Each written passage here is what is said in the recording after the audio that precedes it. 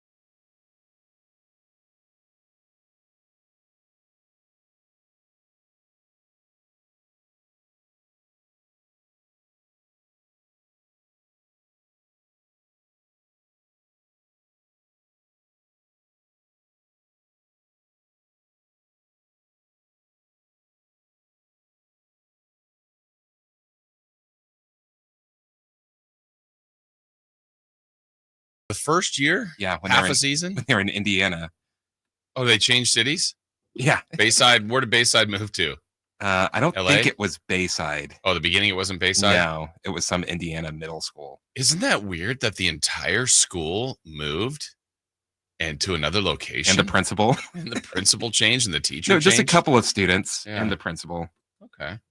So there is a theory No. that Saved by the Bell truthers. the first season takes place in real life and that the rest of the show is a dream of Zach's, since he's like just some kid in Indiana, and then everything gets better when he goes to California because he's dreaming that California dreaming. he moved to California.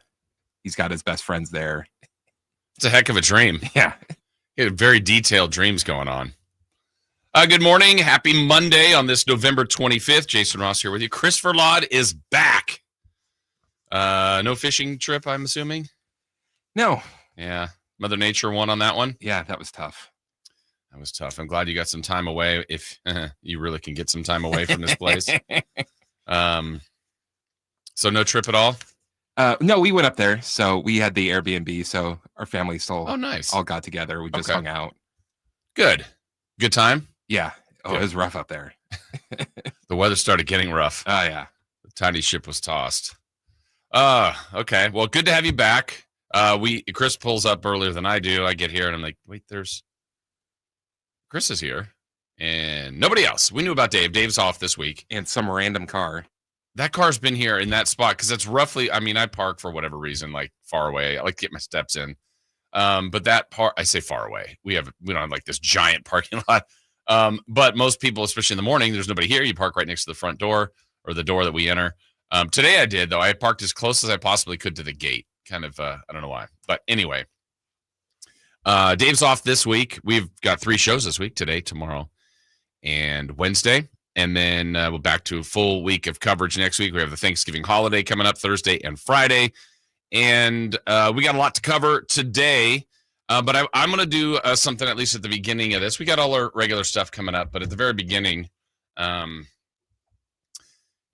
I would say is, and he'll tell you this, like he's a share. He's maybe an overshare, but that's him. You know everything about Dave. It's a trait that he has, and it can be endearing. It brings you in, and it lets you know what's going on in his life. I wanted to share something about mine today it's very personal, very touching, very hard to talk about, but let's go for it. I'm going to talk about it because it means the world to me.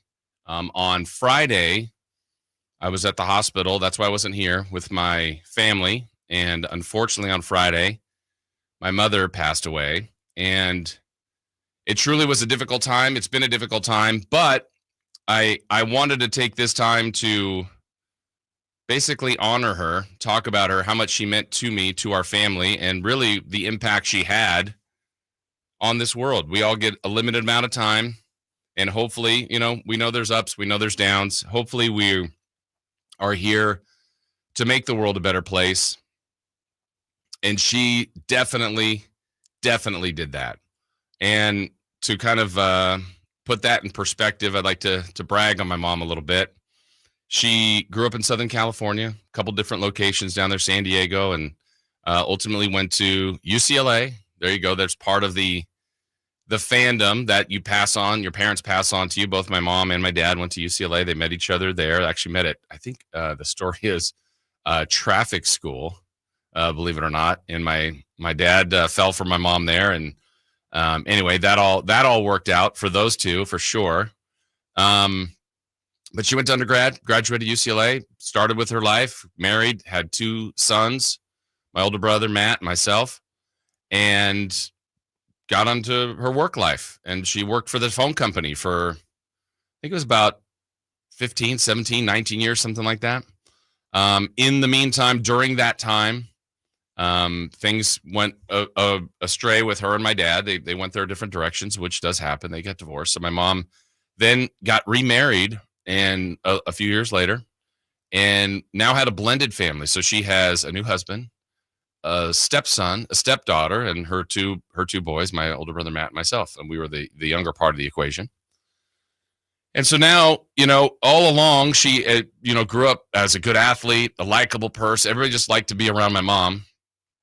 And she was doing, she remembered always having a dream and a goal of wanting to become a doctor.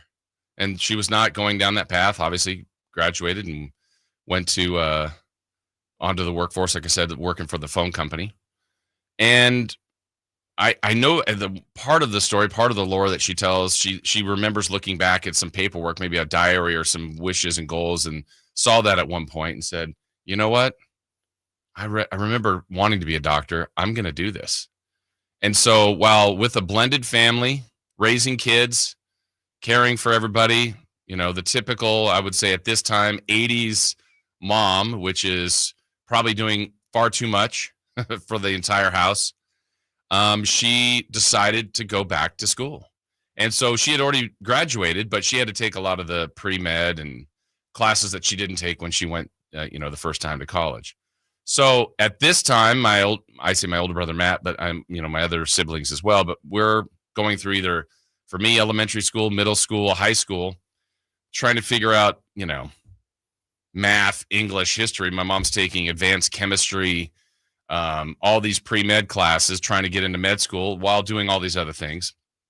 And again, think about this. At 39 is when she went back to pre-med, then gets accepted into med school, does residency. So she's in her early 40s as a woman in the 80s and ready to start her second act. And she became an emergency room doctor, an ER doctor. We called her Dr. Mom. And it was truly inspirational. I remember so many of my friends' parents at that time would tell me, your mom's incredible. I'm like, yeah, okay. I mean, this is mom. You don't think, I'm a kid. You're just worried about, when's the next game I'm playing? When's the next time I'm going to have fun at recess or lunch? And then as I got older, I realized, wait, she did what? How did she do that? How did she do that? And so she went on to her second act, was a very good doctor. That's what she always wanted to do, care for people. She did that. And truly, truly inspirational. She has set a high bar that I will continue to try to honor her legacy, my brother and I. And at the end, when she was sick the last couple of years, different things are going on. I don't want to get into all that, but I couldn't thank my brother, Matt, my wife, Alva, for, all the extra care and time and love that they showed and cared for her. And, I was doing everybody's doing their part because of such a wonderful, wonderful person and wonderful mother and just role model, really, that she was for me. So I just wanted to talk about her and honor her. And Friday was, well, it's all been tough, but knowing that she was sick at the end or had been sick, and to know that she's no longer sick, she made her impact, will continue to make her impact. And for me to help carry on her legacy is truly a blessing and an honor. So just wanted to say that to start the show. We'll get into the normal things that we get to, but I felt I needed to do that. I want to thank you guys for letting me do that. And we will come back. We'll have leading off. We'll have all the regular things. But I just want to say, I love you, Mom. The only place you'll find Keegan Murray is Sacktown Sports. Out to Keegan Murray, straight away for three, and Keegan knocks down the triple. Hey, Sacramento, it's Keegan Murray, and you're listening to the home of Sacramento Kings, Sacktown Sports. Your local sports leader. Hi, this is Greg Papa. Disasters hit every day. If your home, business, or building has suffered from any disaster, SunPoint Public Adjusters can help. SunPoint prepares, presents, and negotiates your claim with the insurance company, working only for you, making sure you get everything you're entitled to and letting your focus be on what's most important, your family or your business. Call SunPoint today at 888-247-7865 or contact us at sunpoint.us. SunPoint Public Adjusters, the gold standard in public adjusting. License number 2N14884. The holidays are always a great time to get together with family and friends, but nothing beats the thrill of Stockton Honda's deals. During Happy Honda Days, find the perfect ride in person or online. With over 400 new Hondas ready to go, now is the time to buy at Northern California's #1 Honda dealer, Stockton Honda. Anytime, anywhere, it's all here. StocktonHonda.com. Number one claims based on 2023 total new and Honda certified pre-owned vehicle car sales from American Honda Motor Company. Sold on report. Let's do it. Leading off, the 3 top stories in the morning. Huge news. This is very important. Here's cut number 1.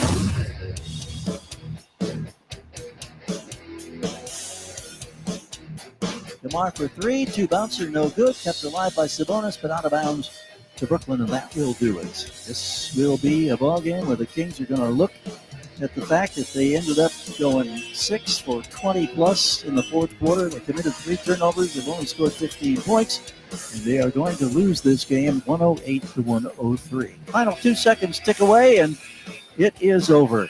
A warm embrace between Jordi Fernandez and his former boss, Mike Brown, at midcourt. All right, there you go.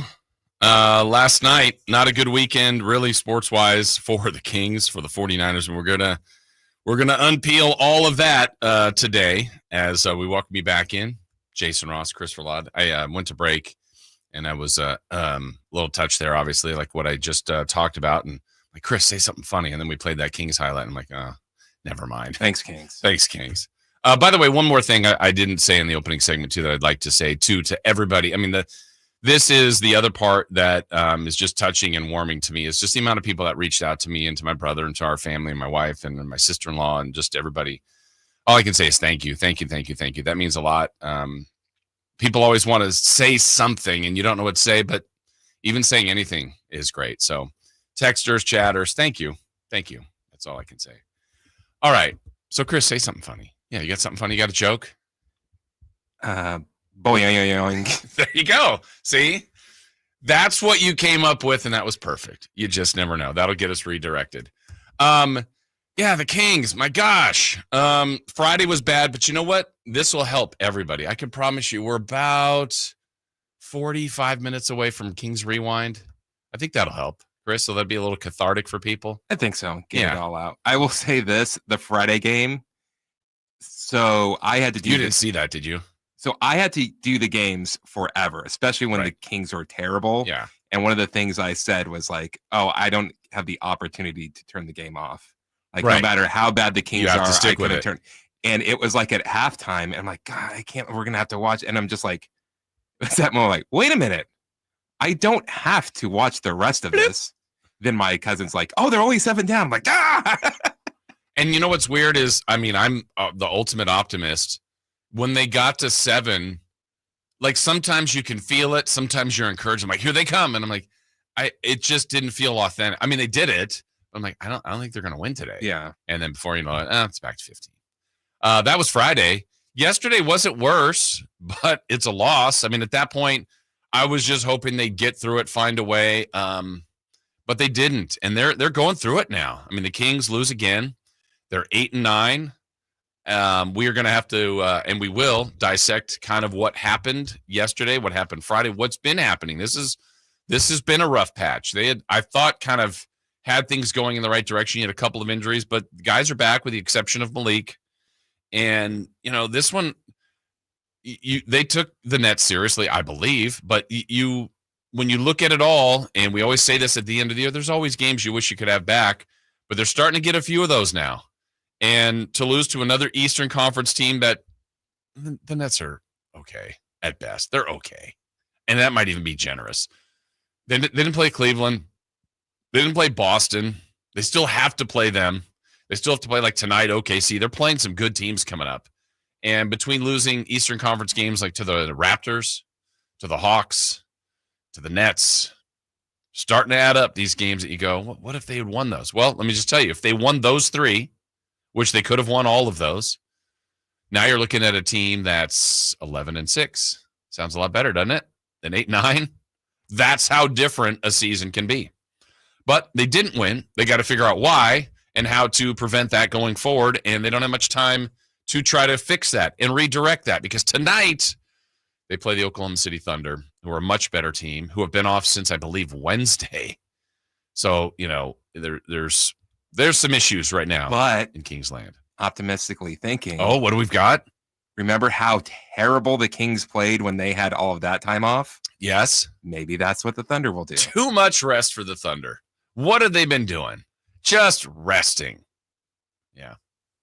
I like that, Chris. We're digging. We're searching. We're clawing. We're trying to find something. All right, let's get to cut number 2. Cut number 2. Here's a fade touchdown to Malik Heath. Beautiful throw there by Jordan Love.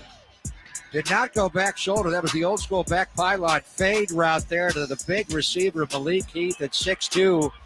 And the Packers are laying it on the Niners now. 37 going on 38-10. Okay, I'm going to fire that one again. You guys all get to hear Greg Papa every Saturday or Sunday, or Monday if they play Thursday night. You hear him on the show with us on Friday. That right there, I hadn't heard the radio call. Watched the game yesterday. Just listen to the beginning. Here's a fade touchdown to Malik Heath. Beautiful throw there by Jordan Love. The Niners broke Greg Papa. The Niners broke Greg Papa. It was bad. It was bad. I would say when the word came out late in the week that Brock Purdy was going to be out, I knew it would be more difficult. Lambeau was a tough place to play. The Niners have been great against the Packers in recent years. And they have a few guys hurt. I get it. A few. But they got punked. They got absolutely worked. The Niners have lost games this year, but you kind of go, well, this here, switch that turnover, that missed field goal, that penalty, that special teams, getting 3 points instead of touchdowns. Those are all kind of the reasons why this team was losing. I mean, yesterday they got dominated. Absolutely dominated. Now, there is more time. It's running short. The division, the best news for the 49ers yesterday is what happened to the Rams, and I guess the Cardinals, because the Seahawks beat them. We knew someone was going to lose there.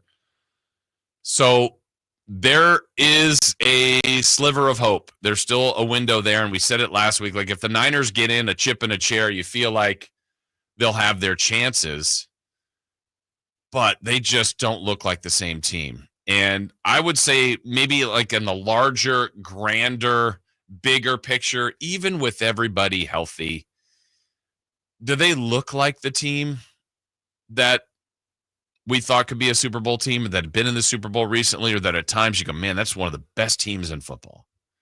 They just don't. And they're not terrible. They were bad yesterday, but they're not terrible. But that's not the standard this team is at. They don't want to be, hey, they snuck in the playoffs. Hey, we gave it a try team. That's not them. This is a team that has Super Bowl expectations. Now, they've fallen short of that. They know that. But that's what's been driving them. And so I'm sure they weren't as concerned with their regular season record, but I bet you probably to a man amongst the organization, they thought, even a down year, maybe 6 losses, 11-6, something like that. Win the division. They don't have to get the 1 seed. They'd like it. They don't have to get the 1 seed. That was probably the thought. Now, I don't know that you think that way, but it's like, look, we've got a team that could get back to the Super Bowl. We lost last year, had the chances to beat the Chiefs, and what a difference that would have been to get one for this organization after all those years of not having Super Bowl wins. But now they're already at 6 losses with just 5 wins. And they're in it. They're in the division. I mean, Seattle and Arizona are 6-5. Rams are 5-6. They still play Arizona again, the final game of the year. They still play the Rams again, but they're to the point where they need help. It's not their own destiny. And you see teams like Detroit, how good they look, how hot Philadelphia is. Even if you get in, can you beat them? Can you beat the Vikings? Can you go to Lambeau and beat them later if you have to? Are you better than Atlanta or Tampa? Oh, yeah, they are. Are they? Are they? I mean, those are the kind of things they need to try to figure out. But it's about them right now. They need to get their stuff in order. Yesterday was as bad as I've seen them play in a long time. And it is one game, but this isn't saying, hey, they were rolling and they had a bad day. It's been broken and it's not fixed. And yeah, Purdy made a difference, but so did the others. They can't stop the run. There's just a lot of things, a lot of issues going on with the 49ers. All right, let's get to cut number 3.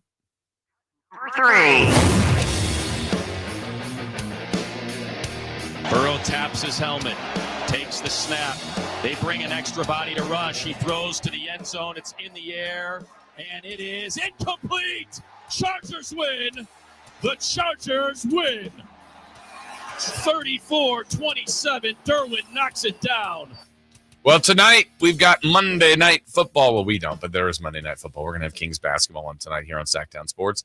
Baltimore and the Los Angeles Chargers from LA. Big game, actually. You know, you look at the two teams where they are in the standings. Chargers at 7-3, trying to stay in that mix, trying to keep pushing the Chiefs.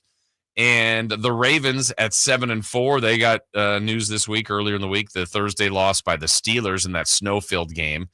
So there's a little window of opportunity for them. I think it's a good Monday night game. Herbert's been playing a lot better. Harbaugh's had it's the Harbaugh Brothers Bowl, right?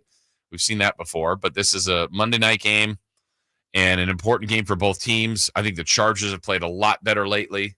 They are not doing the typical, inventing ways to lose that the Chargers have done for so many years. So we got a good Monday night game tonight to wrap up this week. I mean, can you believe it? Week 12? Man, it's already almost finished. Where's the time go, Chris? It's unbelievable. Look, it's Thanksgiving this week, and then it'll be week 13, and then, man, it's counting all the weeks.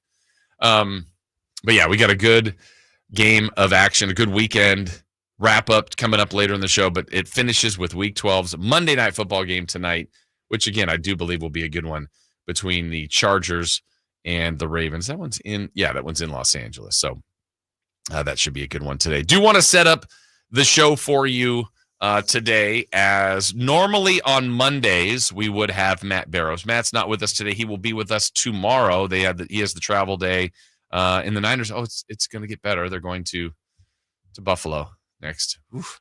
So we'll be talking to Matt Barrows tomorrow. But today, coming up at 8 o'clock, you know who we're going to talk to? We're going to talk to Frankie Cardelli, our Sacktown Sports Kings insider. Wait, who are we going to talk to? Oh, Chris, I mean, this guy needs a billing. At 8 o'clock, Sacktown Sports Kings insider Frankie Cardelli. We bring the boom. That's what we do. So he joins us. Funny thing that happened this weekend. Big AJ made his AEW debut. Oh, yeah? Yeah. And? They had Big Justice, the Rizzler, all out there. 1-0. He got the win over QT Marshall. Surprise? Stunner? Oh, no, he didn't hit him with the stunner. He hit him with the, I'm trying to think, the power boom. Of course he did. Was it a surprise, though? No, like they were setting it up of just like, oh, yeah, Big Justice also hit the spear. Is there going to be a long run here, or is this a one-off? I hope they do it again. It's like, because it's crazy. Like, he's not bad. Really? Yeah. Okay. Because apparently he used to be like a professional wrestler like back in the day. Oh, gotcha. Yeah, he's put together. Yeah. I mean, okay. So entertaining. Very entertaining. Which is what you want. So Frankie joins us at 8 o'clock, and we will still have Niners at 9, though. And again, Matt Barrows will join us tomorrow. So we look forward to catching up with Frankie and trying to dissect what on earth is going on here with the Kings. At 7:45, we will have our Jiffy Lube drive of the game. If you're listening to the G-Man last night and can identify that, you'll be able to win our $100 gift card courtesy of Jiffy Lube. At 7, though, Kings Rewind. If you were fortunate enough, and I say that with sincerity, fortunate enough to miss the Kings game on Friday and yesterday, we'll get you caught up with Kings Rewind. We've got 4 Down Territory, best and worst of the weekend, all that and more. And then, of course, we'll wrap up the show with a little crosstalk and celebrity birthdays, all coming up with Alan Stiles. But when we come back, we'll take our first look at that game last night. Another disappointing performance by the Sacramento Kings as they lost to the Nets. It's another home loss. It's another bad fourth quarter. And this time, where was the help? They got a little bit more from Murray and Herter, but the bench just not there. The Kings are not putting it all together. We'll talk about that next. Trying to find out where to catch your favorite team's games? Are you a fan of the Kings, Niners, and the NFL? Well, Sacktown Sports has you covered. Touchdown! San Francisco! It's all on his shoulders. Cox rocks. He fires for the win. He's got the triple. Catch all your Kings, Niners, and NFL games all year long on Sacktown Sports and SacktownSports.com. Finally, an easy way to find home improvement contractors. Just visit subcontractorsunited.com and simplify your search for home services professionals. From cabinets to windows, roofing to plumbing, Subcontractors United is an easy, simple way to find and hire a home improvement contractor. And you never have to give up personal information. So no harassing phone calls like you get from those other websites. Subcontractorsunited.com is sponsored by D&D Cabinets and Savage Design. What sets Ashton & Price apart from other injury law firms? I'll tell you. From beginning to end, all important legal decisions are made directly between our clients and their experienced local attorney. A gate agent flying the plane, the receptionist performing surgery, not a chance. There's simply no substitute for the unique power of the direct attorney-client relationship offered by Ashton & Price. And there's never a fee until we win, and between you and me, we win a lot. Remember, for the best advice, don't think twice. Call Ashton and Price. Get year-end pricing during Happy Honda Days at Folsom Lake Honda, your one-stop Honda shop. Folsom Lake Honda is your one-stop Honda shop for great pricing on our entire selection of new CRVs, HRVs, Ridgeline Civics, and Accords. Plus, with low finance and lease options, now's the time to buy. Hurry in and save during Happy Honda Days at Folsom Lake Honda, or go to folsomlakeHonda.com. Folsom Lake Honda. One-stop Honda shop. Hello, Sacramento. I'm Emran Pilati, owner of True Sports Cards and Collectible Store here in Rockland, California, and the host of the True Sports Cards Show that airs right here on Sacktown Sports 1140 every Saturday from 10 to 11 a.m., where we discuss the latest trends, hottest products, and deliver exclusive interviews with other industry leaders. And don't forget to visit our shop, True Sports Cards, at 6661 Stanford Ranch Road in Rockland and see what we have for all your sports card and memorabilia needs. Hey, it's Carmichael Dave for American Energy Heating and Air with a question. Have you recently had a technician diagnose your HVAC system and you were a bit surprised at how much it cost? Or did something seem off about their quote? Because at American Energy, they take pride in giving you honest, straightforward solutions to get that system up and running. Have their qualified technicians come out and give you a free second opinion. It's free. You got nothing to lose but some dollars off of that original quote. They're making the uncomfortable comfortable. They've been doing it since 1981, serving the greater Sacramento area. A+ with the Better Business Bureau. That's why they keep having customers coming back for more and more and more. You can call them and set that appointment at 916-520-9990. That's 916-520-9990 or AmericanEnergyAir.com. Call 916-520-9990 now. All guests come to you from the Folsom Lake Honda hotline. Folsom Lake Honda, your one-stop Honda shop.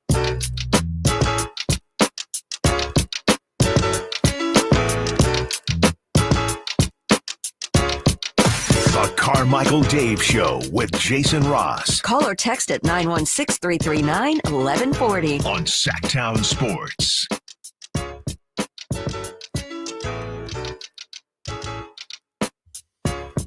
Jason Ross, Chris Verlaud here on a Monday, Thanksgiving week. Chris, I know you were gone for the week. Hopefully you were. I know that, based on being in management now, you get calls. Those never stop while you're away.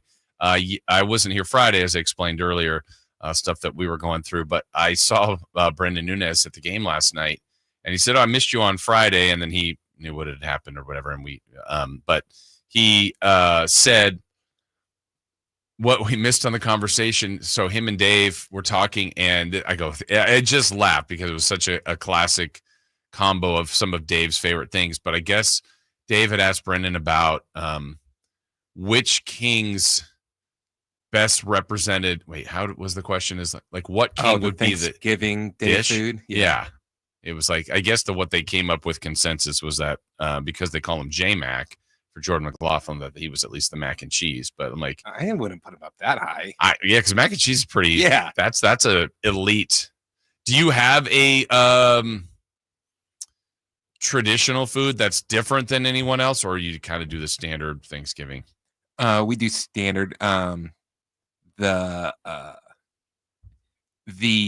calendar has been a little bit off. We usually have tamales. There might be some tamales there. Yeah, I was gonna say, aren't we near that time? Yeah, we start doing them. It's kind of different. Like before, like when Grandma was here, it was everyone knows the date. We all come on that date. It was like it wasn't even planned. It's like this is just happening. Yeah. Now that everyone's kind of got like their own thing, it's trying to kind of figure out who can meet up when and where we can meet up, and this family's going to do this one, this side's going to do this side. So no one's taking the lead on this. So Grandma was kind of the leader. Yeah. Huh. So, but you made them around Thanksgiving? Did you eat them for Thanksgiving, or was that always? It depends. Sometimes we did, sometimes we didn't. Sometimes we'd make it like the week before. Sometimes it's the day after. It just depends. Because family's around, it all makes sense there. But now, is there anything different that or just?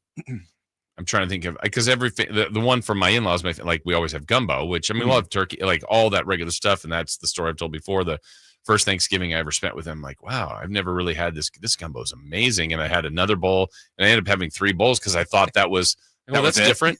And then they brought out it. I'm like, oh my gosh, I can't eat anymore. They brought out everything else that we always have. But I am making something different for Thanksgiving. Oh, you are? Yeah. What are you making? I am making, it's called a burnt Basque cheesecake. Wow. Yeah. What brought this on? I just it's one of those things you see on social media, like, hey, this is something to make for the holidays or whatever. I'm like, oh, that looks pretty good. So I already gave it a test run, and it's had a few people try it, and they're like, oh yeah, game changer. Well, that soup you made that you brought in was money. Yes. The burnt, is it literally do you have like a torch at the top? No, you just cook it a little hotter. Nice. You obviously, I like that you've already tried it once. Yeah, you got to try it because if you confident. Try it was like, oh man, this isn't good at all. Yeah, I'm not bringing this. Good. See, Chris is a planner. He's ahead. He's ahead of the game. He's gonna be ready for Thanksgiving. So yeah, Thanksgiving week we will be off on Thursday and Friday. But Thanksgiving, if you're out driving around, going to different families, we're going to have all of your Thanksgiving Day NFL games. Yes. I'm trying to remember last year. When did you and Alan do that? Well, obviously it was around Christmas, but was it at Thanksgiving or was it later? I think it was. I think the Santa parade is around this time.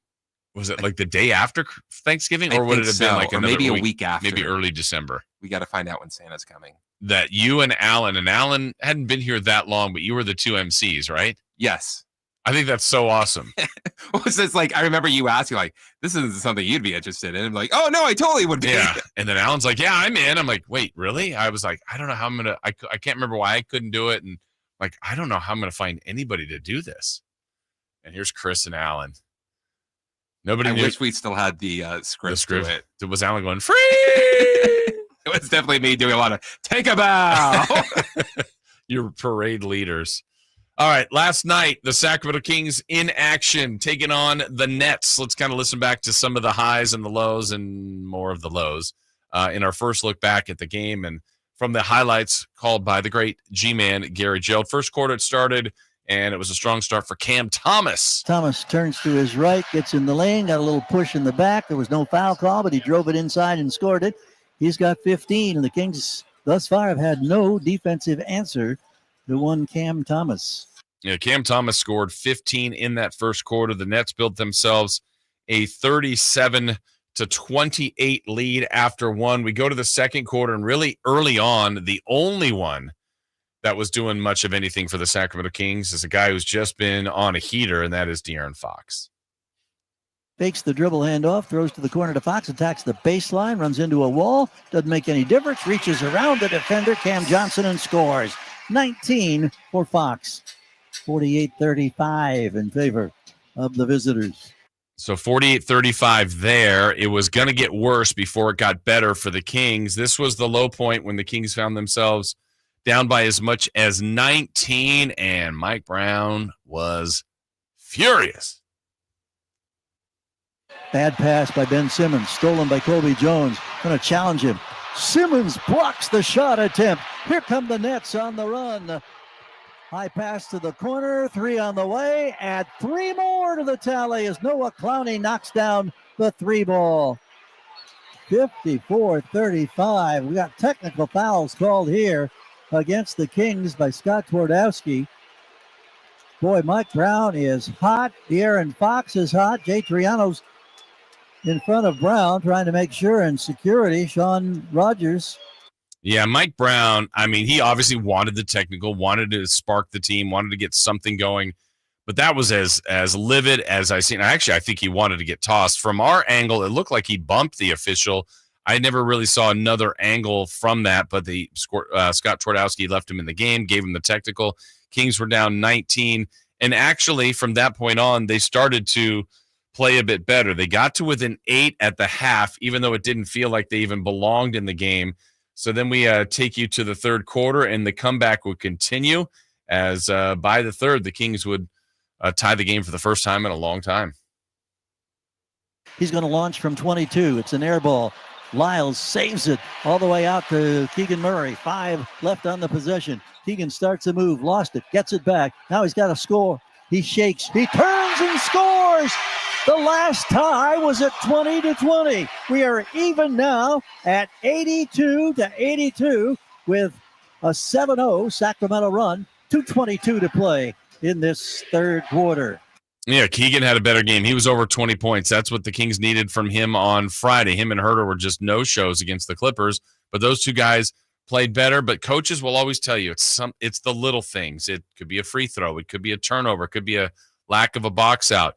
Well, the attention to detail was missing at times last night for the Kings. They caught the Nets, they passed the Nets, and with just 0.4 on the clock at the end of the third, you're going to go into the fourth quarter with a 3-point lead if you can play defense.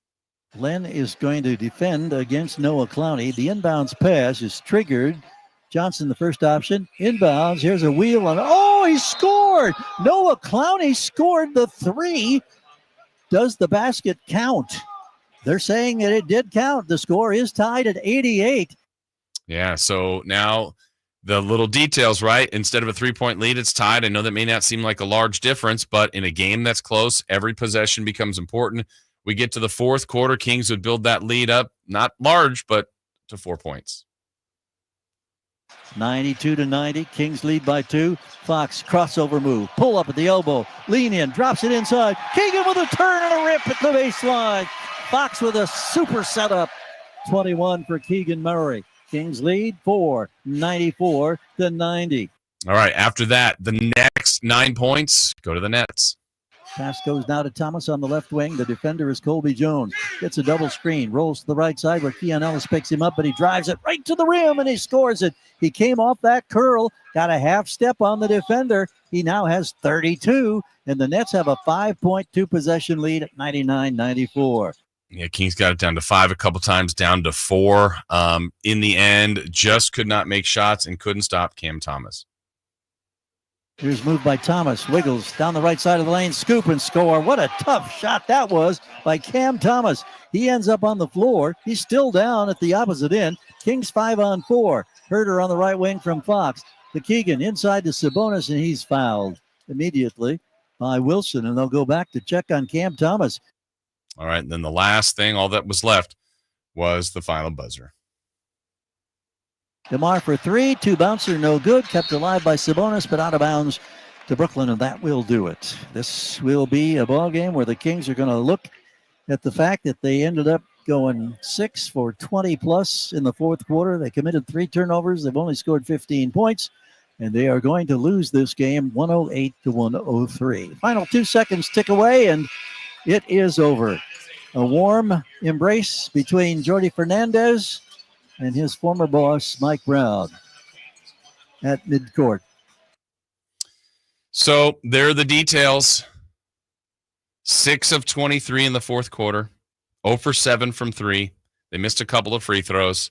I mean, this game had so many of the similarities to the Atlanta Hawks game at home earlier in this season, where the Kings had their opportunities. They went to the fourth quarter. They held the opposing team to 20 points. The Kings had the Nets' point total going down every quarter, and the Kings were going up every quarter. These are all the traits of a win.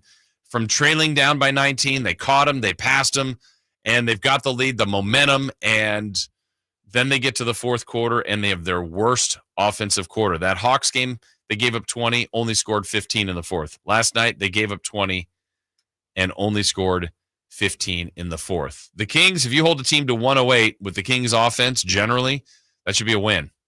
And last night it was not. And so now they're back at it tonight. Got to figure out how to fix that against a completely different team, a more complete team, a better team in the Oklahoma City Thunder. We'll have more details on this. We have Kings Rewind. Frankie Cardelli will help us break it down, and more reaction to kind of the funk the Kings are in right now.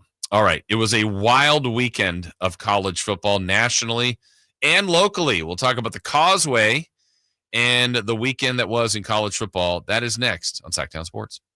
The Beam Team plays here. How many times I seen that beam lit up when I was chilling at home? What's the significance of pushing this button? You know, like I said, when it solves all.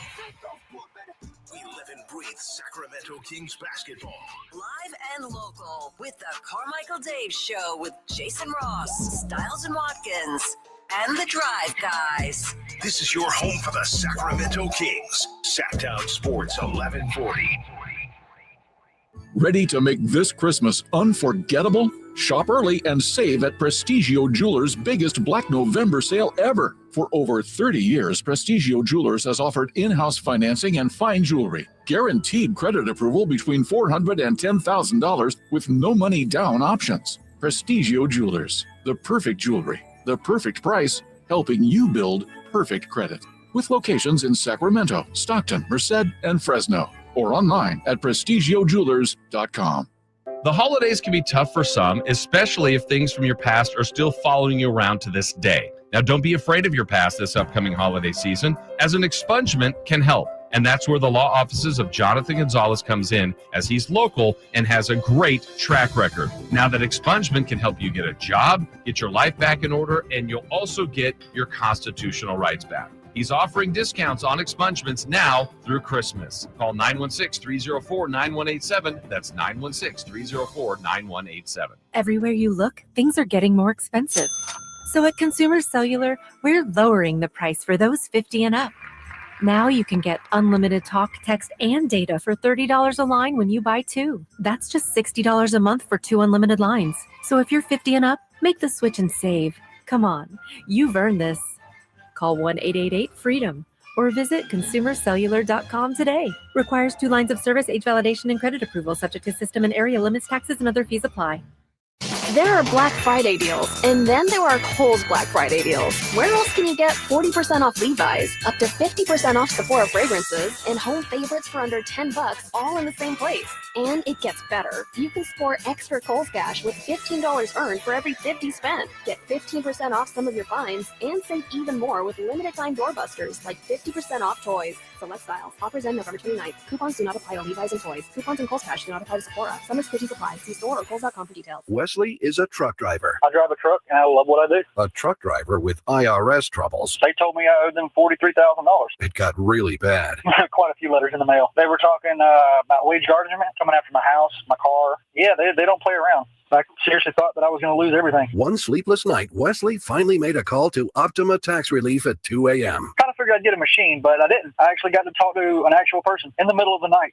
He found just what he was looking for. Oh, they were great people. You need a team of people that know what they're doing. Optima Tax, they know what they're doing. Optima Tax Relief came through with flying colors. I saved an incredible amount of money. Happy don't even come close. I was absolutely overjoyed. Take Wesley's advice. If you're in any kind of trouble with the IRS, call Optima Tax Relief. Don't trust anybody else. Call Optima for a free consultation. Call 800-343-6460. 800-343-6460. 800-343-6460. Optima Tax Relief. Some restrictions apply. For complete details, please visit OptimaTaxRelief.com. Welcome back to another exciting game day. Grab your rally towels, throw on your jerseys, cheer, shout, and save on your gas. That's right. Sports fans win big on home game days. Score instant savings of 25 cents per gallon on Shell V-Power Nitro Plus Premium Gasoline with the Fuel Rewards program. And that's a victory for you and your tailgate team. Download the app, join the Fuel Rewards program today, and game on. Restrictions apply. Limited time. And participating Shell stations. For more details, visit fuelrewards.com.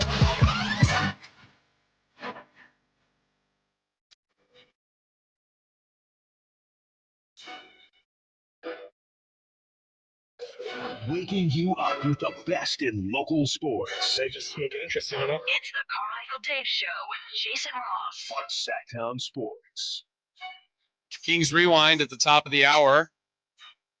Coming up at 8, Frankie Cardelli, our Sacktown Sports Kings insider. We'll check in with Frankie. We bring the boom. That's what we do. And so he will join us at 8 o'clock. We look forward to that. Chris, where are you on the premise, the thought of a moral victory? You believe in those at all? I guess, is it a case by case? Definitely case by case. Okay. Because when, as a Manchester City fan, back when they were bad, and now they're kind of bad again, is when that was right. They would lose like 1-0 and be like, "Oh my God, that well done, way to go!" Like you did not get the crap kicked out of you. Yeah, that was definitely a feeling. And I guess is this kind of rooted possibly in Dave's argument of like lower your expectations, then you can't get burned. And I said, I think that premise works, but only if the expectations are justified. Like when he's wanted to do that the last couple of years with the Kings, he's like, yeah, if you don't think they're going to be any good, then, and when they're not, then it doesn't bother you. I'm like, yeah, but they've been good. Like they've been a better team. I think that's unfair to do to this team right now. I think moral victory, I believe in moral victories if you feel like it's a team on the rise. Like, oh, I could see something in them that they will get better. Yeah.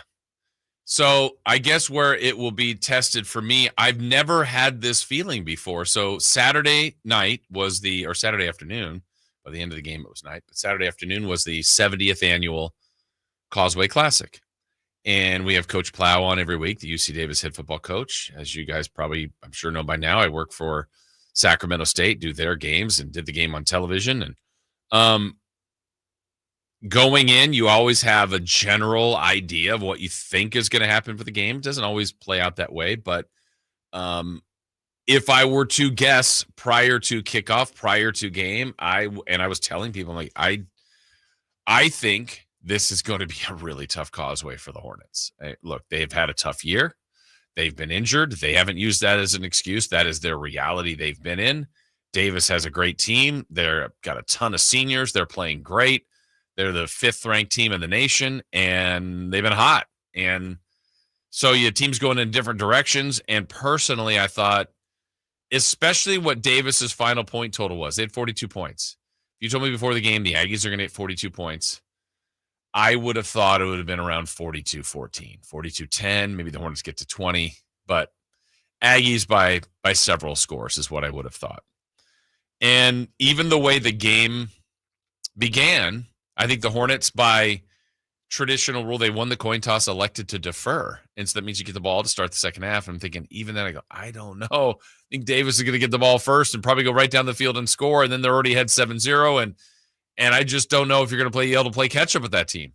And the Hornets elected to defer. They kicked the ball off, and the Aggies went right down the field and scored and led 7-0. I'm like, oh. Okay, well, you still got to try to make a great broadcast, talk about all the good and the bad from each team and see what happens. And before you know it, the Hornets are tied it up. Aggies build a 2-score lead. All right, 21-7 is probably going to get away. Nope, here come the Hornets. They have the game tied. They have the lead going into the fourth quarter. They found themselves down 10 in the fourth, got it back down to 3. Found themselves down to 10 again, got it back to 3. They ended up losing 42-39 and really a classic. It was a great football game. And I guess that's where it goes back to, Chris, what I was talking about. I will be as honest as I can be. I'm trying to, and I think I do a good job. I'm going to pat myself on the back thinking I do a good job about calling the game impartially. I'm sure there's a slant to the Hornets. I'm sure there is.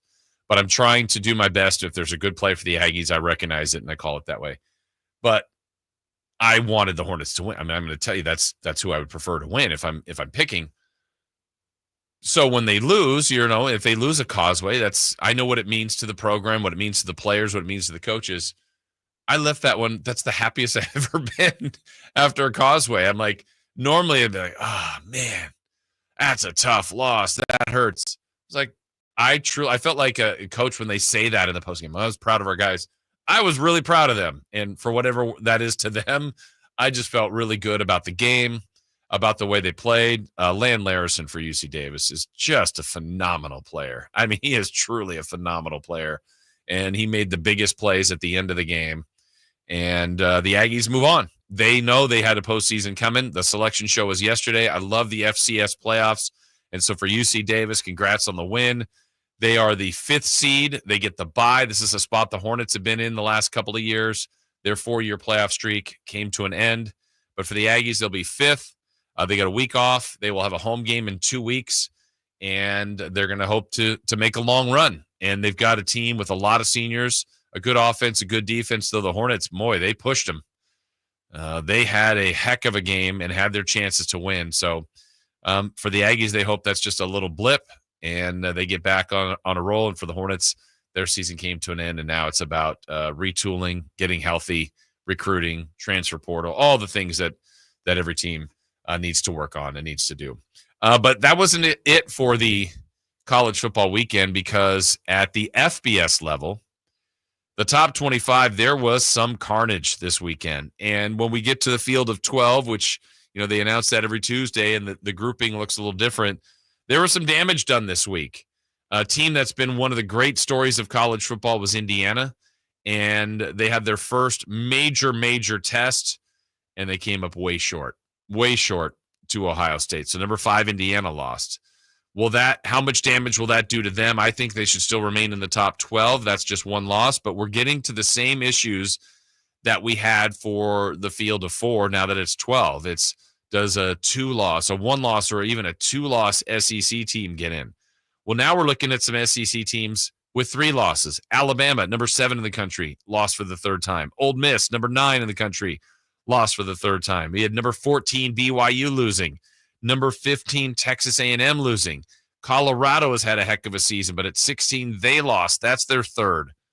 Number 19, Army lost. So 7 of the top 20 or 7 of the top 19 lost this last weekend. And I don't personally agree with this, but the way it has worked in history, losing late is the killer. It's recency bias. So if you lost in September, maybe even if you had an August game, it almost seems forgotten. You lose at the end, it's damaging. And so for Indiana, Alabama, Ole Miss, BYU, Texas A&M, Colorado, Army, all losing this last week, just bad timing for their losses. And the new top 12 will be announced tomorrow. But there's still a few more weeks of college football, and we'll see what more damage is done along the way. All right, first hour complete. Second hour getting started coming up. We got 3 for Madness in the next hour. We'll look at some of the damage in the NFL, including the Niners, in Week 12 coming up in the next hour. More Kings conversation. But we start the hour, 7 o'clock, Kings Rewind, supersize. We look back at 2 losses to the Clippers and to the Nets. But how does it sound through Kings Rewind? Find out next. You never know what you might hear when listening to a Sacramento Kings game. Out of Keegan, going for another triple. Man, is he feeling it. Keegan, can he do it? Yes, there's number 11, Keegan Murray. Keegan steps back. He just knocked down his 12th three-pointer, a Kings franchise record. He's got 45 points. Never miss a moment of Sacramento Kings basketball with Sacktown Sports and the Sacktown Sports app. Do you have an invention idea but don't know what to do next? Call InventHelp now for free information on how to get started today. InventHelp provides invention services that help everyday inventors get started with their idea. We have representatives nationwide who will explain the InventHelp process step by step. Over 10,000 patents have been secured through InventHelp's patent referral services. Our services include professional materials needed to showcase your invention, and 3D animation and prototype modeling that help you demonstrate your idea. Get down to the details of your idea with a technical drawing. The InventHelp Data Bank includes thousands of companies who have agreed to review new ideas. We've been helping inventors since 1984. Let's help you next. Take advantage of the opportunity to get started today. Call 1-800-217-4380. That's 1-800-217-4380. Again, 1-800-217-4380. Oh, could this vintage store be any cuter? Right? And the best part? They accept Discover. Accept Discover? In a little place like this? I don't think so, Jennifer. Oh, yeah, huh? Discover's accepted where I like to shop. Come on, baby, get with the times. Right. So we shouldn't get the parachute pants? These are making a comeback. I think. Discover is accepted at 99% of places that take credit cards nationwide, based on the February 2024 Nielsen report. It's Black Friday build-up at Lowe's. Get a head start on Black Friday all month long with exclusive deals. Right now, get 25% off select pre-lit artificial Christmas trees just in time for the holidays. And get a free select tool when you buy a select battery or combo kit. So don't wait to save. Shop these deals in-store or online now because Lowe's knows deals. Valid 11/21 through 11/27. While supplies last. Selection varies by location. Get year-end pricing during Happy Holidays at Folsom Lake Honda, your one-stop Honda shop. Folsom Lake Honda is your one-stop Honda shop for great pricing on our entire selection of new CRVs, HRVs, Ridgeline Civics, and Accords. Plus, with low finance and lease options, now's the time to buy. Hurry in and save during Happy Honda Days at Folsom Lake Honda, or go to folsomlakehonda.com. Folsom Lake Honda, yeah, your one-stop Honda shop. Lowe's knows you want to get even more value for the holiday. That's why as a My Lowe's Rewards member, you get new member deals on holiday decor, tools, and more. And you earn points when you shop. More points equal more rewards to help you save on holiday and more. Not a member? Join for free today at Lowe's.com/MyLowe'sRewards because Lowe's knows deals. Program subject to terms and conditions. Points are awarded on eligible purchases. See Lowe's.com/terms for full details. Subject to change. Shop Dell Technologies Black Friday event for their lowest prices of the year. The future is on sale today with limited time deals on select PCs like the XPS 16 that accelerate AI with Intel Core Ultra processors. Black Friday is their biggest sale of the year and the best time to upgrade, but it's only here for a limited time. Shop now at Dell.com/deals. That's Dell.com/deals. Power Business Technology is proud to be a 100% independent, locally owned and managed Toshiba copier dealer. Local ownership cuts out the red tape, allowing ourselves to never be too busy to personally answer the call when our clients need us. Recognized for excellence in service execution, training, and customer service, we're proud to be named a Toshiba ProMasters Elite Dealer since 2021. Contact us today for all your business printing needs at 844-POWER-BZ. That's 844-769-3729, or visit us at PowerCopiers.com. Carmichael Dave with a simple question. What are you thankful for this year?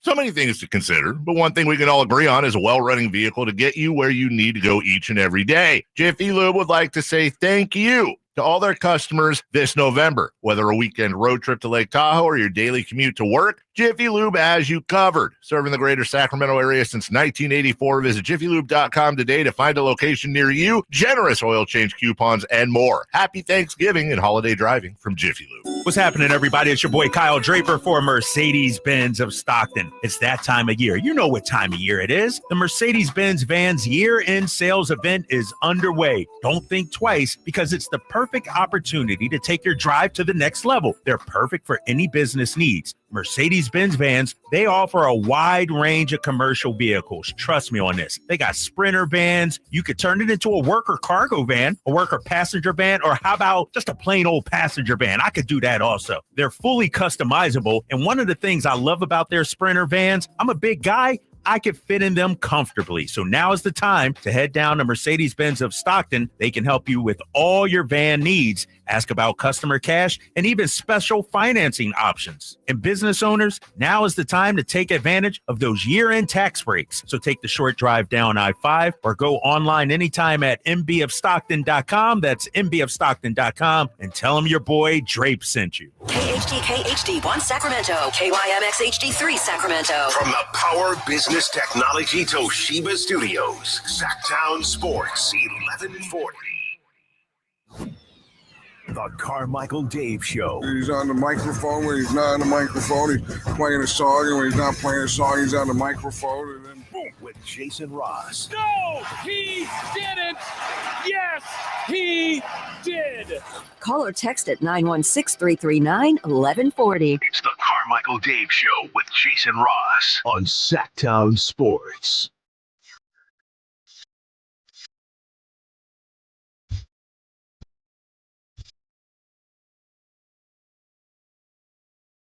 Jason and Chris, Dave off this week. He's chilling with the fam, which is always a good thing to do. Chris had some time with his fam. The fishing trip just didn't quite go as planned, but you got away. It had to be brutal weather, though, right? The first day, it rained pretty hard. Second day was raining. Like, throughout the day, it was raining, but then about like 4 or 5 o'clock, it stopped. Yeah. And then, like, the final day we're there. Oh, perfect. Christopher Laud weather. Nice. 58 degrees. Was that Saturday? Friday. Oh, Friday. Oh, Friday was good there? Yeah. Like, it was one of those things of, like, I don't know why we couldn't go. Yeah, because, like, when we were driving, everything was good.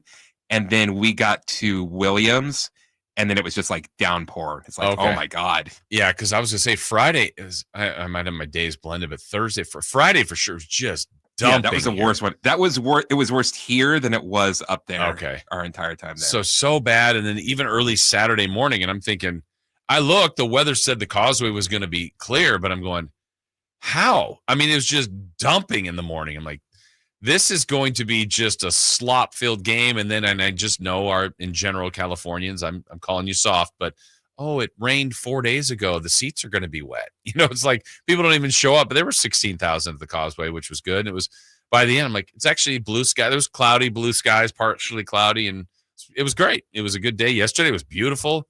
I think we have, some today, some more rain today, and then, but we had a lot. We had a lot over the last couple days. So hopefully everybody's good. We got a lot to discuss. It's not it's a good day for discussion, but it's not a good day to talk about probably the teams that you love, whether it's the Niners or the Kings, because they had rough weekends. We'll get into all that in a little bit, but to get you caught up on what went on with the Kings after every game, we always like to have a Kings rewind. Well, today it's supersized because we have to get you Friday's game. We have to get you yesterday's game. I was thinking about this, Chris. Actually, wait a minute. Next Monday, we're going to have our first 3. Oh, my God. Because it'll be the Wednesday game, the Friday game after Thanksgiving, and then I think the Kings play Sunday. Ooh, a triple size rewind. All right, but let's do it. Let's do a king size rewind.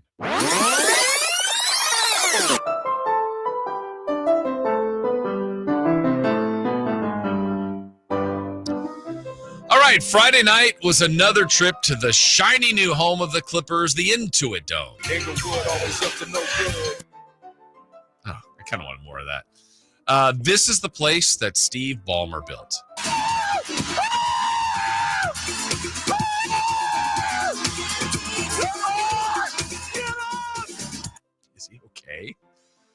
They created a jersey wall that is an homage to every California high school. We got 2 Saved by the Bell references. I'm sure that they have the number 21 that I wore for the Woodbridge Warriors. But do they have the number 33 that Christopher Laud wore at Sacramento Lutheran High School? Represent, baby, baby. Oh, I didn't know what you would do there. Speaking of numbers right now, the Clippers have the Kings number. Well, why didn't you tell the rest of us? Why did you keep it a secret? The Clippers beat the Kings in the first matchup, and now we're looking for their second straight win over Sacramento, and it was a cup game, too. Ooh, your powers of deduction are exceptional. I simply can't allow you to waste them here when there are so many crimes going unsolved at this very moment. Go, for the good of the city. The Kings, though, were rested, and they were getting back Domantas Sabonis and DeMar DeRozan. I'm glad these Rose came home. That didn't deserve him either. Nice. I like that. Just 35 seconds into the game, the Kings would challenge a referee's call. You call this game fair? I'll go to the papers. They won that, and for the night, that felt like the last thing they won. That's not good. The Clippers held the Kings to just 29 first half points. Gross. The second half didn't get much better, and the Kings would leave SoCal with a giant L. Ouch.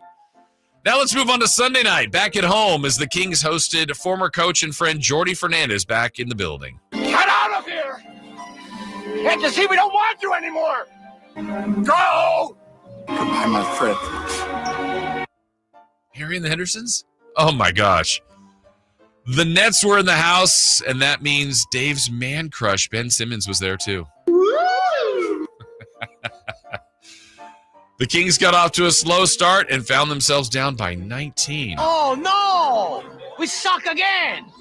At that moment, the Kings needed a spark, and they would get it from an... Wait, at that moment, the Kings needed a spark, and they would get it from an irate Mike Brown that got a technical foul. I'm gonna lose my freaking mind!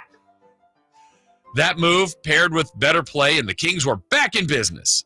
Good at business. The 19-point deficit was erased, and the Kings would actually build a 4-point lead. And there's got to have been a wake-up call. Ring, ring. Is the day we turn it around. Yeah, turn it around, Rick. Turn it around. As we head to the fourth, in a tie game, the Kings and Nets would go back and forth all the way to crunch time. It's the final countdown. In the closing moments, the shots stopped falling for the Kings. Raindrops. The Kings would miss from 3. It's still good. It's still good. Yeah, 0 for 7 in the quarter. The Kings would miss from 2. It's still good. It's still good. 6 of 23 in the quarter. But they still had free throws. Don't worry, guys. I got these. I'm very good at free throws. Seriously, free throws are probably the best facet of my game. The Kings would miss 2 free throws in the quarter. It's still good. It's still good. It's good. I know. The Nets would hang on and defeat the Kings by 5. You rotten bums! Mistakes and misses, and the Kings' weekend was beamless.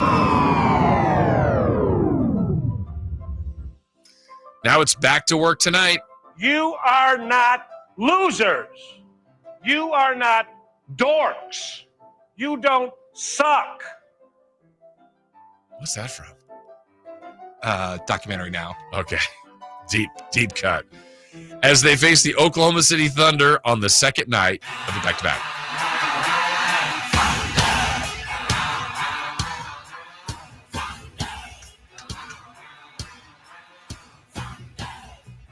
Does that make it a little better? I'm feeling better. That was a good one. I'm gonna go back to. I'm gonna make you play some more again. Well, I'll just jump in and see if you follow along. Where is it? Where is it? Okay, I'm gonna just do this whole the whole little set. I'm sure they have the number 21 that I wore for the Woodbridge Warriors. But do they have the number 33 that Christopher Laud wore at Sacramento Lutheran High School? Represent, baby, baby. Chris, where is that school today? Nowhere. What is there? It does not exist. Well, what's there? I think it's a closed down middle school. Honestly, I think that's a really cool feature that they have at the Intuit Dome. I haven't been there yet. I want to go see that. I don't know. So I'm guessing your school isn't there. I mean, I heard that Balmer wanted every school represented. I'm sure it's current schools. That's too bad. You should go put yours up there. Yeah, I should put a picket. Yeah. So now you know, if you missed the games Friday, if you had the ability to turn off the game on Friday, probably didn't turn off last night. Well, maybe you did when they were down 19, but they did come back. They had the lead. They had their chances, but ultimately lost. So hopefully you guys enjoy Rewind. Always fun for us to do. It's the inner workings of Christopher Laud's brain. What was that clip that I asked you about? What was it from? Documentary Now. And it's so that's one of those, they do parodies of documentaries, and it's called Any Given Saturday, and it's about the comeback of the Professional Bowlers League. Okay. And good? It's one of my favorites of that show. That's not the same.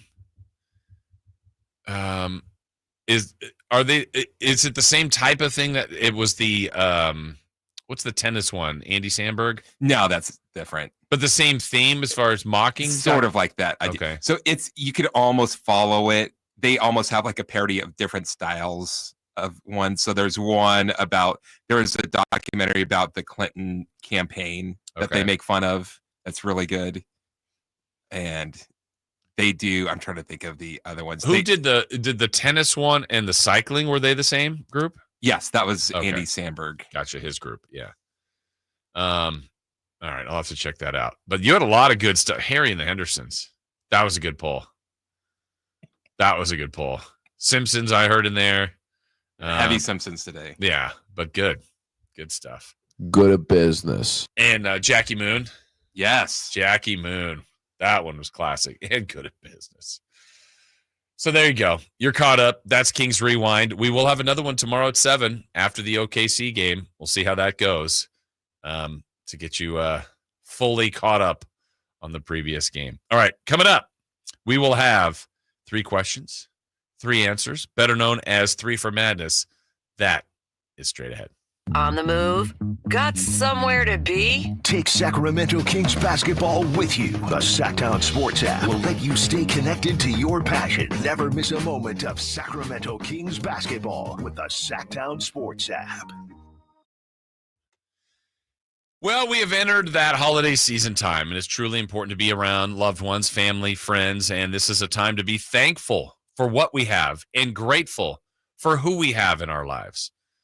And right now, we all have access to Overhead Door Company of Sacramento, and they are truly appreciative of you as their great customers. Now, that's existing customers, or maybe you'll become a new customer, like I've become a brand new customer of the Overhead Door Company of Sacramento. They're going to be stuck with me. I'm going to be faithful to them because they're terrific people. They really are, and that's important to me. And obviously, they've done great work for 70-plus years in our region. And to show you their support for you, for me, and for all of us, the Overhead Door Company of Sacramento wants to show you their appreciation and just how thankful they are for you and offer you $25 off your annual garage door service. Now, that includes garage door service and repair like garage door spring replacement, cable repair, hinges, new rollers, just general service. And as I said, they are third-generation owners that have been doing incredible work in our region and serving our area for 70-plus years. Now, that's commercial, that's residential, new doors or repairs to existing doors. They are here to help you make you proud of what you got. And with quick and easy installs and friendly professionals, get the best return on investments for homeowners. You can go to the showroom and see for yourself. Check out their website at ohdsac.com or give them a call at 916-421-3747. The Overhead Door Company of Sacramento, the original overhead door. Always look for the red ribbon logo. All guests come to you from the Folsom Lake Honda Hotline. Folsom Lake Honda, your one-stop Honda shop. 3 questions, 3 answers. It's 3 for Madness on the Carmichael Dave Show with Jason Ross. Here's question 1. All right, Chris, question number 1. Christopher Laud, what do you got? Who had the worst day? The Kings or the 49ers? You know, this one I feel like I want to put to our YouTubers as well and those on our text line at 916-339-1140. I know a lot of you are fans of both. And if you're not of either, you can have an opinion. You might actually be the better opinion because some arguments to be made against the 49ers would be how badly they lost, the importance of their loss. There's so few games. It means more than losing one NBA game. But the Kings, it's kind of paired with how they've been playing, losing at home, losing to what I believe is a inferior team. The records obviously aren't that different now with the Nets getting to 7-10 and the Kings 8-9. But what do you think? What are your thoughts? Who had the worst day yesterday? The Kings or the 49ers? We got both were bad. Well, that's, or as Danny and Chula Vista says, yeah, the answer is yes. Clearly the Kings because they were healthy. Okay. I don't want to dismiss Malik being out because I think that's important. But to your point, yes. Others are saying Kings because the game was winnable and they looked bad. Niners were going to lose regardless. Okay. All fair points. All very fair points. It was bad either way, right? And sometimes also if you're a fan of both, you're like, okay, my first team lost. At least I got a shot with the Kings. And then when it's added on and you just lose both games, it's a tough day in Northern California. Yeah, the Niners have probably less games to recover and less games to work with to get back to where they want to get to, whether or not they can do it. But they also had a little help in the division, and they're basically still right there, even with all of this. For the Kings, there's a lot longer of a runway to get back in it, and we always say that in the NBA. I mean, it could change and change quickly. I mean, I just think a few days ago, I was actually really pleased where the Kings were. You know, they were in a stretch where when they beat the Heat, the Raptors, they lost the Clippers, but beat the Suns twice. Had the Jazz win in there, had the loss to the T-Wolves, but you're like, okay, they're going to be just fine. They're, you know, after beating the Jazz, what did they get their record to? 8-6, which again isn't amazing, but you're like, this is where they want to go. They host the Hawks, probably 15 games in, 9-6. You'll take that. You're kind of pacing for about 50 wins. They lost to the Hawks. They lost to the Clippers, and now to the Nets, and now they're below 500. So quickly it has shifted from being around 5th to I think they're 13th right now or 12th. That's how tight it is in the West. Chris, if you had to pick on there, who had the worst day, Kings or Niners? I would say Niners just because it felt like they were never in it. The Kings felt like they were in it for a second. Yeah. And so we've got the poll question up there. Who had the worst day? Kings or 49ers? We're in the very beginning stages of our poll question on there on our YouTube. And wow, Kings at 90% to 10. Ooh. Yikes. Kings, Ron, Kings were favored. Niners were not. Okay. Fair. I think I would say the Kings, but both were bad, right? It's equal. Both were bad. All right, question number 2. Question 2. UCLA's women's hoops broke the 43-game win streak of number 1 South Carolina yesterday. Big deal or no big deal? Grand scheme of things, it's no big deal for like the landscape of South Carolina or for UCLA. I mean, look, it's about winning in March. But where I think this is a big deal, this is great. We're seeing the ever-changing, evolving and involvement of women's college basketball. It was one of the stories of college basketball last year, obviously the year Caitlin Clark had, and eyes on her, and Angel Reese, and South Carolina. Just the parallels for what college basketball has done on the women's side to where men's college basketball was back in the 60s, 70s, 80s is it's happening. It's the same kind of thing. UConn and Tennessee, these were dominant teams in women's game, maybe Stanford, and just nobody else could really even compete. And there were years where it was UCLA was the only men's basketball team under Wood, and they were winning, 10 of 12 championships. It was just so one-sided. And then all of a sudden you started to get other programs. And now it feels like there are probably 10 to 15 schools that can win the national championship every year. And that's great for the sport. You want more people competing, more chances. And the women's game, that's what's happening too. More and more better players, more players spread around throughout the country. The game is growing. The WNBA is growing. that's where it's the big deal as far as, in the past, UConn just wouldn't lose. Stanford just wouldn't lose, and it was rare when they did. Well, South Carolina has built a team like that too. And to break up these long winning streaks, to make it more even, to make it where a lot of teams have the chances to do something special, I think that's all big for the sport. So to watch it grow, to watch it evolve, I think has been fun. And it's just better for one of the fastest growing as far as viewership and attendance sports that we have out there. Basketball is great, and the women's game is really, really developing into a nice game at the college level and at the WNBA level, and it's just going to trickle down, obviously, to every level below that. So very, very cool. All right, let's get to question number 3. Question 3. According to reports, offers for free agent outfielder Juan Soto are expected to come in this week. What kind of offer do you think he's going to get?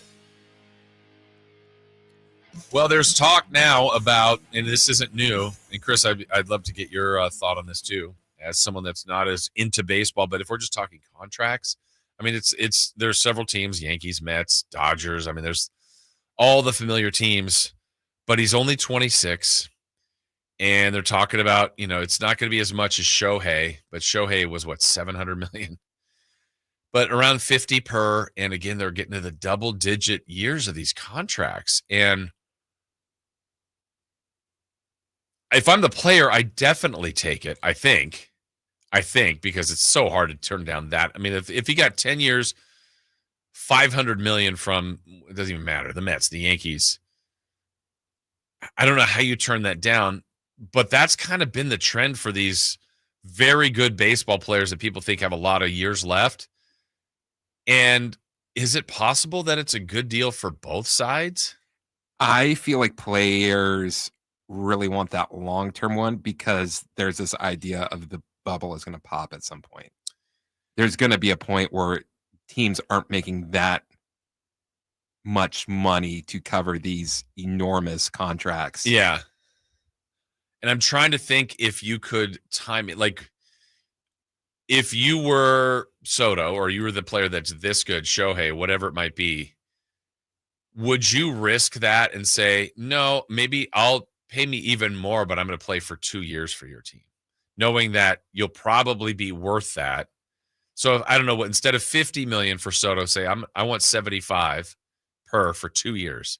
So I'm getting 150. I'll be 28 and then go, all right, now I'll sign an 8-year deal at a higher number. Is that just all greed? I think in all reality, like if you're getting that long-term of a contract, you're also probably getting a no trade clause in it. So you can sort of pick where you're going to, because going in, the team isn't going to be that great for 10, 11 years. Yeah. And you probably won't either for all of it. So your idea is you have a feeling you're going to be going someplace else. They always talk about like, oh man, this contract's so big, you can't move it. You can move it, especially if you're motivated to get someone of a high caliber to make a run. Yeah, I know Pujols got the long-term deal. Most of that was with the Angels, ended with the Dodgers and Cardinals. You had Trout's in a long one, I think. Machado. Who else? Harper. Yeah, Harper's got that Shohei. one. I think Betts. Is Betts a long-term deal? I can't remember with the Dodgers or if he had it started with the Red Sox or not. But it's interesting that baseball is doing this, and this is the one because they're guaranteed. Like football would never have this. Basketball doesn't allow it to be much more than, I think, 4 to 5 is the longest you can do, or 4 with an option. So baseball's allowing it. It's probably that bubble you're talking about. And again, at the age that Soto is, it feels like he's got that long to be productive.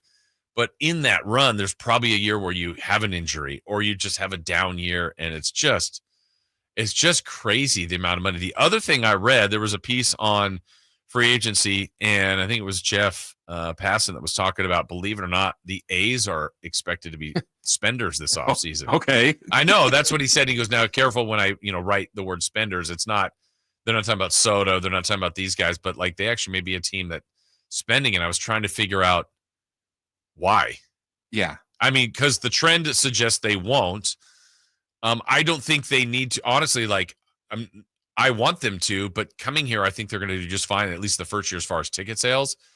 I don't understand the thought process of why choose this year to do it. I think it's just ingrained in their franchise to just lie about spending the money. That's probably true.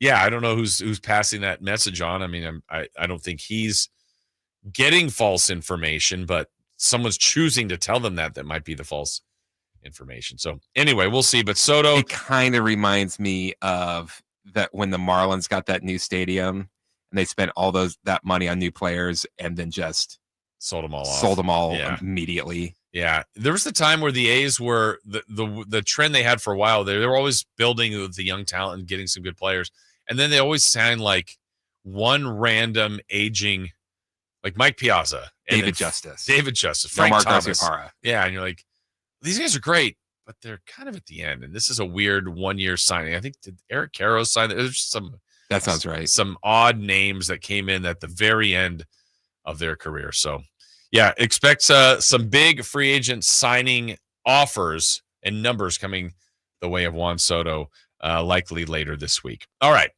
that's 3 for Madness. Coming up next, NFL Week 12. What a mess for the 49ers in Lambeau and some carnage around the rest of the league. Saquon goes off. The Raiders lose their quarterback. Look back at some of the notes of Week 12.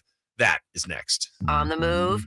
Got somewhere to be? Take Sacramento Kings basketball with you. The Sacktown Sports app will let you stay connected to your passion. Never miss a moment of Sacramento Kings basketball with the Sacktown Sports app. Carmichael Dave here from my good friends at American Energy. Cool weather, if not cold weather, is in our future. You know that. It'll eventually get there, and American Energy wants to make sure your system is operating safely and properly. So now is the time to take advantage of the $49 fall tune-up inspection. That's regularly $119, but includes a full safety and duct inspection. And if your system's over 10 years old, it's free. The tune-up is on American Energy. Give them a call right now. They're offering $50 off your first recommended repair, or if you need a new furnace, that's half off the price of a new unit. American Energy been serving the greater Sacramento area since 1981. A+ with the Better Business Bureau. You can check them out at theaeway.com for an instant quote. That's theaeway.com. Tell them Carmichael Dave sent you. Call 916-520-9998 now. Welcome back to another exciting game day. Grab your rally towels, throw on your jerseys, cheer, shout, and save on your gas. That's right. Sports fans win big on home game days. Score instant savings of 25 cents per gallon on Shell V-Power Nitro Plus Premium Gasoline with the Fuel Rewards program. And that's a victory for you and your tailgate team. Download the app, join the Fuel Rewards program today, and game on.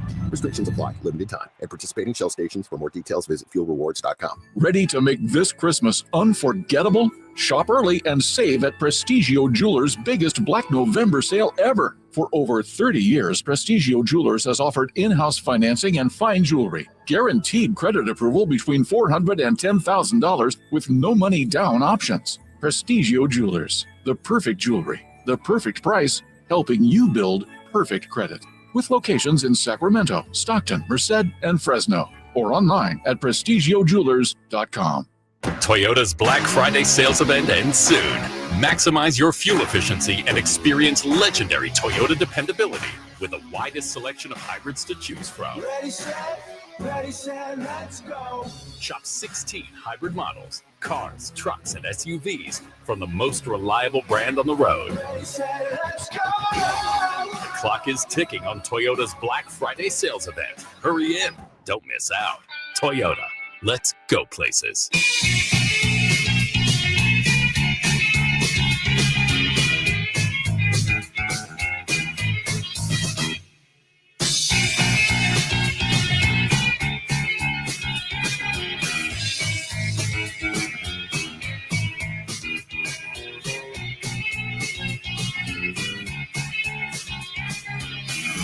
Only place in the morning to get your sports fix. Live and local. The Carmichael Dave Show with Jason Ross. Love takes handoff. Jacobs into the left side of the line. Fighting his way. End zone. Touchdown. Josh Jacobs in beast mode. 49ers embarrassed yesterday at Lambeau Field. They knew they weren't going to have Brock Purdy as Josh Allen. They wish they had Josh Allen. Brandon Allen filled in at QB. Niners got behind early, 10-0 after the first quarter, trying to play catch-up, just would never be able to play catch-up, and didn't have an answer at all, really, most of the day for Josh Jacobs. Love looks it over, and here it is. Handoff, Jacobs burrowing left side, end zone, touchdown, and there is your dagger. Yeah, it was a party for the Packers. That was a team that had been knocked out before in a couple of recent playoff appearances. Niners had done a lot of damage to Green Bay. They've done it in Lambeau. They've done it in San Francisco. It was a motivated Packer team, a good Packer team, a Niner team that had some injuries, obviously at the quarterback spot, a few other spots, but McCaffrey was there. Mason, who had been running well early in the year, was there. I know he didn't carry the ball, I think, about 2 to 3 times. Kittle was there. Debo was there. They had a lot of their guys. They had some missing. Bosa was missing, obviously, but they got worked. They got embarrassed. And the other thing, and that's what I was saying earlier on, we were kind of talking about the Niners in leading off, that I think the bigger picture of what's going on with this team, besides some injuries right now, this was a season issue last year that still, they can't stop the run. So that's even when guys have been around. That's when Bosa's been there and a lot of their defensive players. And yesterday, Jacobs ran for over 103 scores. Who was the other guy that got 40 plus? Yeah, Wilson got 40 yards. And so the Niners just didn't have it yesterday at all. And that's as bad as they've looked to me in a while. Just completely outplayed. Didn't have their chance to win. They did get one touchdown pass from Brandon Allen. They motion Debo Samuel inside of Ricky Pearsall, right 2x2. Allen looks right, throws middle. Caught by George Kittle. Touchdown! San Francisco! Kittle over the middle on the St. Francis native.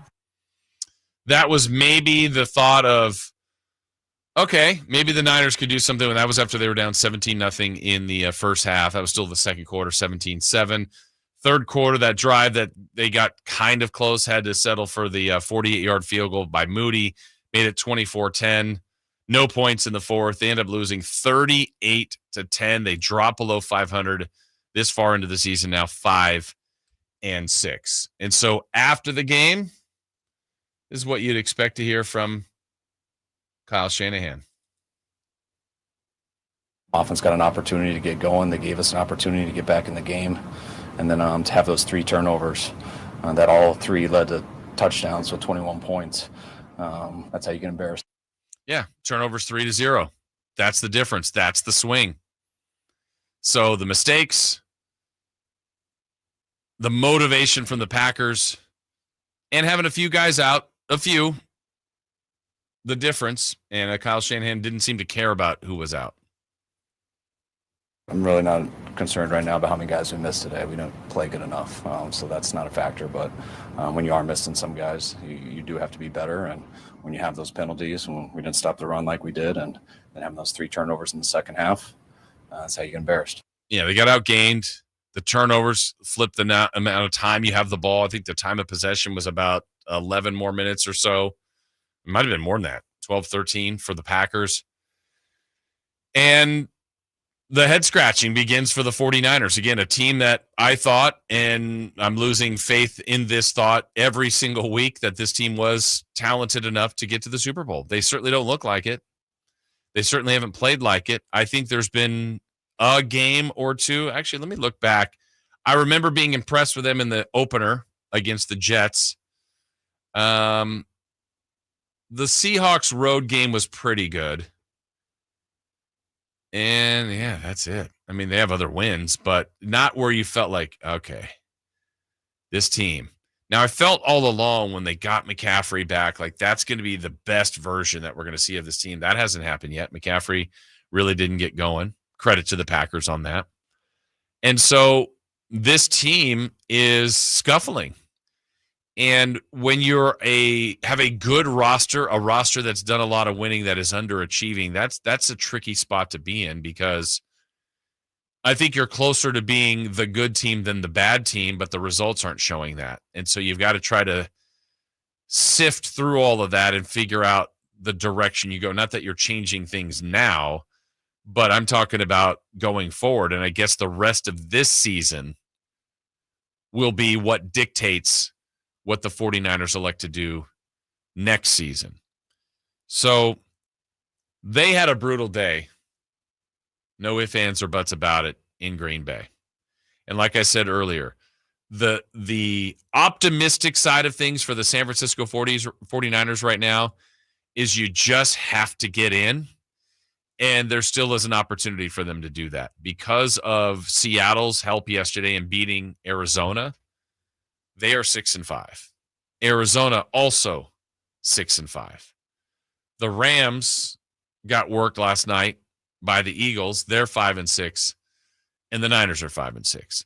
So if we're taking an optimistic look, the Niners have enough talent and enough wherewithal and enough experience to finish strong enough to find a way to win the NFC West. That's the optimistic side. Probably the either pessimistic or realistic side is, if they were to do that, yes, it's a chip in a chair and you're in. Do you believe that as a division winner, that they could beat Philadelphia, that they could beat Detroit on the road here later, Detroit, Philadelphia, even some of the other wild card teams that they would host in that opening round? If they had to host the Commanders, the Vikings, the Packers, they might, but can they get through the next week and the week after that? It doesn't look like it today. Now that answer can change, but it doesn't look like it. There's no signs of that. The signs would be what you've seen before, what we've all seen before. We've seen a good team before. We've seen George Kittle be great. I've seen Debo be awesome. We know McCaffrey's great. I've seen Purdy play well. I've seen Bosa impact a game.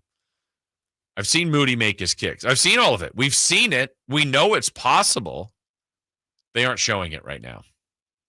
And that's the reality the 49ers are in. A few other notes from around the NFL from Week 12. Yesterday, the Raiders battled with the Broncos, but lost again. Lost by 10, and that's 7 in a row. But Gardner Minshew lost for the season. So you never want to see injury. I don't like that for him. But they played Desmond Ridder as well. I felt from the beginning of the year, the future Raiders quarterback is not on the Raiders roster this year. Aiden O'Connell's been hurt. Minshew's hurt. The future quarterback is either on another NFL roster right now or in college. And so this year you kind of wanted to see what you had. It looks like they don't have nearly enough. And the building block pieces seem to be Brock Bowers and Max Crosby. There's probably a few other smaller, subtle things in there. But that makes it tough on an organization that doesn't have a lot to build on and will get draft picks that hasn't drafted all that well in years past. But they're not one draft away. They are a roster overhaul away. And whether Pierce makes it through, I'm not sure he will. So it just looks like another reboot version of the Raiders coming up next year. As far as some other notes from around the league last night in Sunday Night Football, what a night for Saquon Barkley and the Eagles. Barkley's final numbers, as he had a career-best outing, just shredded the Rams defense. 26 carries, 255, and 2 touchdowns. I'm in multiple fantasy leagues. I do not have Saquon Barkley on a team. Missed out on him. But 26 for 255, averaged 9.8 yards per carry, 2 touchdowns, also 4 catches for 47. He has been phenomenal. Has the highlight of the season in my mind, that or the Hail Mary that the Commanders had. But that spin, leap over a defender, blind look, and that was absolutely incredible. Absolutely incredible. The Lions continue to look spectacular. This time more of their defense, holding the Colts to 6. That was a road win. They're 10-1. The Chiefs continue to do what the Chiefs have been doing and hanging on to win. 30-27, now 10-1 as well. Bad loss for the Texans, losing at home to the Titans. And that's where the beauty of the NFL can come in. The Cowboys stunned the Commanders. A week where the games didn't seem to be as high level, as high profile, as exciting as maybe some of the others on the schedule this year. Produced some more great NFL drama. You had overtime with the Bears and the Vikings. There's some good games. I thought the Thursday night got it all started. The snow game with the Browns and the Steelers, the back and forth they had at the end of that game. Truly fantastic. But bad for the Niners. We'll talk more about that coming up at Niners at 9 and certainly on our 4-down territory as we will get into all of that. But when we come back, dial us up right now at 916-339-1140 or 1-800-920-1140. If you know the Jiffy Lube drive of the game, as called by the G-Man last night between the Kings and the Nets, you could win a $100 gift card courtesy of Jiffy Lube. But we will get into the Kings as they dip below 500 after another loss, and it's another home loss as well. We'll discuss that and more next. The only place you'll find De'Aaron Fox is Sacktown Sports. Spins away from the defender, in the paint, soft floater. That's a great play by De'Aaron Fox. Hey, Sacramento, it's De'Aaron Fox, and you're listening to the home of the Sacramento Kings, Sacktown Sports. Your local sports leader. The Dodge, Chrysler, Jeep, Ram, and Woodland. Chad, what's happening for Ram Power Days now that Black Friday's here? We're giving you a head start on the new year when you save up to $17,500 off MSRP on new 2025 Ram 1500 Bighorn Crew Cab 4x4s, starting as low as $36,325. Wow, already that kind of savings on next year's models? Yep, there's a reason we continue to be one of the biggest Ram dealers in the country, with numerous customer service awards, including the very prestigious Walter P. Chrysler Award, which means we are in the top 1% of dealers in the nation. Don't miss the savings on those new 2025 Rams right now at the Hoblet Ram Truck Center. Search, select, and save through their whole inventory at HobletDodge.com. Unbeatable prices, unbeatable selection. Nobody beats Hoblet, period. $17,500 total net savings on select new 2025 Ram 1500 after $12,000 factory rebates and $5,500 dealer discounts. Rebates include $2,000 SFS bonus cash. Must finance through Stellantis. $3,000 Hoblet select inventory coupons. $500 on-the-job upfit incentive with proof of business ownership, and $2,000 in Hoblet trade-in assistance for eligible trade-ins. 10 at the net savings. See dealer for details. 36,325 in 544-890. Hi. I'm Justin Gingery from the law firm of Gingery, Hammer & Associates. When you have been injured by the fault of another, you will want advice you can trust. If you know an attorney you can trust, I hope you call that person. But if you don't, please call me. I promise I will be the attorney you can trust, along with my entire team. I have been helping accident survivors recover compensation for their injuries for 25 years, and we can help you. There is no charge for calling. If you have an injury, just call Gingery. Carmichael Dave with a simple question. What are you thankful for this year? So many things to consider, but one thing we can all agree on is a well-running vehicle to get you where you need to go each and every day. Jiffy Lube would like to say thank you to all their customers this November. Whether a weekend road trip to Lake Tahoe or your daily commute to work, Jiffy Lube has you covered. Serving the greater Sacramento area since 1984. Visit jiffylube.com today to find a location near you, generous oil change coupons, and more. Happy Thanksgiving and holiday driving from Jiffy Lube. Hello, Sacramento. I'm Emron Pilati, owner of True Sports Cards and Collectible Store here in Rockland, California, and the host of the True Sports Cards Show that airs right here on Sacktown Sports 1140 every Saturday from 10 to 11 a.m., where we discuss the latest trends, hottest products, and deliver exclusive interviews with other industry leaders. And don't forget to visit our shop, True Sports Cards, at 6661 Stanford Ranch Road in Rockland and see what we have for all your sports card and memorabilia needs. Golf to Go is brought to you by the Hagen Oaks Golf Super Shop. Here's Frank LaRosa. With wet weather here, you're probably going to play a few rounds in the rain, so keep a few things in mind in those wet conditions. The ball probably won't go as far because you'll get little, if any, run out. If you tend to hit the ball low, maybe think about adjusting the loft of your driver to carry the ball farther. And when you get to the short clubs on the wet ground, your wedge can have a tendency to dig into the turf, so focus on hitting the ball first. And if you occasionally spin the ball back on the greens, expect more of that to happen when they're wet. Now, all of this assumes that you're ready to play in the rain. You own waterproof shoes and rain gear, rain gloves, which work best when wet, and an extra towel to keep everything else dry. But the most important thing you should bring to the first tee is a positive attitude. I found some of my most memorable rounds have been played in the rain. Overcoming the conditions to enjoy yourself while possibly shooting a good score makes for a great day. And remember, golf is a game, even in the rain. That's your Golf to Go. I'm Frank LaRosa.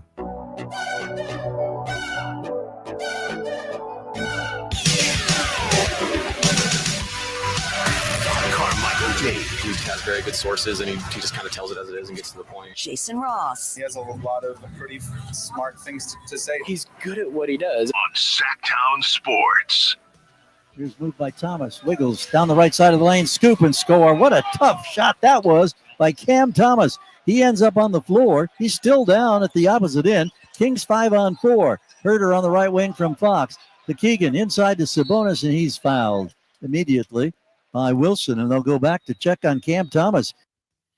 Yeah, Cam Thomas was terrific yesterday. We you know that phrase, this guy is a walking bucket. That's what he is. He scores in kind of some awkward ways.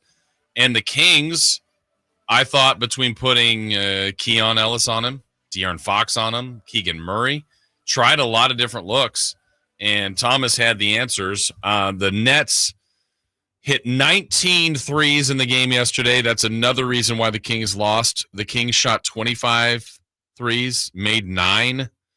So 10 more made threes by the Nets. You got to make up 30 points somewhere. Kings nearly did. Lost by 5, 108-103. Again, if you know our Jiffy Lube drive of the game from yesterday, dial us up at 1-800-920-1140 or 916-339-1140. Speaking of 339-1140, that's our text line as well. Let's see. We had some comments here. So how about them Kings? Can someone say reset button? Roster construction is the team's biggest flaw. Where's Monty? Another one. The Kings' three-point defense has been pathetic, and nobody has taken accountability for this. It's been a problem for a long time, and it was glaring last night having been there. Don't disagree with these thoughts as far as that. You know, last night, a couple things I noticed during the game that I thought, Ben Simmons, and it's too bad Dave's not here. Dave's off this week. That he loves Ben, and that's fine. That's I think some of it has kind of grown into just more of a, over the top kind of build up of this. But he's a fan. He sees the thoughts in what Ben Simmons can be, and maybe how he could help this team. But watching him play in person, I mean, Ben Simmons just does not want to shoot the ball. And the amount of times he caught the ball in long 2 range or around the perimeter, and like the dramatic closeout the Kings would have on him, I'm like, let him shoot.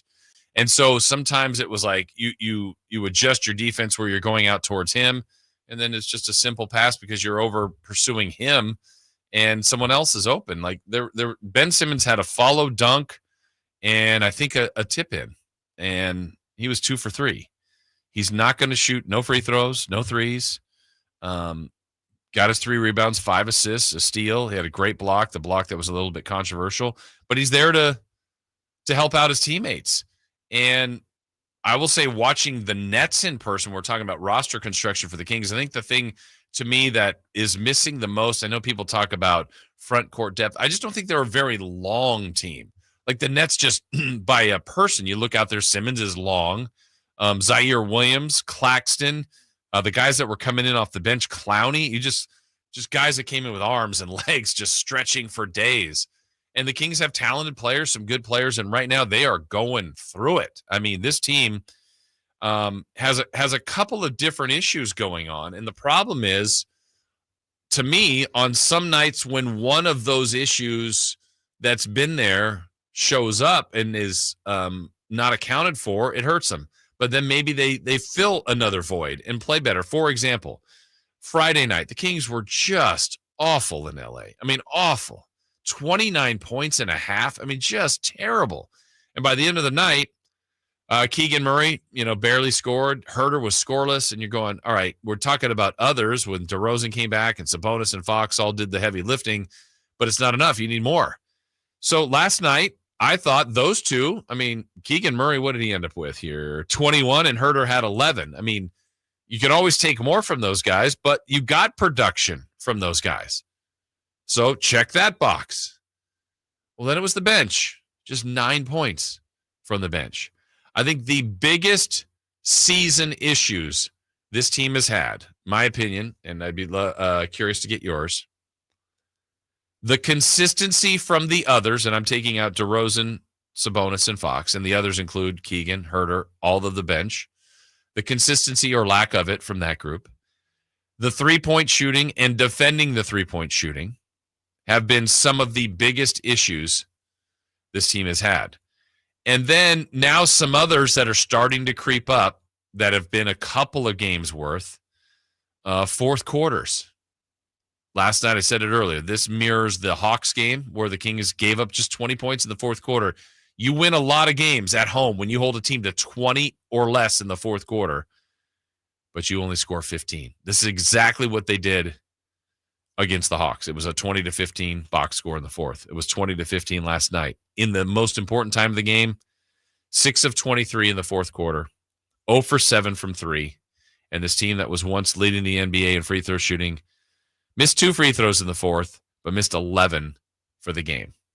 So some nights it's been rebounding. Some nights it's been turnovers. Turnovers were not the largest volume, but 24 points off the turnovers for the Nets. And what's interesting to me, almost every pregame interview that the G-Man talks to one of the Kings assistant coaches, their keys to the game, they want this team to push the pace, push the basketball. I don't see a team that's doing that enough, and the coaches are continuing to say that. They had 11 fast break points. Not terrible, not great, but that's not a team that you're going, man, this team's playing fast.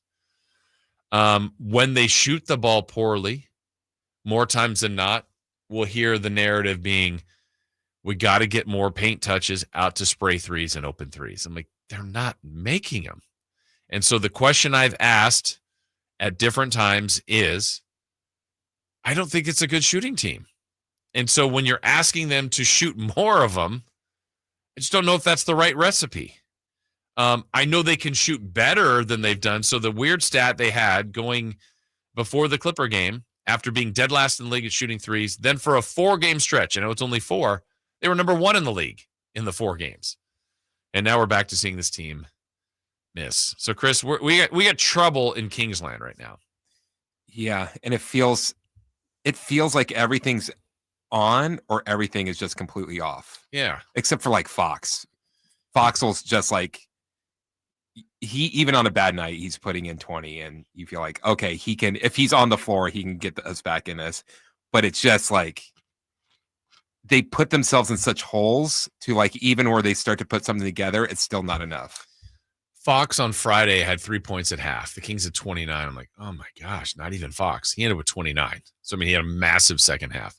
Last night he had 31, but he had 30 going into the fourth. So he was part of that fourth quarter problem.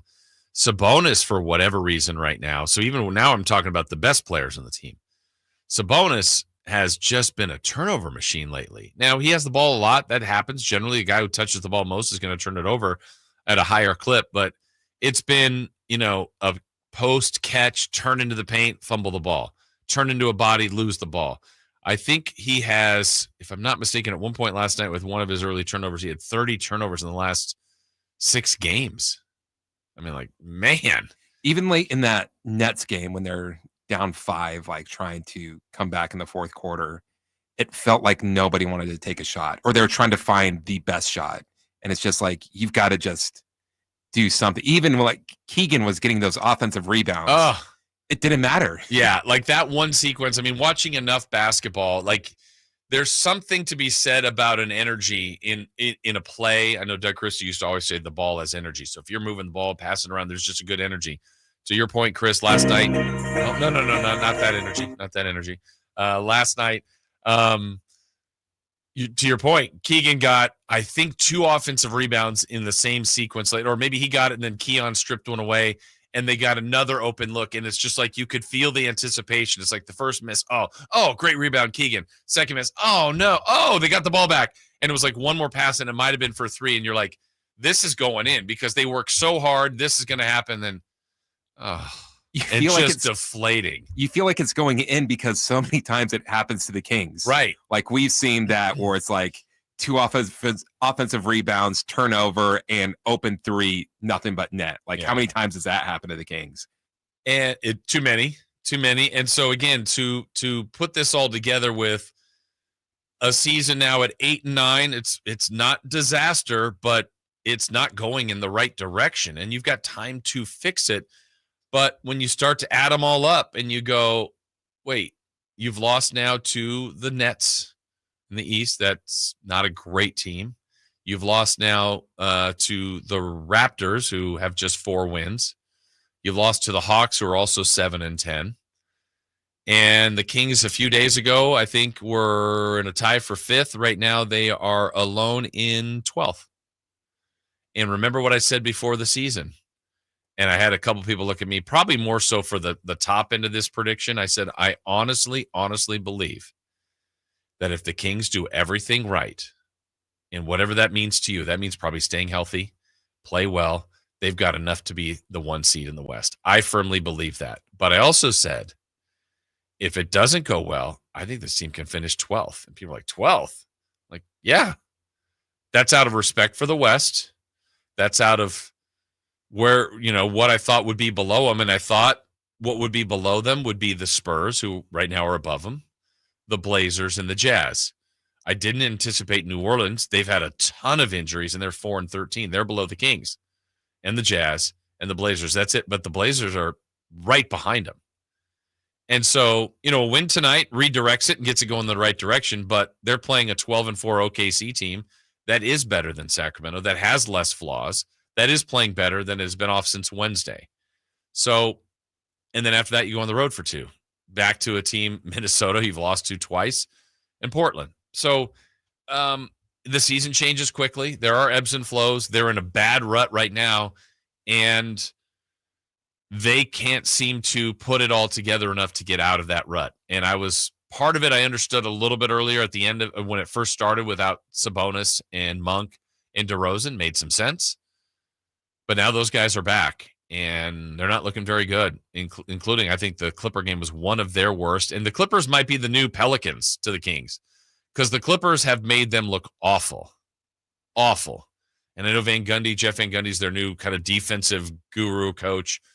Well, he has drawn up some things that have totally rattled the Kings. They played them twice and looked awful both times. All right, more to get to on this. Want to dive into this closer with our Sacktown Sports Kings insider, Frankie Cardelli. He will join us when we come back here on Sacktown Sports. That's what we do. Next. The NFL's leading rusher plays here. The handoff to McCaffrey, walks in the end zone. Handoff to McCaffrey, takes it right down to the goal line. He does his thing again. McCaffrey goes in motion right. Backwards pass led by Juszczyk. A block there. Hurdles a man. 10-5. Touchdown! CMC! You can hear all of Christian McCaffrey's touchdowns on your home for 49ers football. Sacktown Sports. When I wake up, The best mornings in the morning light, start with Wrangler. I put on my jeans and I feel alright. Jeans, jackets, and shirts that get your day started. Good mornings make for better days. Wrangler, for the ride of life. All right, when it comes to getting life insurance for your family, a lot of excuses can get in the way. But ask yourself this: if something were to happen to me, who would pay the mortgage, the kids' education, and the other bills? Then forget the excuses and check out Ethos Life, the online, easy way to get life insurance in 10 minutes. Ethos has rates that you can afford, like a $500,000 policy for a 40-year-old male starting at $1 a day or $30 a month, with a few health questions and no medical exam. Get your free quote right now at checkethos.com. That's checkethos.com. Not available in all states. Rates do vary. When I wake up, The best mornings in the morning light, start with Wrangler. I put on my jeans and I feel alright. Jeans, jackets, and shirts that get your day started. Good mornings make for better days. Wrangler, for the ride of life. The holidays are always a great time to get together with family and friends, but nothing beats the thrill of Stockton Honda's deals. During Happy Honda Days, find the perfect ride in person or online. With over 400 new Hondas ready to go, now is the time to buy at Northern California's #1 Honda dealer, Stockton Honda. Anytime, anywhere, it's all here. StocktonHonda.com. Based on 2023 total new and Honda certified pre-owned vehicle car sales from American Automotive Company. Sold on report. Hey, what's up, Sacramento? It's Kyle Draper. Turn up the cleanliness at your restaurant, healthcare, or industrial business with Alsco Uniforms, the official sponsor of the Sacramento Kings Mop Crew. We've got you covered with crisp uniforms, hygienically clean linens, floor mats, and of course, mops delivered weekly. But that's not all. Alsco Uniforms also offers weekly services for first aid and restroom supplies.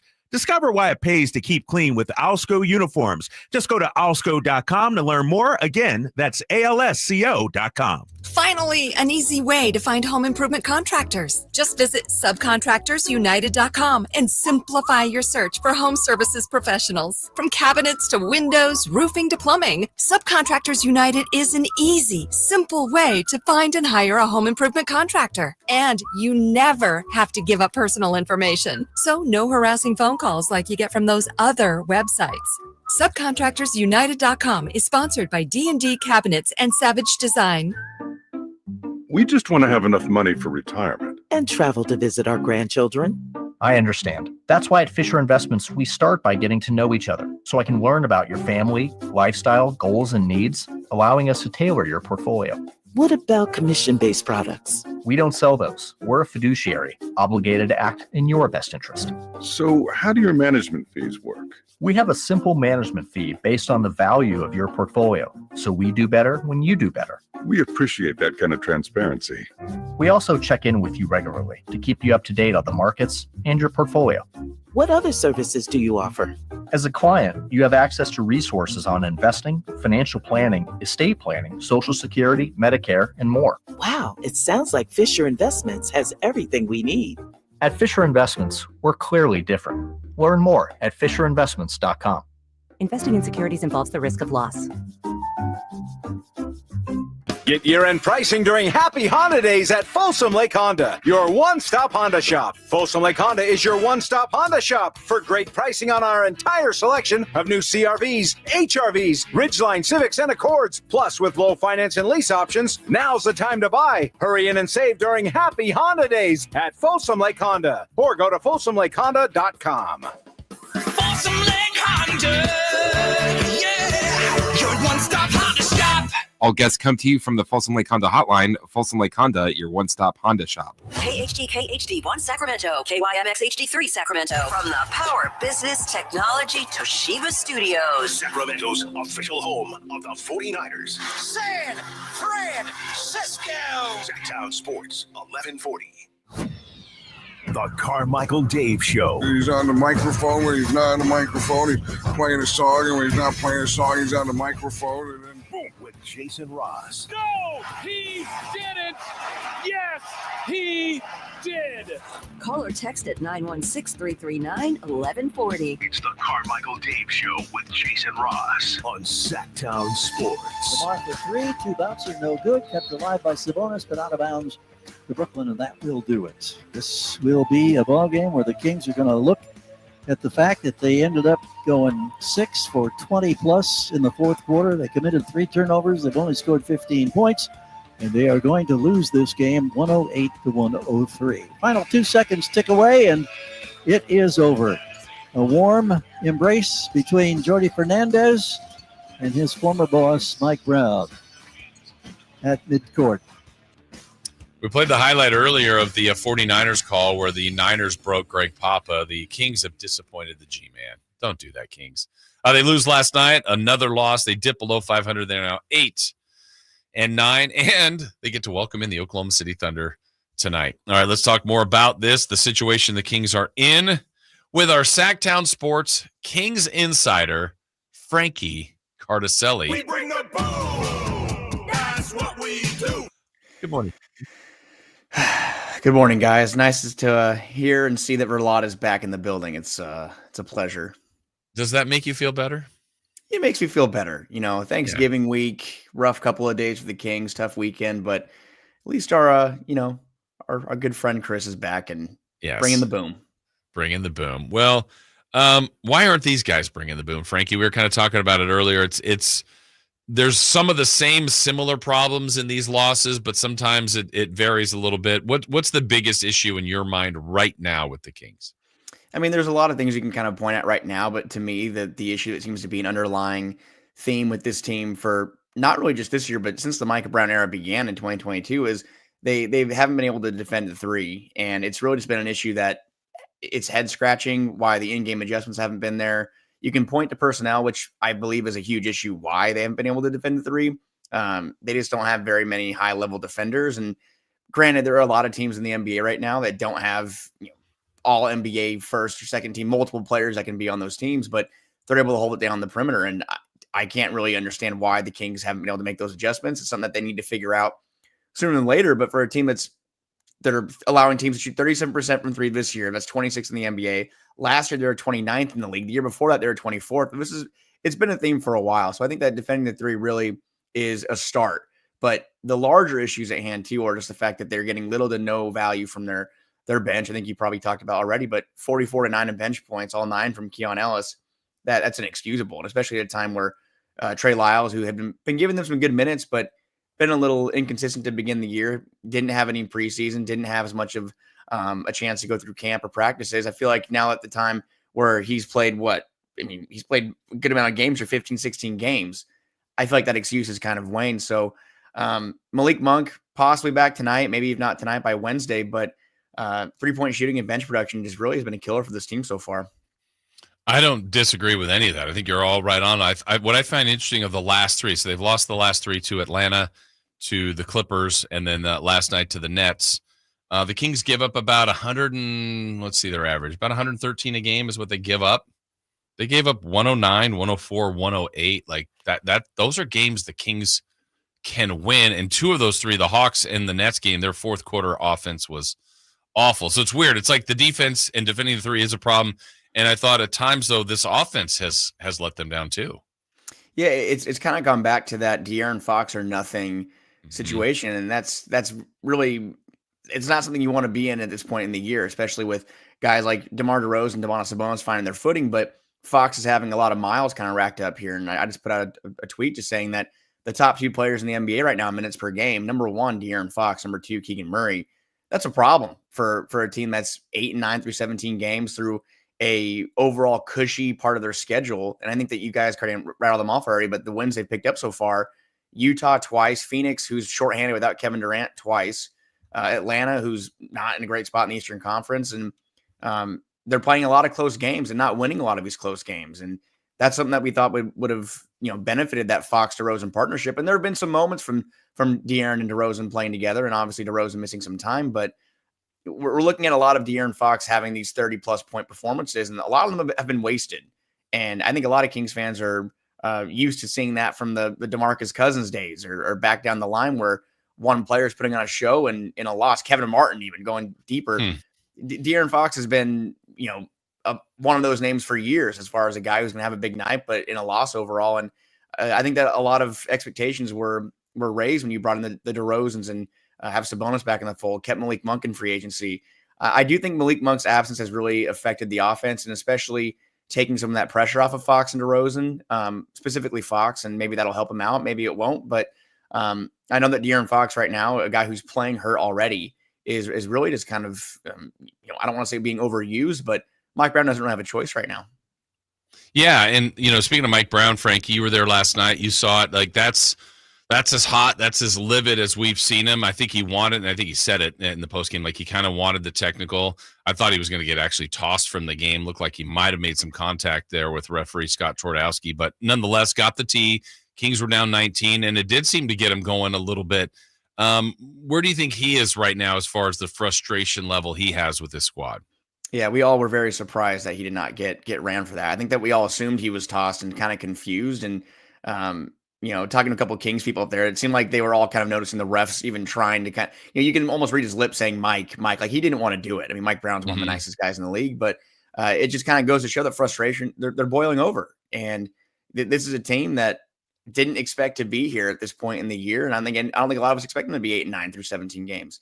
But that they're looking for the solutions here. And I do think a lot of it, and I think I've pointed to it before, it's kind of out of Mike Brown's hands. I mean, he's doing the best with the roster he's been given. And can you press some buttons and change things up a little bit and play different sets or different rotations? And that people are calling for maybe a Keon Ellis in the starting lineup type change. We've seen the Kings make these kinds of moves before when they've struggled. Last year, Chris Duarte was put in the starting lineup and the Kings were having troubles on the defensive end to start games. They'd fall down in these holes to begin each game. And I think Mike made that swap. And there's an argument for that too. I think maybe Kevin Huerter in that second unit could balance out the offense a little bit. There are concerns about how will he fit with Malik Monk, but it does seem like Keon Ellis is one of those solutions. And it's frustrating for Mike in these guys. And I think last night was a matter of there were a lot of calls and missed calls. Maybe it didn't go the Kings' way, but at the same time, frustrated about those missed calls or not, they had a chance to win the game. They had a lead late and they let it go. Their offense let them down late. Their bench let them down for a majority of the game. Not named Keon Ellis let them down for the majority of the game. So I think right now it's just a matter of a lot of guys frustrated, but not losing sight of what's important, and that's getting back on track. And I expect these guys will keep cool heads and try to come out tonight and beat a tough OKC team. The 3-point line, you brought it up earlier. Defending that has been an issue for this team for a while. The Nets, I don't think of as this dynamic. Cam Johnson can shoot it, obviously, but they had a lot of guys fill it up for 19 made threes. Conversely, the Kings make just 9.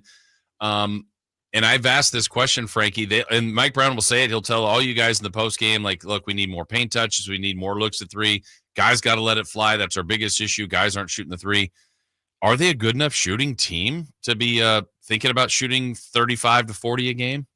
I think that they are, and I'm going to keep saying that as long as they have this exact group on this roster. But Kevin Huerter and Keegan Murray shooting 29% each or lower I just feel like the game of averages it's going to level out, and I feel like the shots will begin to fall. But someone pointed to it, and Kevin Huerter last night, 2 open looks inexplicably against, I think, Atlanta in that game, down by 3 with a minute or so left. Same thing last night, I think down by 2 with about a minute left, missing a wide open 3. And it's really a matter of just open looks. And Keegan Murray, even, I think Brendan Nunes was pointing out the stat to me that shooting 37% on wide open 3s, but when a defender's within 5 to 7 feet of him, it drops to 30 or 29%. It's a matter of knocking down open looks. And that's something that Mike Brown and the coaching staff can't really control. They can control who's out there, but they can't make the shots for them. So I think that Keon been a positive 43% from 3, someone who I think probably will take a little more looks and is being encouraged to take more shots. But Keegan Murray is the one who I think great to see him get going at the end of the game last night. But what makes him truly valuable is his ability to knock down the 3. And he's doing a lot of things right now. He's being asked to defend usually the top scorer on the opposing team. He's playing 40 minutes a night almost. And then he's, almost being expected to score 15, 20 points a game.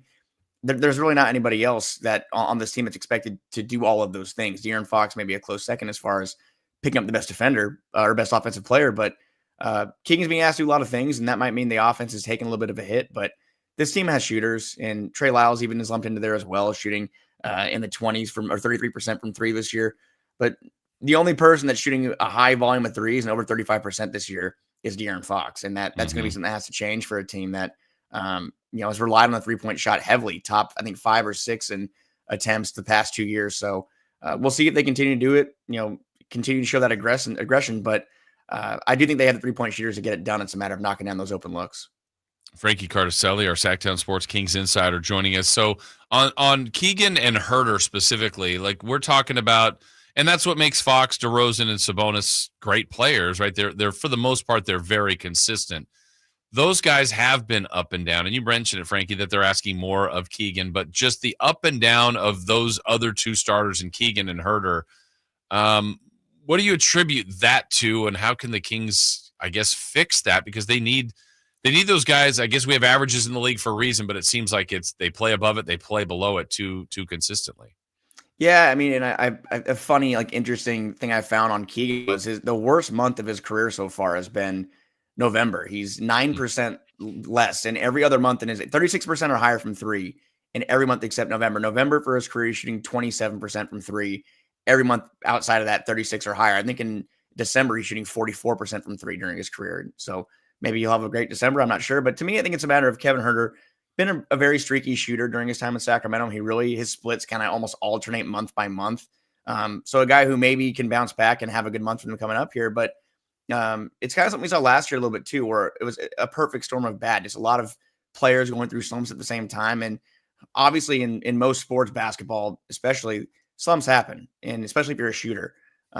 But happening at the same time is where there's an issue where maybe you could see some lineup tweaks until those guys kind of get it going. And I'm not sure if Mike Brown is exactly there yet. I think that he's relying on Kevin who's I think has been playing a lot better, at least on the defensive end this year. Hasn't been as much of a negative. Maybe he can get the shot going, but Keegan, I feel like, Mike Brown's going to continue to roll him out there and play him big minutes and hope he can kind of find it. But I do think it's something that if it continues, we could see Mike Brown tinker with it a little bit and maybe mix things up. But I think it's a matter of really just having two players who are, high volume shooters. There's a good chance one of them's going to be going through a cold stretch, but right now it just happens they're both going through it together. Again, I do think that the law of averages here is gonna win out. Or I guess in our words, Jason, a market correction will be coming. But for the Kings, they have to hope it's going to happen sooner or later, because you have OKC tonight, you have Minnesota on Wednesday. Yeah. You don't want to fall too far below that 500 mark this early in the year. Yeah, and here's another issue that's not exclusive to this year, Frankie. What's the stat? The Kings and the Nuggets have the most wins over the last 2 seasons, but even while the Kings were winning, they had a 3 seed and they had a play-in opportunity last year. But in that winning time, they weren't winning that great of a rate at home. Last night's loss puts them at 4-5 at home. And so, again, great fans, great energy. That's not the issue, but winning at home has been an issue for this team. Yeah, it really doesn't make much sense. And that's something I think that Fox has talked about too, that they need to make Golden One Center a true home court advantage. And I think that's one thing. Them talking from people from outside markets that come in and they hear about the beam, they hear about how great the crowds are at Golden One Center. Even going back to Sleep Train when the Kings were losing, fans showed up.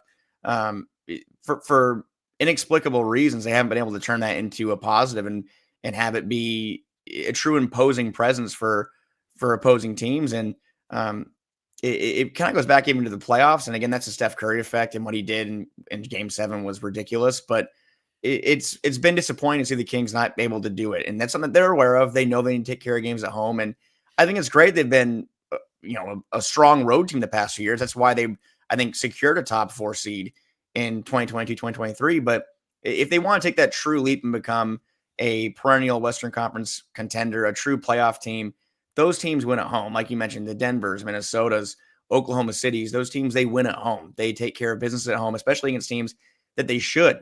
And you have Brooklyn last night, a team that probably will be selling a lot of pieces off, a team that not many expect to be in the postseason race this year. You have, in no disrespecting those guys on that team, but the players that were hurting them last night, outside of Cam Thomas and Cam Johnson, there's really not an excuse for a team with high expectations, as high as expectations as the Kings have. And like you mentioned, DeRozan and Sabonis back, the excuses are kind of, they're slipping a little bit here. No Malik, sure, but not being able to beat Brooklyn at home after you're well rested, your longest rest of the year. It's just something that can't continue for a team that has high hopes this year like the Kings do.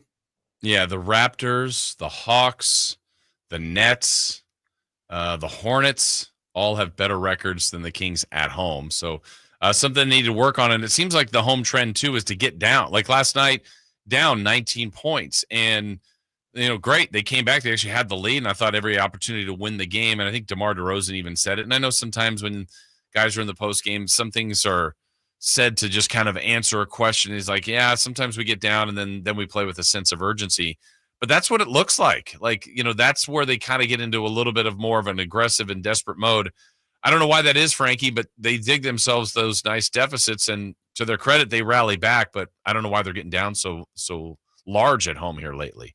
I mean, it's feeling like that in general. And I feel like it's most of the time it goes back to that main issue, the elephant in the room. It's a 3-point defense. And I'm not sure what the easy solution is to fix it. I feel like if they would have been able to find it right now, they would have found it back in 2022, 23 when the problems first, were arising. But I do wonder if at a certain point it's going to push is going to come to shove, and they're going to have to make some type of move here to shore up that defense. And it's a problem for a team to have the lack of forward depth that they have. And right now you look at, I think they have Trey Lyles and Doug McDermott as their real bench forward options. And Trey Lyles, when he's playing at his best, is the ideal backup 4 and, small ball 5, like we've seen him play, when he can knock down threes, get physical in the paint, battle for the boards. But right now they're just getting little to nothing. And that kind of goes back to the Keegan Murray conversation too, who with no Harrison Barnes, who didn't rebound as much at a high level as he used to, but Keegan Murray's being asked to go out there and rebound as well to kind of back up Sabonis. He's averaging, I think, almost 9 boards per game right now. So the lack of defensive, versatility, being able to defend the perimeter, it's a huge issue, and it's hurting them early in games as well. And the easy solution might be just to keep looking internally. You saw Mike Brown go last night to Colby Jones, who is one of their better defenders. I mean, obviously very raw and very green in a lot of areas of his game. And he obviously will be back in a bench role once Malik Monk returns. But you can just tell that Mike's searching. He's searching to kind of find that impact wherever he can. And there might not be enough talent on the roster to shore that up. But that goes back to Monty McNair in the front office and to see what they can do to alleviate those problems before it's too late. And it's November 25th. It's been 17 games. And, I know that losing these games is unfortunate, but I do think it's going to take a little longer for them to feel that kind of pressure. But no doubt the pressure is still here in general. Yeah. But for the front office to make a move like that, it's going to take a little bit longer. The loss on Friday, I mean, as poorly as they played in LA, 29 points in the first half, they basically, I'm not mathematically, but they're basically eliminated from the cup. Big deal, no big deal. What do you think? I mean, last year was fun to see them do so well, advance out of group play, and then ultimately lose. But it looks like the Kings aren't going to be advancing this year. No Las Vegas, huh? No, it was really fun last year that they had. I think it was at home against New Orleans to go to the Cup, and I think a lot of us were kind of like maybe looking to get flights or go out there and check it out. It's really fun. I think it's a really fun thing for the league. Not as much fun for the Kings this year. Last year was a lot better, obviously, with the that Golden State game. But I don't think it's a big of a deal. But I think it's a matter of I can't remember what they have left on there. They have Portland, I think, on there, and Houston. Two teams that you definitely want to beat Portland, but Houston's been playing some good basketball this year. So I think at this point, not as much about the cup really, but it's just a matter of just look at it as any other regular season game. I mean, the courts and the jerseys are going to be there for sure. But like you mentioned, the Kings are pretty much done. I'm not sure if they're officially eliminated, but it's not looking too good. So we're at the point now where that's not really a thing for them anymore or a distraction, whatever you want to call it, or something to look forward to. It's just regular season time and taking care of wins and winning games that you should. And like looking at games like last night, games that they should have won, or even in Toronto on the road, don't lump in Portland or, don't go down the line with it, or especially don't continue to lose games at home like you are. I think they have Houston at home as well. So taking care of home court and taking care of regular season games is the new goal. And NBA Cup was fun. Maybe they can hang that banner next year. Texter's asking any progress on Devin Carter. That's maybe the first part. Second part I would add is, how, if and when he's cleared and able to play, how do you think they'll utilize him? He's feeling really good. I mean, everything I've heard and just been talking to people, he's feeling really good. He's looking very good out there too. And looks like he's ramping up every time we see him doing more. I mean, I think a couple of weeks ago, even after a practice, he's out there throwing down a big dunk and then dapping up the coach. He's just kind of showing off his athleticism out there early every game as we come in for those 4:30. We come in for media day, for checking through media at 4:30. He's out there early before everybody else getting shots up, but still on track for January, I think, probably late January, early February. How will he affect the rotation? I mean, some people I talk to think he's an ideal fit next to Fox in that starting lineup. I'm not sure if Mike Brown's going to roll him right into that immediately, but someone who can defend at a very high level. He has a long wingspan. He can shoot the ball. Good playmaker and a very good rebounder. One of the strongest rebounders in his conference last year as a guard, nonetheless. So I do think that he'll be someone that could look at it as a mid-season or trade deadline acquisition, however you want to view it, but someone who definitely should be in line to help the Kings later in the year. And it's a lot to put on a rookie, I think, as far as expectations go, but the Kings, they knew what they were doing when they drafted him. They were aware of the injury. They knew that he was going to be someone they'd have to wait a little bit longer for, but at this point, they're kind of hoping he's worth the wait. I think the Kings fans are too, but Carter, I mean, what is it, November 25th? Not going to be ready for by the end of the new year, but the Kings have mentioned that they're going to reevaluate him in January. And I think once that happens, it could be pretty quick. We see him here in game action. Want to ask you about tonight before we wrap things up, Frankie. OKC, great team coming in. They're 12-4, and looking at their 16 games, losses at Denver, home to Golden State. They've got a couple losses here recently to Dallas and San Antonio, but half of those 16, they've held opponents under 100. Number 2 defense in the league. That's going to be a big challenge tonight for the Kings. Yeah, big challenge. And, they're obviously playing shorthanded too right now. No Chet Holmgren. I think one of them, Jalen Williams, is out tonight. They got Isaiah Hartenstein back, so that's going to be a positive for them. But another game where the Kings, we were kind of joking last night that losing to Brooklyn at home, the way that the Kings usually operate in the past is turn around and beat a team that they quote unquote shouldn't beat. Like you can't really look at the opponents anymore at this point. You got to look at it as just as a game you have to win. Like I mentioned, falling down to 8-10, 8-11 this early in the year, really not a spot you want to be in. But it always goes back to SGA, Shai Gilgeous-Alexander. Can the Kings hold him in check? I think that him and Fox had a battle last year. I think SGA scored around 40. If you can stop the head of a snake in SGA and kind of hope you can, temper the other guys, I think you're going to be in a good spot. But it'll be interesting to see the injury report the Kings will put out probably around 12:30, 1:30. Will Malik Monk be available? That'll be something I'm looking for.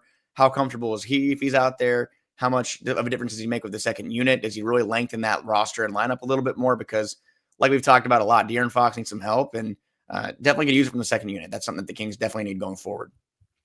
Well, we know people will be able to check out your work at Sacktown Sports and everywhere else on socials and all that you're putting your great stuff out there. Frankie, always appreciate your time. I look forward to seeing you out there tonight. Time for that market correction. Get these Kings back on track.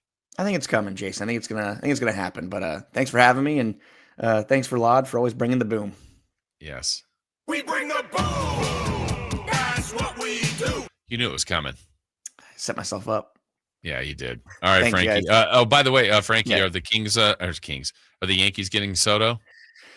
Go back and forth every day. At this point, I'm like tuning out all the reports aren't reports, and I think he comes back. I think he's gonna come back to the Yankees. I think it makes the most sense. They can't let him go. They can't let him go. Too important. Yeah, way too important. But I'm believing, Jason. I'm gonna believe and not be as much of a pessimist on this one. So You are not losers. You are not dorks. You don't suck. I don't know. TBD. Thank you, Chris. Yeah, TBD. All right, Frankie. Thank you so much. See you tonight. Bye, guys. All right, that's Frankie Cardelli, our Sacktown Sports Kings insider. We will break here, come back. We've got 4 down territory coming your way next. Who had the best week in the NFL? Who had the worst week? Team and individual. We answer those questions next. Keegan Murray plays here. Keegan scores another three-pointer. Keegan Murray knocking it down for 23 points. Match De'Aaron Fox for game scoring honors. Sacktown Sports is your proud home of the Sacramento Kings. What's up? We're talking to Chad Hoblet of Hoblet Dodge, Chrysler, Jeep, Ram, and Woodland. Chad, what's going on for Jeep Adventure Days now that Black Friday's here? Get your hands on one of America's favorite SUVs with savings up to $17,000 off MSRP or 0% financing for 72 months on all remaining new 2024 Jeep Grand Cherokee 4xEs. You pick. Wow, and those new Grand Cherokees are really nice. Yeah, they are. But remember, the savings isn't just on new Jeeps. We have over 200 quality used cars available and over 40 under $20,000. Search, select, and save through their whole inventory at HobletDodge.com. Unbeatable prices, unbeatable selection. Nobody beats Hoblet, period. $17,000 total net savings on select new 2024 Jeep Grand Cherokee 4xE after $4,750 dealer discount and $12,250 factory and federal rebates. Rebates include $500 first responder bonus cash for eligible first responders and $3,750 federal EV tax credit subject to change. 0% APR for 72 months. The option is available as a standalone offer and cannot be combined with other incentives. Must have 700 plus FICO score to qualify through SFS. $1,389 per thousand borrowed. 5 of this net savings. See dealer for details. Sample VIN 684-904. On the move? Got somewhere to be? Take Sacramento Kings basketball with you. The Sacktown Sports app will let you stay connected to your passion. Never miss a moment of Sacramento Kings basketball with the Sacktown Sports app. Sacramento weather is brought to you by Bonnie. I'm Tamara Berg in the KCRA 3 Weather Center. It is Monday. Out the door, we will see a mix of everything today. Sun, clouds, and a few scattered showers. Rain's going to be on the lighter scale. We'll have a little bit of a southeast breeze this afternoon with highs peaking in the mid-50s. Get the latest forecast on the KCRA 3 News and the KCRA 3 app. When it's cold and rainy outside, Bonnie is leading the way home. Right now, stay warm and cozy with a full furnace tune-up, just $59. Plumbing, sewer, electrical, heating, and air. Schedule an appointment today at Bonnie.com.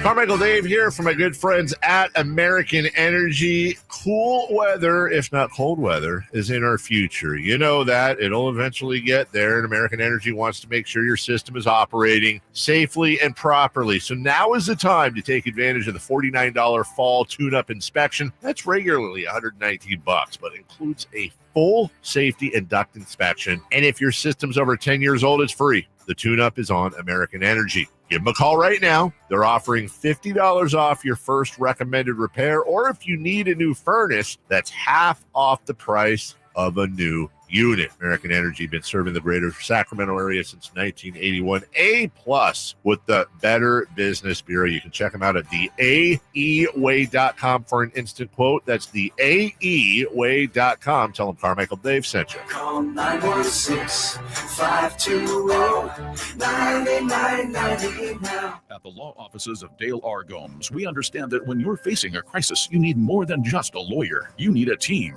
Our dedicated attorneys work together, combining decades of experience to guide you through personal injury or criminal defense matters with care and expertise. We're committed to supporting you every step of the way, ensuring your voice is heard and your rights are protected. With offices in Sacramento and El Dorado County, reach out to the law offices of Dale R. Gomes today, 916-999-9033, or online at dalegomslaw.com. This holiday season, create a fun and joyful memory for you and your loved ones. Come light the world and help those in need through the Giving Machine, November 16th through January 1st at the Westfield Galleria Mall in Roseville and in Modesto at Valley Fair Mall. Choose from local charities serving your community or from global charities worldwide. Come feel the Christmas spirit at the Giving Machine. Learn more at givingmachine.greatersacramentomodesto.org. Black Friday is on its way at Fasteners Inc. Tool Outlet, and there's no better place to shop for all your power tools. Low price Makita Bear tools starting at $89, Makita batteries starting at just $49, and many more of the year's hottest deals. November 25th through December 2nd. That's right, one whole week of crazy deals on power tools. So don't forget, our Black Friday sale will be November 25th through December 2nd. Check us out at 6701 Power Inn Road or online at fastenersinc.net. The Hagen Oaks Golf Super Shop is the only store in the world to be named the top 100 shop for 40 years straight. Yes, the only golf shop in the world. Hagen Oaks Golf Super Shop is your unsurpassed spot to find the hottest golf gear, best pricing, and elite expertise. Try any club on the shelf on the driving range for free and let our staff show you everything you need to look and play better. You love golf. The Hagen Oaks team loves golf too. Hagen Oaks Golf Super Shop, Fulton Avenue, Business 80. Learn more at HagenOaks.com or 916-481-GOLF. Old Spice Swagger Holiday Pack, perfect for a gift to treat yourself. 24/7 holiday freshness with daily use can smell your bestest. I'm gonna be smelling great all season. Old Spice scents just can't be beaten. Chock full of value, saving that green. Got the essentials needed to feel clean. Deodorant, hair, body wash, and spray. Celebrate your holiday the Old Spice way. Ho, ho, ho, ho, ho, ho, ho, ho. Okay, I have to tell you, I was just looking on eBay where I go for all kinds of things I love, and there it was. That hologram trading card. One of the rarest. The last one I needed for my set. Shiny like the designer handbag of my dreams. One of a kind. eBay had it, and now everyone's asking, ooh, where'd you get your windshield wipers? eBay has all the parts that fit my car. No more annoying, just beautiful. Whatever you love, find it on eBay. eBay. Things people love. The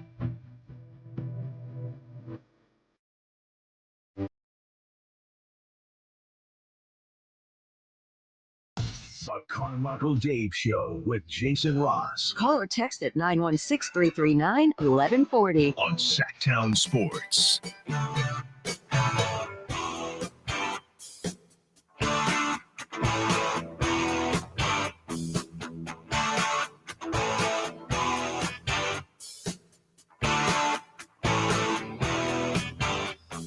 All right, back here on the show, Jason Ross, Christopher Laud, Carmichael Dave off this 3 days. We'll be off on Thursday and Friday for the Thanksgiving holiday. Our poll question that Chris put up on our YouTube, who had the worst day yesterday, the Kings or the 49ers? Early on, it was totally lopsided. Kings were dominating that. It's down to 60-40. Kings still leading that. But if you'd like to vote on that, you can go to our Sacktown Sports YouTube page. Hit that thumbs up button while you're there. We appreciate that. It's tough to give a thumbs up with the way things are going for both teams right now, but hopefully there'll be better days ahead. That's all you can hope for sure. Still to come, we will talk a little bit more about the Niners with Niners at 9. We got who's hot and who's not. Recap our 3 in the key for the Kings, Clippers, and Kings and Nets. But right now, let's do it. Let's get into 4 down territory. All right, so let's start us off, as we normally do, with first down. Chris, what do you got? Which individual had the best week in the NFL? Well, always there's choices, but let's play an audio version of who had the best week. In the pistol. He gives it to Barkley, who cuts outside. He's at the 40, the 50, the 40. He's going to go again. He's going to go again. Touchdown, Saquon Barkley. His all-time record, 72 yards. Saquon Barkley's final numbers yesterday for Philadelphia. Let's give the minor numbers, I guess. 4 catches, 47 yards. That's a good day. But even better, 26 rushing attempts, 255 yards. Lit up the Rams last night, scored twice. That 72-yard touchdown. Eagles are hot. Barkley's been amazing. And, Saquon Barkley had the best individual day yesterday. Second down. Which individual had the worst week in the NFL? Okay. Well, there is a injury to Gardner Minshew. That's not good. Losing your job and your season. That's a tough one. I was looking at the Giants, who continue to go through some brutal times there in New York. They knew it. They feeling it. And they're owning that. But I think the worst of the week,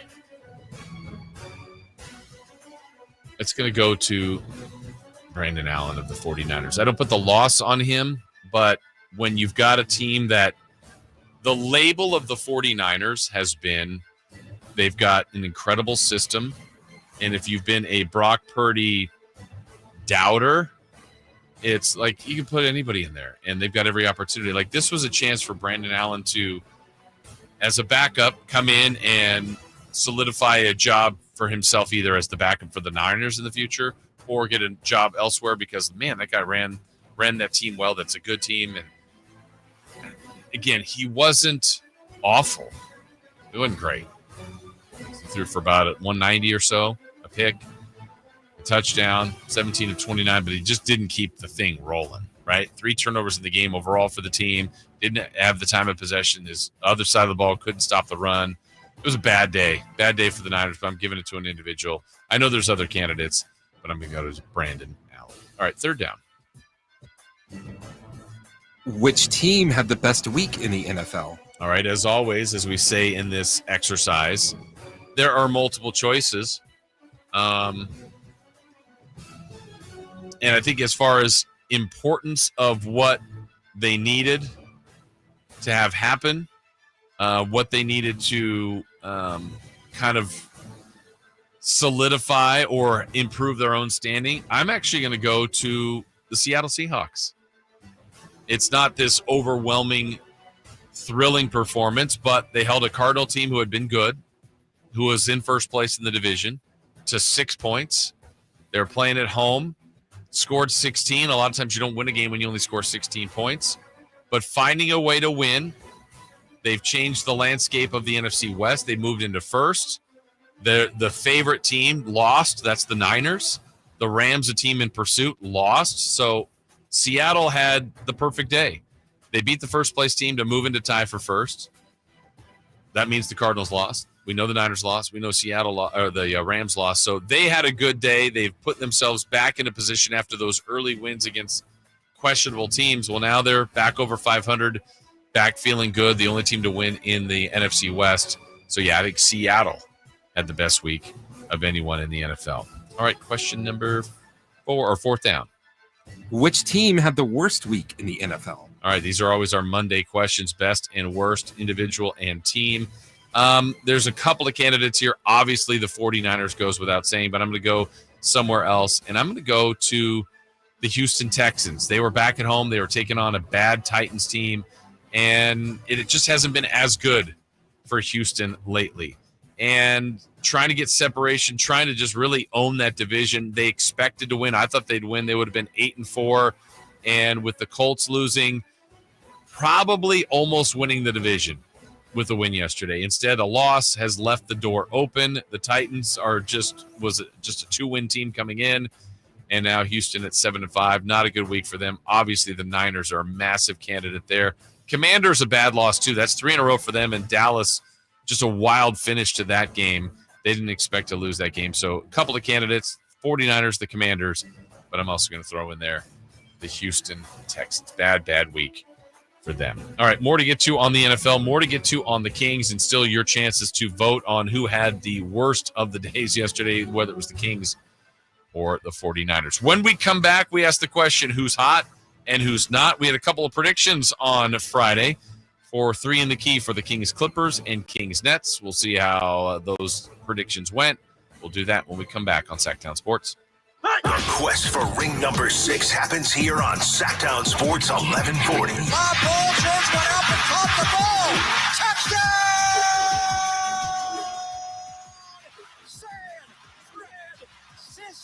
Listen on Sacktown Sports for all the 49ers action. Jennings went up and took it away. What a catch by JJ. He scored 3 touchdowns today. Quest for 6 lives here on your local sports leader, Sacktown Sports 1140. Welcome back to another exciting game day. Grab your rally towels, throw on your jerseys, cheer, shout, and save on your gas. That's right, sports fans win big on home game days. Score instant savings of 25 cents per gallon on Shell V-Power Nitro Plus Premium Gasoline with the Fuel Rewards program. And that's a victory for you and your tailgate team. Download the app, join the Fuel Rewards program today, and game on. Restrictions apply. Limited time. At participating Shell stations. For more details, visit fuelrewards.com. Hey, this is Greg Pop-Up. Are you working through a major insurance claim? SunPoint Public Adjusters can help. SunPoint prepares, presents, and negotiates your claim with the insurance company, working only for you, making sure you get everything you're entitled to, not what just some adjuster working for an insurance company thinks you should get. Call SunPoint today at 888-247-7865 or contact us at sunpoint.us. SunPoint Public Adjusters, the gold standard in public adjusting. License number 2N14884. The holidays are always a great time to get together with family and friends, but nothing beats the thrill of Stockton Honda's deals. During Happy Honda Days, find the perfect ride in person or online. With over 400 new Hondas ready to go, now is the time to buy at Northern California's #1 Honda dealer, Stockton Honda. Anytime, anywhere, it's all here. StocktonHonda.com. Number 1 claims based on 2023 total new and Honda certified pre-owned vehicle car sales from American Honda Motor Company. Sold on report. Whitey here reminding you that not all grills are created equal. Give your family a real treat. Bring out all the flavors of the upcoming holidays with the amazing Napoleon Prestige line of outdoor cookers. Napoleon grills that features other grills can't match. They're built different, built better, built to last, complete with a lifetime warranty. All made with premium steel that boasts absolute quality. Just because it's November does not mean we can't barbecue outside. Visit California Backyard now for your best selection of grills and Napoleon Grills accessories. Your gas light's on. We need to fill up. Gas around here is too expensive. Don't drive all over searching for the lowest prices. Just download the free Upside app and get cash back for every gallon of gas you buy. I've already made around $200. You can make that kind of cash back just for buying gas? I'm stopping now to download Upside and fill up my tank. Download the free Upside app to earn real cash back every time you buy gas. Cash out anytime your bank account, PayPal, or e-gift card. Download the free Upside app now and use promo code RADIO for an extra 25 cents per gallon cash back on your first fill up. That's promo code RADIO. How was your drive to school? Let me tell you, I had to get my iced coffee first. I just can't seem to put it down. My favorite rapper just announced a tour. My phone was buzzing like crazy. I'm so excited. I had to text all my friends right then to talk about it. Then someone started calling me and... Let's try that again. I turned my phone off right away. I never drive distracted.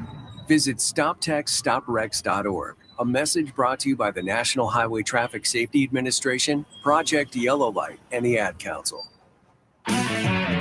If your passion is bass fishing, only one radio show has the action, information, and excitement of your favorite outdoor sport. Ultimate Bass, hosted by Tournament Bass Pro and California Outdoor Hall of Famer Kent Brown, takes you live to where the fish are biting every Saturday morning. Only Ultimate Bass feeds your passion with the latest news, products, tips, and advice from the pros. Ultimate Bass with Kent Brown, Saturday mornings at 5 a.m. on Sacktown Sports 1140, part of SEP's Saturday Morning Outdoors. It's Black Friday all month long at Sacramento Chrysler Dodge Jeep Ram. When buying a car, getting a good deal, it's kind of the easy part. Where Sacramento Chrysler Dodge Jeep Ram really sets themselves apart from anywhere else is the experience, from sales to service and everything in between. It's why so many people keep coming back to Sacramento Chrysler Dodge Jeep Ram. It's because it's the place where a handshake still means something. And if you've been wanting to experience that Jeep life, there's no better time than now. SacSuperstore.com, located off of Business 80 across from Hagen Oaks Golf Course. What's hot and what's not. Brought to you by American Energy Heat and Air, making the uncomfortable comfortable. Head to AmericanEnergyAir.com to find out more. What's hot? Yeah, hot. Real hot. And what's not? It's not good. Brought to you by American Energy Heating and Air, Sacramento's complete heating and cooling company and second opinion partner. All right, it is time to find out who is hot or what is hot. So, Chris Verlade, that's your area of the show. Who is hot? Let's find out. Saquon Barkley. Yes, he is. We were just talking about him. He's the first NFL player to have 500 or more scrimmage yards over a 2-game span since Saquon Barkley? Walter Payton in November of 1977. Really? Yeah. Okay. Saquon, I think we had this question a couple weeks ago about Derrick Henry. Could he get to 2,000 rushing yards? Well, Derrick Henry's been bypassed here by Saquon. Saquon's now at 1,392 rushing yards with 6 games to go. So that 2,000-yard club's pretty exclusive. Good for Barkley. He's a fun player, and I know he had some injuries there with the Giants, but man, in Philly, what a rebirth, I would say. I mean, he didn't really drop down in level of talent. It's just on a better team, and he is thriving, and while the Giants are just falling apart. All right, that's who's hot. Who's not? Manchester City Football Club. They lost 4-0 to Tottenham on Saturday. That is their 5th loss in a row. It's the first time that a top-flight champion lost 5 games in a row in all competitions since Chelsea in March of 1956. Okay, so we do this. Also, a end to their 2-year home winning non-losing streak. So we did this stuff today. We're talking about the Niners. We're talking about the Kings. Chris, if you were hosting a show or a podcast or a post game, like, what's wrong with your team? All of their defenders are hurt. They're getting old and running into some bad luck, and they can't score. So injuries, roster construction, poor offense, and age. Sounds like somebody. Okay. I'm sure they have that. They obviously are. There a ton? Do you listen to podcasts about your team? Oh yeah. I listen to. Oh yeah, which is the one that Jay's on? That his intro, his voice is on. Yeah. It is. I'm drawing a dumb blank now. Noisy Neighbors. Noisy Neighbors. Is that strictly about your team, or is that about soccer in general? Oh no, it's about my team. It's one of those ones like, because a lot of them are like, everything is super serious and this really is important stuff and this really matters, and they're like just a couple of guys that are fans that are having fun. Yeah, which is a nice fun. Yeah, which make fun of the team when they're doing bad. Which you like? Like, who would do that? Who would make fun of the team when they're losing? Ever play different sound effects to ever do that? Even talk about that? Nobody would do that. By the way, if you missed Kings Rewind, you can go back to Sacktown Sports and see what we did. See what Chris did really earlier today. All right, so that truly is a team. Like, I can't play my sound effects if you're not there writing the soliloquy of the Kings. Fortunately, losses. Yeah. I know. So are you excited or nervous about next Monday, a week from today, when we have our first, I want to make sure it's got to be right. Our first supersized Kings Rewind. I think it's going to be a recap of 3 games, because Wednesday the Kings play. Wednesday they have Minnesota, Friday Portland, and Sunday San Antonio. So we're going to have a 3-game rewind next Monday. Ready for it? I don't know. That's the first. That's the first time we'll have had that. So we'll see how that goes. All right. Let's recap some predictions that happened on Friday with a little look back at our 3 in the key. Now, you were not here. I was not here on Friday. We explained that earlier in the show if you missed it. But Dave was here. Kyle was here. And they made predictions. I already see one here that makes me laugh. Not necessarily the prediction that was made, but the inconsistency of the prediction. We'll explain in a moment. For the Clipper game, the first category that was asked about was DeMar DeRozan's points, rebounds, and assists. Remember, he was making his return. Dave predicted 24-4-2. Kyle 21-6-3. DeRozan went for 16 points, 6 boards, and 2 assists. So I guess Kyle was closer there. The question was asked total points scored in the game. Dave said 230. Kyle said 240. Remember they had that classic a couple years ago, that overtime game that was one of the highest scoring games in history of the league. Well, they combined for 192. So they were both way off, but Dave was closer. And then the random stat, Dave said Sabonis would have a triple-double. Sabonis went for 24, 15, and 4, so missed out on the assists. Kyle said the Kings would shoot 90% free throw shooting versus the wall. That's the Into a Dome fan section that they have there. Well, I don't have any way to prove it, but I don't think the Kings did because they only shot 17 of 24 for the game. I didn't know some of those were going in the direction of the wall. So that is the first game of predictions. I do like how Kyle set that up for you. Yeah, exactly. I'm like, I have no idea. I guess I was watching the game and here for the game, but I don't remember that. All right, so let's now do the recap for Kings and Nets.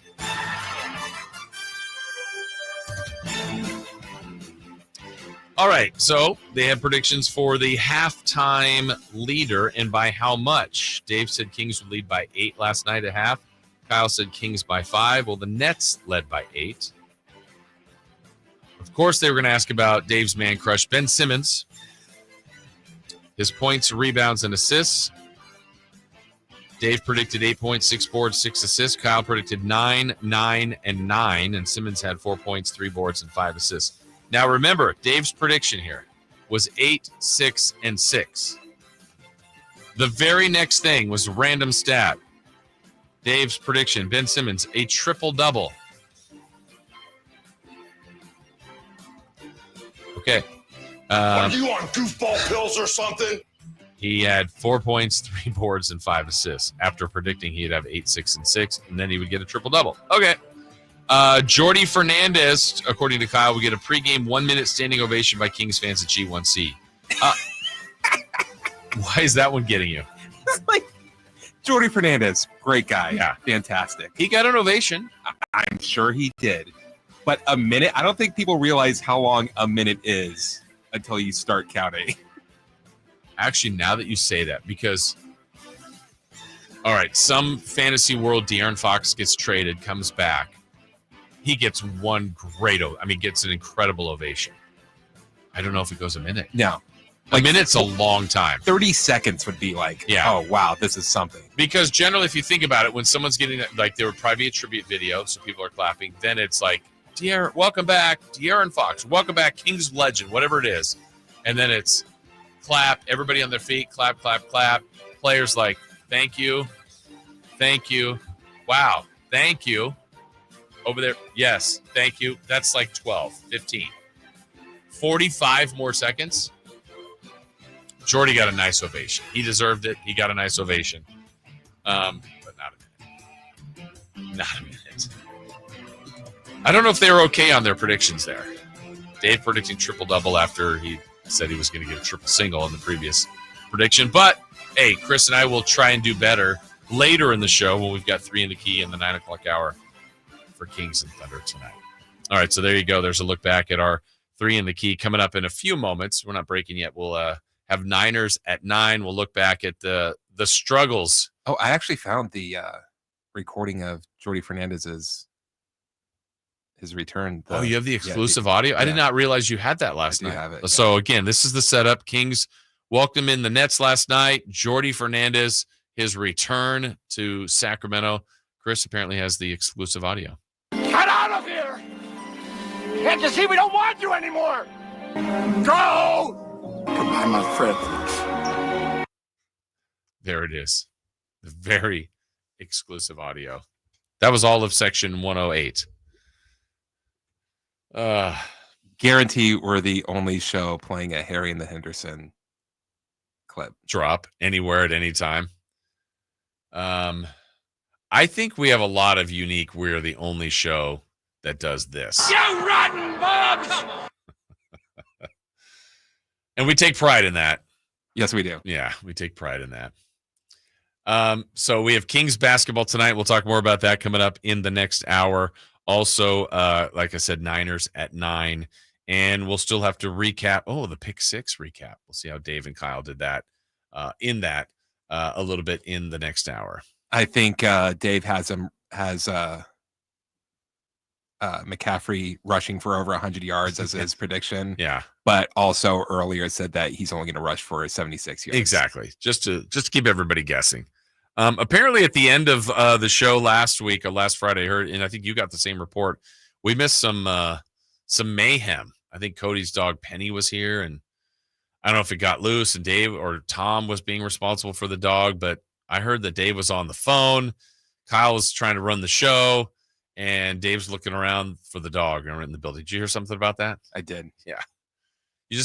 Chris, you and I leave for a day or a couple days, and just mayhem breaks out. It's like that Community gif where he shows up with the pizzas and the whole house is on fire. But it's good to have you back. Glad you got, I guess, technically some time off. Hey, Saturday, I did not have any calls or texts, so that was really good. Yeah. I should have called you. I didn't have anything, but I should have just called you. Nothing yesterday, too? Or did you have something yesterday? Oh, yeah. Oh, yeah. Yeah. So much for vacation. I'll tell you this. I did have, I go on the yearly golf trip. Usually it's around April or May.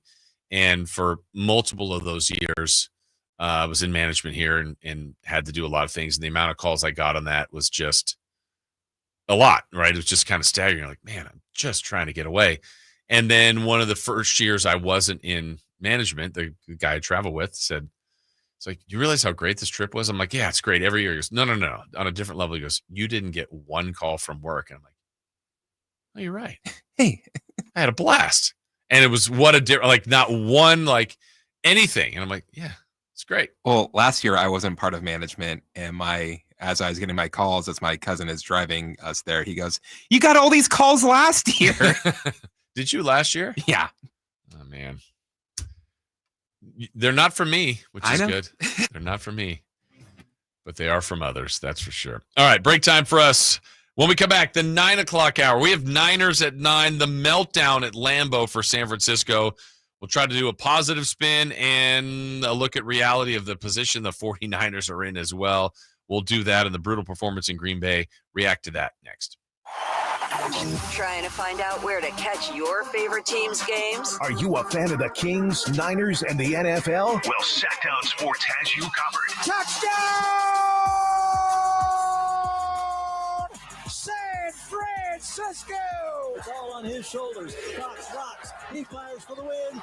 He's got the triple. Catch all your Kings, Niners, and NFL games all year long on Sacktown Sports and SacktownSports.com. Welcome to TGL presented by SoFi. Golf's newest league, live on ESPN and ESPN Plus. It's 2 hours of hammer dropping, overtime forcing, layoffs on the line. Golf, Tiger, Rory, and more of the best from the PGA Tour split into 6 teams. Learn more at TGLGolf.com and tune into the inaugural season beginning January 7th. Keep up, it's golf. At the Home Depot, the holidays have arrived. And so is all my family. So I'm working on keeping up with the laundry. The Home Depot is here to help with Black Friday savings up to 40% off select appliances. Spend less time doing laundry with smart, efficient appliances from Samsung, ranked #1 in customer satisfaction. Perfect. Less laundry time means more family time. Get Black Friday savings now with free delivery and financing on select appliances at the Home Depot. Visit jdpower.com/awards for more details. Offer valid November 6th through December 4th. U.S. only. See store or online for details. Welcome to TGL presented by SoFi. Golf's newest league, live on ESPN and ESPN Plus. It's 2 hours of hammer dropping, overtime forcing, layoffs on the line. Golf, Tiger, Rory, and more of the best from the PGA Tour split into 6 teams. Learn more at TGLGolf.com and tune into the inaugural season beginning January 7th. Keep up, it's golf. Black Friday savings on now on the all-new 2025 Silverado at Maida Chevy. With $8,000 off MSRP after rebates, every new 2025 half-ton LT, RST, LTs in high country in stock at Maida Chevy. Maida Chevy has one of the largest selections of new 2025 2025 Silverados in the Sacramento area. $8,000 off new 2025 Silverado at Meta Chevy. Now that's big, huge. MetaChevy.com. Together, let's drive. Not available with special financing, leasing, and other offers. Ends 12/1/24. Source internet search 11/2/24. It's Capital Casino, Sacramento's #1 poker room. And guess what? Primetime football is back. Capital Casino is giving away $500 per game in high hand bonuses for every Sunday, Monday, and Thursday night primetime game. As always, offering the best food, the best service, and the best action with the most variety of games in the region, conveniently located in downtown Sacramento. So check them out, Capital Casino, and always remember to gamble responsibly. 1-800-GAMBLER. Time to gear up. It's the Black Friday and Gold Saturday open house event at Roseville Power Sports. Located at 360 North Sunrise Avenue. We're your home for the best deals on Can-Am side-by-sides, ATVs, and Ski-Doo snowmobiles. Now's the time to save thousands on a brand new Can-Am or Ski-Doo. And check out the all-new Can-Am Maverick R with an incredible 240 horsepower. The Maverick R is built to conquer any terrain, bringing unmatched power and excitement to your off-road adventures. Plus, save 30 to 50% on accessories. Helmets, jackets, gear, everything you need to ride in style and safety. This Black Friday and Saturday only. And it's not just about the savings. It's an open house event you won't want to miss. Join us for food, prizes, and more this Black Friday. So head to Roseville Power Sports this Black Friday and Gold Saturday from 9 a.m. to 6 p.m. And let's kick off the holiday season with incredible deals and tons of fun. Some restrictions apply. See store for details. Offers valid on 2024 and prior product while supplies last. Happy holidays from Roseville Power Sports. Get year-end pricing during Happy Honda Days at Folsom Lake Honda, your one-stop Honda shop. Folsom Lake Honda is your one-stop Honda shop for great pricing on our entire selection of new CRVs, HRVs, Ridgeline Civics, and Accords. Plus, with low finance and lease options, now's the time to buy. Hurry in and save during Happy Honda Days at Folsom Lake Honda, or go to folsomlakeHonda.com. Folsom Lake Honda, yeah, your one-stop Honda shop. All guests come to you from the Folsom Lake Honda hotline. Folsom Lake Honda, your one-stop Honda shop. Your local sports leader in the 916. KHD1 Sacramento, KYMX HD3 Sacramento. From the Power Business Technology Toshiba Studios, Sacktown Sports 1140. The Carmichael Dave Show. He's on the microphone when he's not on the microphone. He's playing a song, and when he's not playing a song, he's on the microphone. And then boom, with Jason Ross. No, he didn't. Yes, he did. Call or text at 916-339-1140. It's the Carmichael Dave Show with Jason Ross on Sacktown Sports.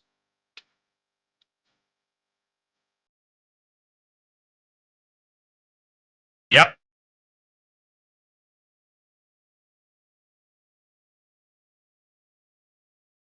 Well, everybody's talking about the 49ers. It is Niners at 9. We still have that poll question on our YouTube.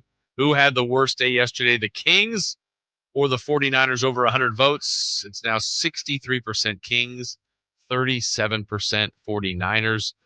For those of you that chimed in and shared opinions on that, most of them thought Kings because they were the favorite team.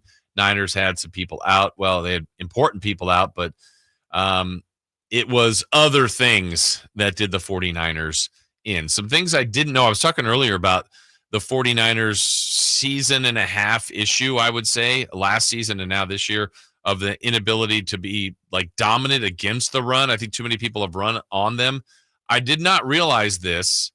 As far as the way the numbers shook out, Josh Jacobs ran for over 100 yards. He became the first player in the past 55 regular season games to rush for over 100 against the Niners. It was the longest a team had gone without allowing a 100-yard rusher since 1955. But Justin Fields ran for 103 the last time in the regular season. That was for the Bears in that rain-soaked game. Oh, no, wait. See, that wouldn't have been that one. That was against 49ers on Halloween of 2021. Aaron Jones did rush for over 100 against the Niners last year in the playoffs. We're talking about regular season. Jacobs was great. Niners couldn't stop him, and he just continued to have big play after big play. Love takes handoff. Jacobs into the left side of the line, fighting his way, end zone, touchdown!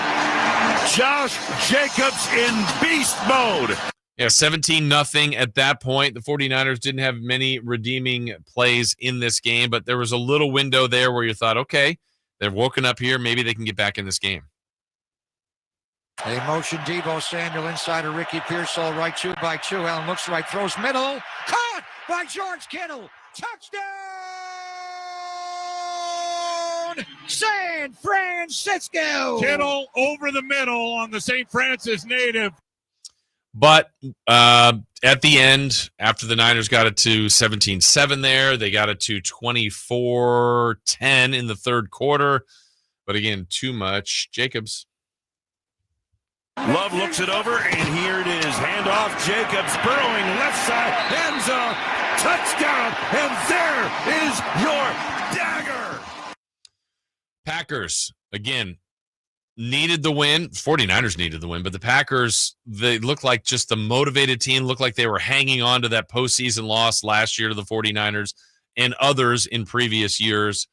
And back at home, looked good, took advantage of what the Niners were missing out on. We know that Purdy didn't play. Trent Williams, just go down the line. Bosa, some high-level, very important pieces to the puzzle were out, but Kyle Shanahan didn't want to hear that. I'm really not concerned right now about how many guys we missed today. We didn't play good enough, so that's not a factor. But when you are missing some guys, you do have to be better. And when you have those penalties, when we didn't stop the run like we did, and having those 3 turnovers in the second half, that's how you get embarrassed. Yeah, those penalties and the turnovers, the 3 turnovers led to 21 points that the 49ers gave up. And, this was, like I said, a revenge from the year ago, from the divisional playoffs a year ago. And for Kyle Shanahan, just a rough day at the office. Offense got an opportunity to get going. They gave us an opportunity to get back in the game. And then to have those 3 turnovers, that all 3 led to touchdowns with 21 points. That's how you get embarrassed. So let's look at the big picture now for the 49ers. 5-6 in the game. The 3 turnovers that Kyle Shanahan alluded to. 9 penalties, a problem. Missed a lot of tackles. And now it's playing from behind, not only in the game, but on the standings, on the schedule. The Niners will have another road game this week. And by the way, Matt Barrows normally joins us every Monday at 9 for Niners at 9. We'll have him tomorrow at this time slot. Matt Barrows will join us. But they go to Buffalo. And a little bit like the Kings. I mean, there's so many common themes here between the two teams. The Kings tonight are back in action, taking on a much better team in OKC, trying to get right. The 49ers are taking on a very dangerous and hot Buffalo team in Buffalo. Sunday night football next weekend. I don't know what the weather will be. I don't know what reinforcements will come back. But this team is not dynamic like it has been. When you look at them, when you watch them on a weekly basis, and I'm guilty of this. I thought this team would get to the Super Bowl again. I liked their roster. I think a lot of people thought this could be as good of a roster as they've had. And there were signs early in the year while McCaffrey was out and Mason was running so well. It's like, man, just imagine when Christian McCaffrey comes back. Imagine some of these red zone issues that have been out there.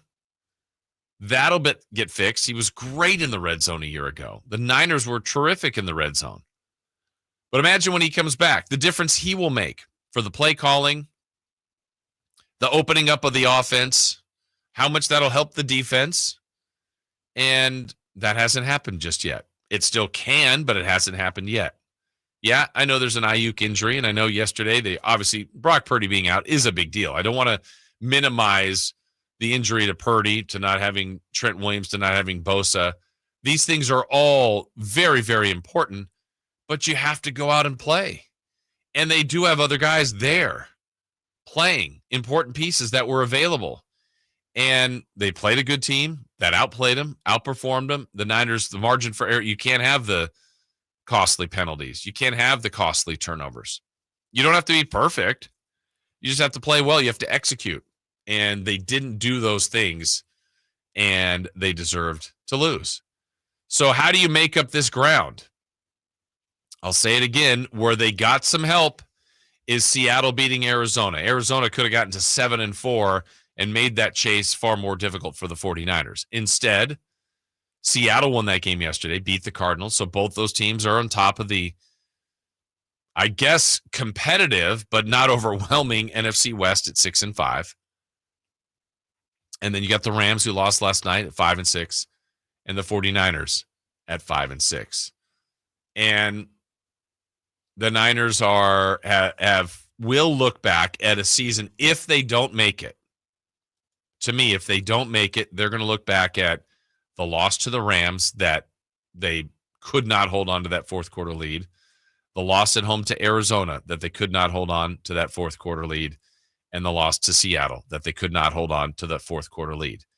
Sounds like 3 games that they could have won. They were all division games. You're giving every one of those teams another loss, and you're getting 3 more wins. You can't switch it this way, but if they did, we're talking about a team that's 8-3 in first in the division, and probably, and you give everyone else another loss,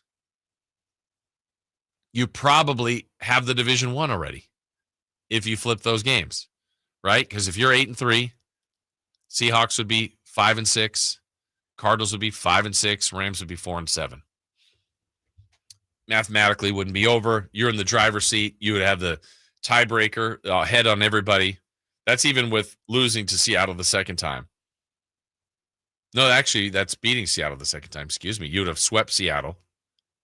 You'd still have another game with the Cardinals, still have another game with the Rams. Just totally in control of the division. And then you could kind of understand the other losses. You go, okay, so they lost to the Vikings. That they got outplayed that first game. The other loss would have been to the Chiefs, okay, one of the great teams. And then yesterday. And maybe yesterday doesn't happen, maybe it does, but all right, you're playing, those are good teams. But now still ahead, you go to Buffalo this weekend. You have 2 home games in a row after that, Bears and Rams. You have to go to the Dolphins. You have the Lions and the Cardinals. The wiggle room isn't really there for this team. The margin for error is so narrow now, and they're going to do as much about their own play, but scoreboard watching. They're going to need help from the Rams and from the Seahawks and from the Cardinals, and that's the position the 49ers have put themselves in. And when you're a team like the 49ers, and we know the NFL can change quickly season by season, but they've got a huge decision coming up on Brock Purdy. I still think they've got to make that one and sign him and pay him. But when you've got some other older, experienced players that if you finish this season without a postseason appearance, when you were thinking about getting to the Super Bowl, are there even bigger, grander changes that this team and organization has to make? If I'm in that chair, if I'm in the decision-making spot, I don't do anything with Kyle Shanahan. I know some of you might. I would leave Lynch around. They've got the equity in my mind. They've got the leash to run it back and try again if they miss the playoffs. But now everybody's on watch, right? If that's the case. If you miss the postseason for what many believed was a Super Bowl roster, so that's underachieving even if there's been injuries. Maybe the benefit of the doubt is their past winning and the injuries, but the leash would get very, very short. And watching how good Detroit has become, Philadelphia, the up-and-coming teams like the Commanders right now and a few others, Minnesota, Green Bay, all being very good. The 49ers can fix it, but they better get to work quick because it can also continue down this road, and maybe you're looking at a 7-win team out of nowhere, right? I mean, I don't think so, but it's possible. It's definitely possible. We're going to ask some of those questions and thoughts to Matt Barrows tomorrow at 9 when we come back. Some more other NFL games to look at from yesterday's Week 12 action. Another game tonight. We got what to watch coming up and 3 in the key for the Kings and Thunder. Plus, we look back at the predictions made in Pick 6. We'll do all that coming up on Sacktown Sports. The NFL's leading rusher plays here. The handoff to McCaffrey, walks in the end zone. Handoff to McCaffrey, takes it right down to the goal line. He does his thing again. McCaffrey goes in motion right. Backwards pass led by Juszczyk. A block there. Hurdle Folsom in. 10-5. Touchdown. CMC. You can hear all of Christian McCaffrey's touchdowns on your home for 49ers football. Sacktown Sports. Lowe's knows you want to get even more value for the holiday. That's why as a My Lowe's Rewards member, you get new member deals on holiday decor, tools, and more. And you earn points when you shop. More points equal more rewards to help you save on holiday and more. Not a member? Join for free today at Lowe's.com/MyLowe'sRewards because Lowe's knows deals. Program subject to terms and conditions. Points are awarded on eligible purchases. See Lowe's.com/terms for full details. Subject to change. Shop Dell Technologies Black Friday event for their lowest prices of the year.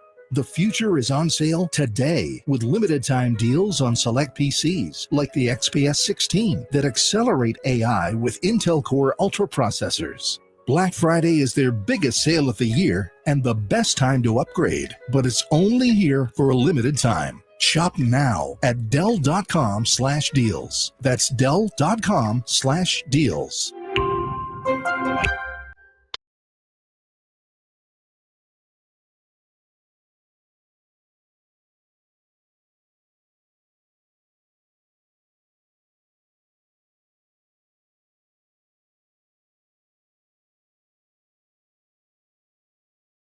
The Carmichael Dave Show with Jason Ross Call or text at 916-339-1140. on Sacktown Sports.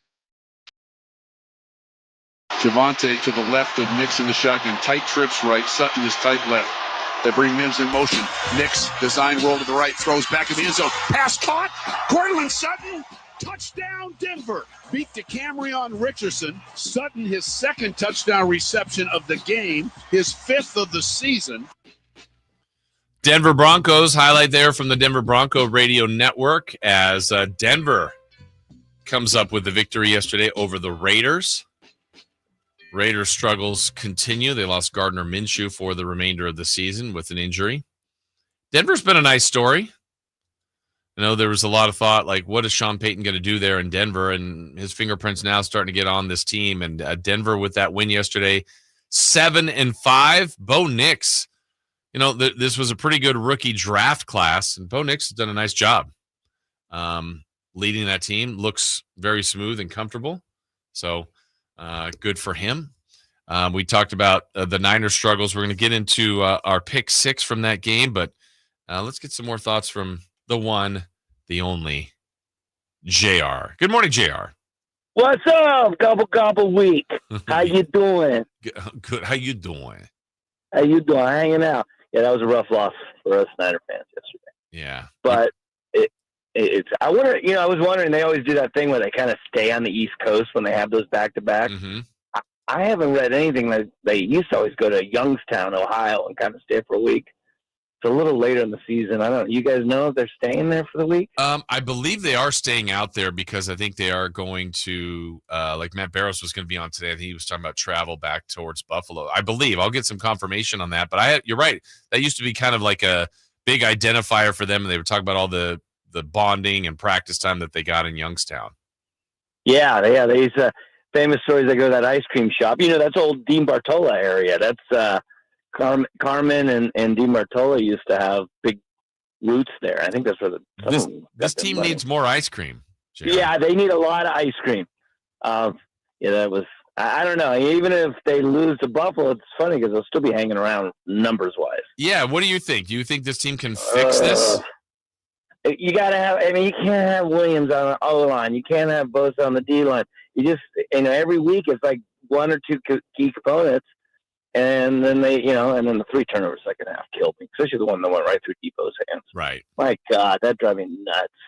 I don't know. It's one of those things NFL's funny. Last year they won a bunch of games by a couple points, had a great season at the end. This year that they just can't finish, and they've lost a few games by only a handful of points. I don't know. Maybe that's why it's called professional football. What do you think? That's why they call it that. You're right. They do. They put a term on it. I will say real quick, though, college football. Went to see your boys, Sac State, play Davis Saturday. You were there? Oh, yeah. That was a blast. You didn't. I knocked on the glass. Oh. Actually, you can't get up there. That top row there, they kind of got it locked off. I was like, oh, I wonder if I can go up there. I'm not going to go up Yeah, they try to keep, especially for you. I called ahead. I said, yeah, watch out for this guy, JR. I gave them your picture. That was a great game, a surprisingly great game. It was very good. It was a controversy catch in back end zone by Davis. But, yeah, that was a lot of fun. And it was funny because I was wearing my Cal Poly shirt with my Sonoma State hat. So I was totally out of So you're confused. my element. I was totally – well, I mean, as a Sonoma State football graduate, I haven't lost since 94, and I remind that of all my Davis people, especially the ones that ran the fumble Ruski on me back in 91. Never forget. But, hey, college football this year, real quick, is going to be super cool with the playoffs. Whether you like those teams or not, I'm so excited to see where this all shakes out and get the extra week of football. I don't think I'm going to turn off football from basically December 20th through January 30th. I think that's a good thing. It's going to be a great thing. My wife might leave me, but it's going to be a lot of fun. Now she'll finally have that reason. Thank you, JR. Appreciate that. Yeah, 7 of the top 20 teams lost in college football this week. That sounded very normal of a call for JR. I know. Is he okay? Was that really JR? He called in. Did that sound really like him? Man. Yeah. Hope he's okay. Yeah, exactly. Yeah, he was talking about the Causeway, the controversial, I guess there was a controversial catch. What's so funny is, you know, a bunch of people asked me because I was doing the game on TV, like, what did you think? Was that really a catch? I said, I don't know. I was literally looking at every replay that we had. We're airing it. I'm saying it. I'm like, actually, I think I said on the air, I don't think it was. It was ruled a catch, and then they called it stands. And so that's the way it was ruled. I mean, there's no other way to change it. But that's what I don't think. Like, if it's taking you that long to try and figure it out, then do you really know for certain? Yeah, talking to a few people after, even kind of with the replay, they thought they could see like some pebbles drag across that sport turf, and like maybe when the catch was made, the toe might have gotten down. Well, if that's what they saw and it was ruled a touchdown, I think we were told too, if it was ruled incomplete, they would have stayed with that. That's why the call stood. Would have liked to seen it done differently. I don't know if the outcome would have been any different, but certainly turned out to be a great Causeway Classic. That, I think, is what people don't realize with replay, which I do believe it hurts, is like a lot of times the referee will decide on making their decision based off of like a score of that. And if one of those things, if we're wrong, we could go back and take it away. Right.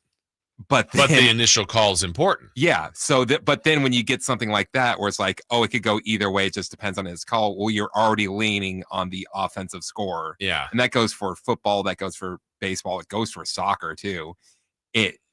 So you're already giving advantage to the offense. Right. I know you said you saw part of the game at the very end. Did you see that play at all? I didn't see that play. Yeah. I mean, it was, I think it was the fourth quarter, but yeah, definitely a big play in the game and part of what helped UC Davis get a win and propel their season into, they were going to the postseason already, but they locked up that 5 seed and they're going to do some damage likely coming up in the college football FCS playoff. All right, let's look back at some predictions that Dave and Kyle had for our pick 6 on Friday. So these were 6 predictions for the 49ers-Packers game. The first question that was asked, who would score first for the 49ers? Who would get their first score? Dave said CMC. Kyle said Moody. And it was George Kittle. Kittle was the first one to score for the 49ers. CMC yards on offense, so total yards for CMC. Let's see. Dave said 124. Kyle said 101. Christian McCaffrey had 31 yards rushing, and he had 37 receiving for a total of 68. So Kyle was a little bit closer there. Josh Jacobs' yards on offense. Well, Jacobs ran for 106 and no catches. So 106 was his total number. Dave said 155. Kyle said 116. So Kyle's closer there. Leading receiver for the 49ers and for Green Bay. Let's see. Dave said Jennings, and Kyle's Green Bay receiver was Watson. And let's see. Jennings, nope. It was Kittle that had the most receptions, and Watson, I don't think he had a catch yesterday, did he? No. Romeo Doubs was their leading receiver. Final score, Dave said 31-20 Green Bay. Kyle said 24-20 Green Bay. It was 38-10, so Dave's a little closer on that. And then last one, Dave's going to stick with this one. Juszczyk touchdown. Well, the Niners only had one. It was to Kittle. And 49ers blocked field goal was Kyle's prediction. But rough day on the predictions and a rough day for the 49ers overall. So 38-10 was the final. Some other notes from the NFL, some other highlights of the day. The Cowboys. Did you see the one on social media I thought was interesting? Some people, I guess I wonder why people do certain things, Chris, but there is a market for everything. I remember at the beginning, watching, what was one of the first things that YouTube really blew up on? It was like kids were watching other kids open gifts. And that was like a really big thing. And I'm like, why would you watch someone else? Actually, for me, the big one was the auto-tuning the news type of thing. Oh, yeah. And then now there's just so many other things. And it's almost like we all become voyeurs. You watch other people. So did you see the social media thing where there was, and I don't know, maybe it was somebody famous, pardon me, I saw it really briefly, but it was someone watching the Cowboys Commanders game. And I think the phrasing is like when you give up on your team too early. And it was the kickoff where the Cowboys fumbled the kickoff and the guy went back to go get it. And the guy who's watching, so it's a split screen. You see the game and he's like, oh, come on. And then he just walks off from his viewing chair. And before long, the Cowboy picks it up, does that 360 move. Turpin goes down the sideline. And they're like, he could go. And then you see just like his head pop back in the screen. It's like, what? But yeah, that was a pretty amazing moment. And here's how it sounded. Fields the kick. Deep dances and running it out. Left to the 30, to the 40, to midfield. Turpin's got the Jets going. 10-5. Touchdown by the league's leading kickoff returner. And everybody's hanky is in its pocket.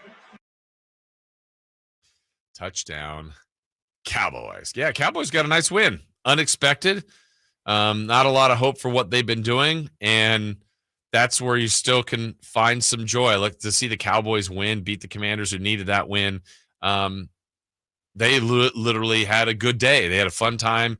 A team that only had 3 wins coming in really enjoyed themselves. You had the Bucs looking good against the Giants. That was no surprise. Dolphins get to 5 wins, trying to do something there in the AFC. They may be too far behind.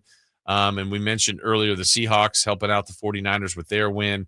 I still think one of the better games of the weekend actually was Thursday, that snow game with the Steelers and the Browns. That ended up being a bad loss for the Steelers, but that was a fun game to certainly check out. All right, still to come here on the show. We've got our 3 in the key for Kings and Thunder tonight. Chris and I will make some predictions for that. Also, what to watch ahead, and we'll wrap up the show. Final segment, Alan Stiles will come in.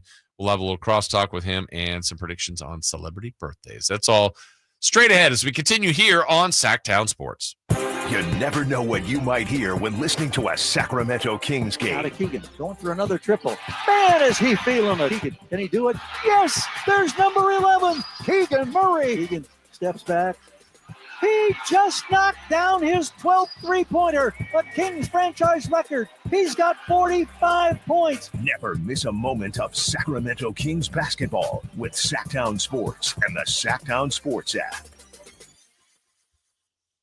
Well, we know the holidays are here, and it can be tough for some, but don't be afraid of your past this upcoming holiday season. And here's what you can do to help that out. You can get an expungement. That can help. That can help you get a job.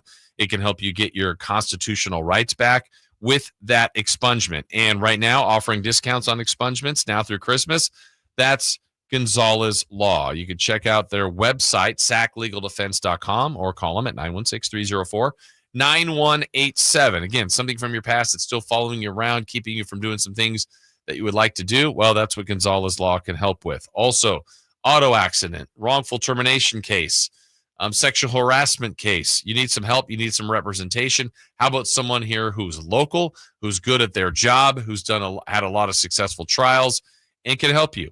Someone right here in our market that you can call and wants to represent you. That is Jonathan Gonzalez and his law team and law offices right in the heart of downtown Sacramento. He cares about the results. He cares about you. So again, go to saclegaldefense.com or call him at 916-304-9187. Sacramento weather is brought to you by Folsom Lake Kia. I'm Tamara Berg in the KCRA 3 Weather Center. It is Monday, Out the door, we will see a mix of everything today. Sun, clouds, and a few scattered showers. Rain's going to be on the lighter scale. We'll have a little bit of a southeast breeze this afternoon with highs peaking in the mid-50s.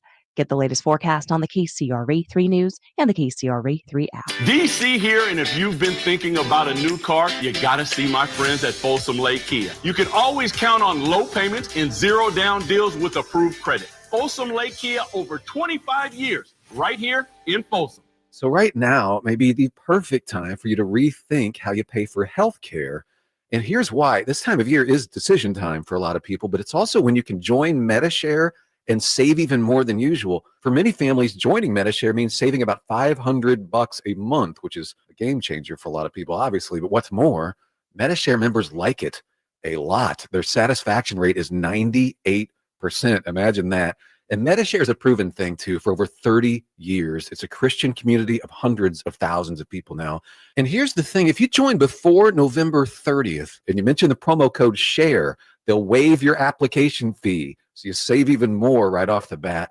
I'll give you the number here in a second, but just call and you'll get a price within 2 minutes. And again, the deadline is November 30th. So call now and you'll save even more. Here's the number: 877-26-BIBLE. That's 877-26-BIBLE. 877-26-BIBLE. Welcome back to another exciting game day. Grab your rally towels, throw on your jerseys, cheer, shout, and save on your gas. That's right. Sports fans win big on home game days. Score instant savings of 25 cents per gallon on Shell V-Power Nitro Plus Premium Gasoline with the Fuel Rewards program. And that's a victory for you and your tailgate team. Download the app, join the Fuel Rewards program today, and game on. Restrictions apply. Limited time. At participating Shell stations. For more details, visit fuelrewards.com.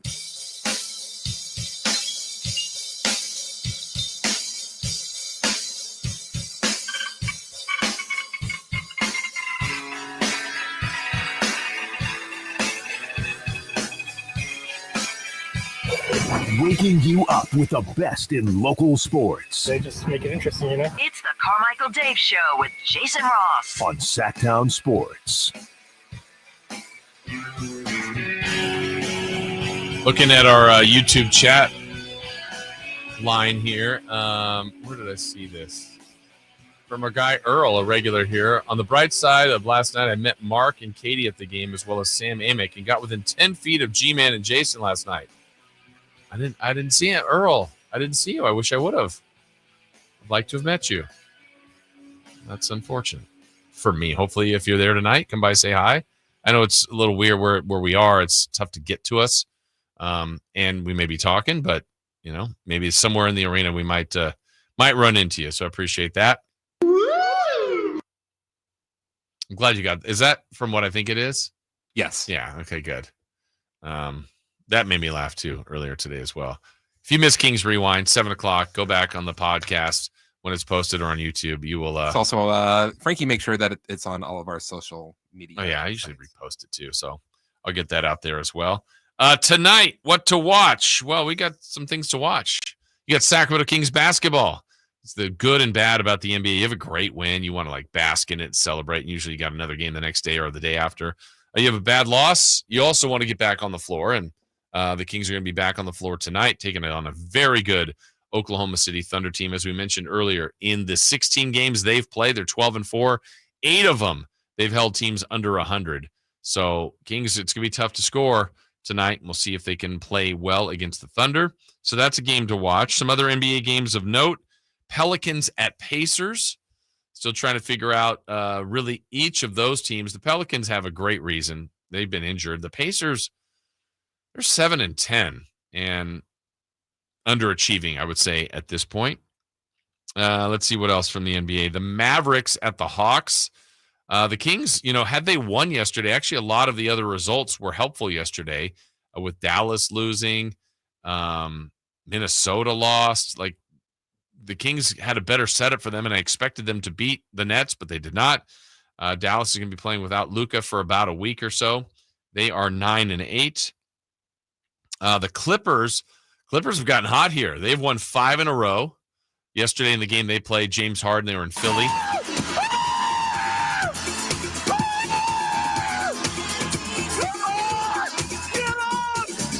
We were just checking in with Steve Ballmer. That is live action of Ballmer right now as we speak. Yeah, we've got a live camera on him 24/7, At so all we can go to times. that at any time. Yeah, I might check in a moment because I know we can't consistently stay that hyped. The Clippers won yesterday, 5 in a row. They're 11-7. They played the Sixers, and James Harden got booed every time he touched the ball, but he had a big game. Okay, I'm sure he's calmed down. So, Chris, can we check in? Let's check in again with Clippers owner Steve Ballmer.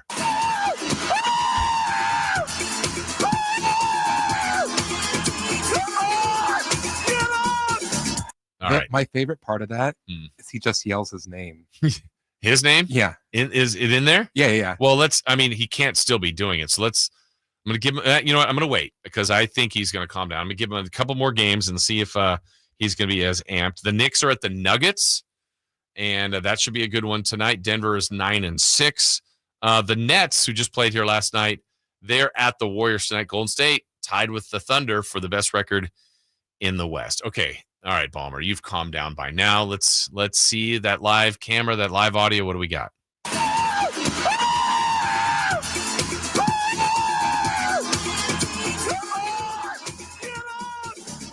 Wait, what did he say? I'm here? I want to say I thought he was saying Ballmer. Let's rerun it.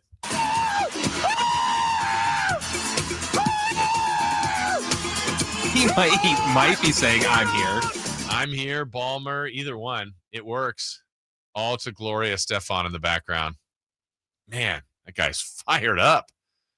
Imagine if they win again. All right. Also, Monday Night Football tonight. You've got the Ravens at the Chargers. That'll be a good one for sure tonight. Looking forward to that one. The Harbaughs battling each other. Greater Harbaugh, Chris, Jim or John? Jim. Jim's the greater Harbaugh? Mm-hmm. Who's the one? Okay, driving cross country from here to New York, you want to go with Jim or John? Jim. Still Jim. Yeah. Why? He's in Detroiters. Because he's in Detroiters? Yeah. I want to ask, what was that like? What was Tim Robinson like? What was Sam Richardson like? That gets us to Nevada. Did you think that you were going to be on any other episodes? Have you really played football bowling before? That gets us to Nevada. But that's a good start. I think John might be incredibly normal, but that might be Jim's interesting. Yeah, like all I want to do is just ask him questions the entire time. What was Saved by the Bell like? Did you want to be on the regular Saved by the Bell? Are you a little upset that you were on the college years? Yeah.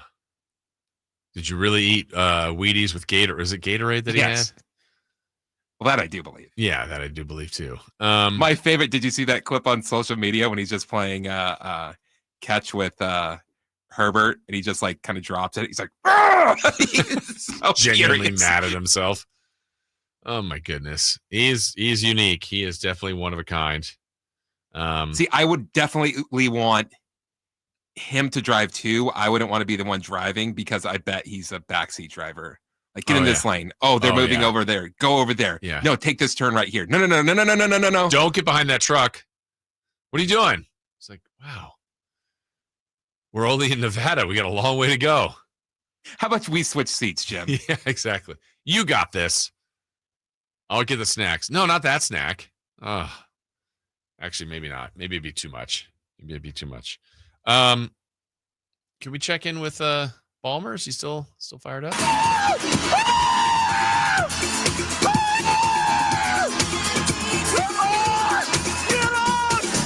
That guy is amped.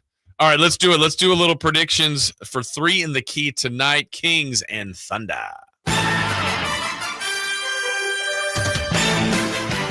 All right, when I'm thinking of this game, I'm thinking of 2 of the best point guards in the league, SGA versus FOX.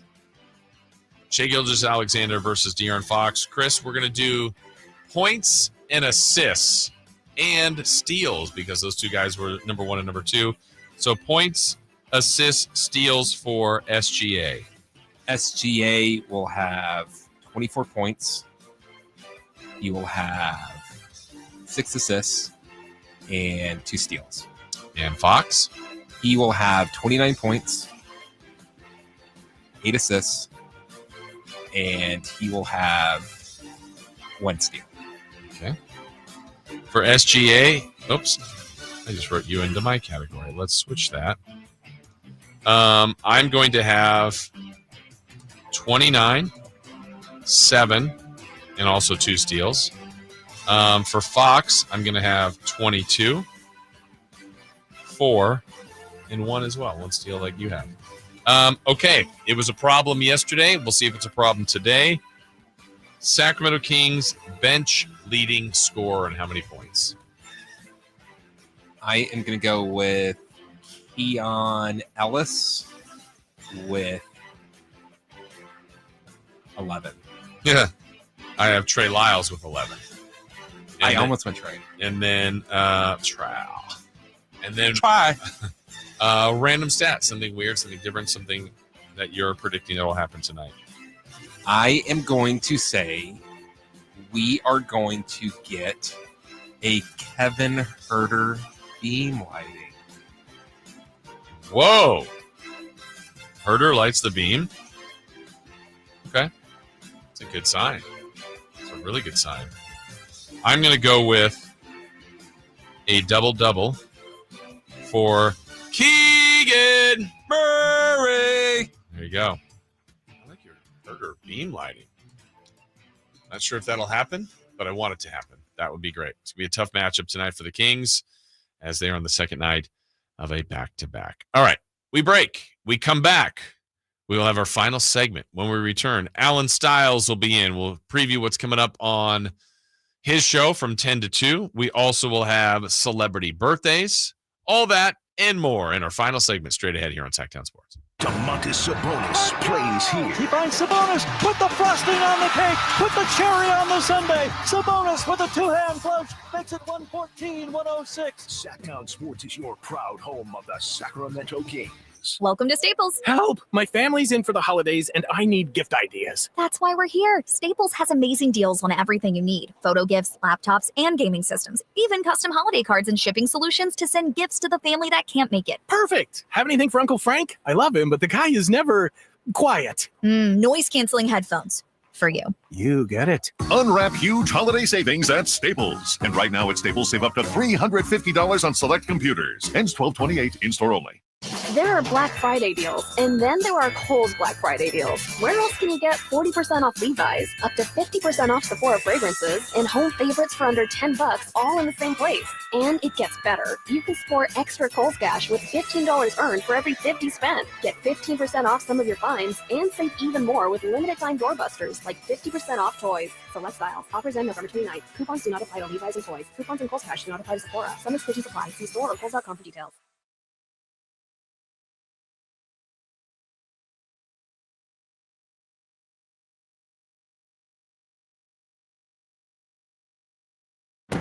Toyota's Black Friday sales event ends soon. Take advantage of the biggest savings of the year and gear up for adventure in a legendary Toyota truck. Ready, set, let's go. Get $2,000 cash back on Tundra and Tundra Hybrid, or lease a Tacoma 4x4 for as low as $269 a month. The clock is ticking on Toyota's Black Friday sales event. Don't miss out. Toyota, let's go places. Offer available through TFS to buyers with premium ready credit and small 224. Hey, it's Carmichael Dave for American Energy Heating and Air with a question. Have you recently had a technician diagnose your HVAC system and you were a bit surprised at how much it cost? Or did something seem off about their quote? Because at American Energy, they take pride in giving you honest, straightforward solutions to get that system up and running. Have their qualified technicians come out and give you a free second opinion. It's free. You got nothing to lose but some dollars off of that original quote. They're making the uncomfortable comfortable. They've been doing it since 1981, serving the greater Sacramento area. A+ with the Better Business Bureau. That's why they keep having customers coming back for more and more and more. You can call them and set that appointment at 916-520-9990. That's 916-520-9990 or AmericanEnergyAir.com. call 916-520-9998 now. Black Friday is on its way at Fasteners Inc. Tool Outlet, and there's no better place to shop for all your power tools. Low price Makita Bear tools starting at $89, Makita batteries starting at just $49, and many more of the year's hottest deals. November 25th through December 2nd. That's right, one whole week of crazy deals on power tools. So don't forget, our Black Friday sale will be November 25th through December 2nd. Check us out at 6701 Power Inn Road or online at fastenersinc.net. It's time for the news of the day. The latest headlines, the biggest stories, hard-hitting analysis. Yeah, this is none of those things. And now, here's Carmichael Dave and Jason Ross.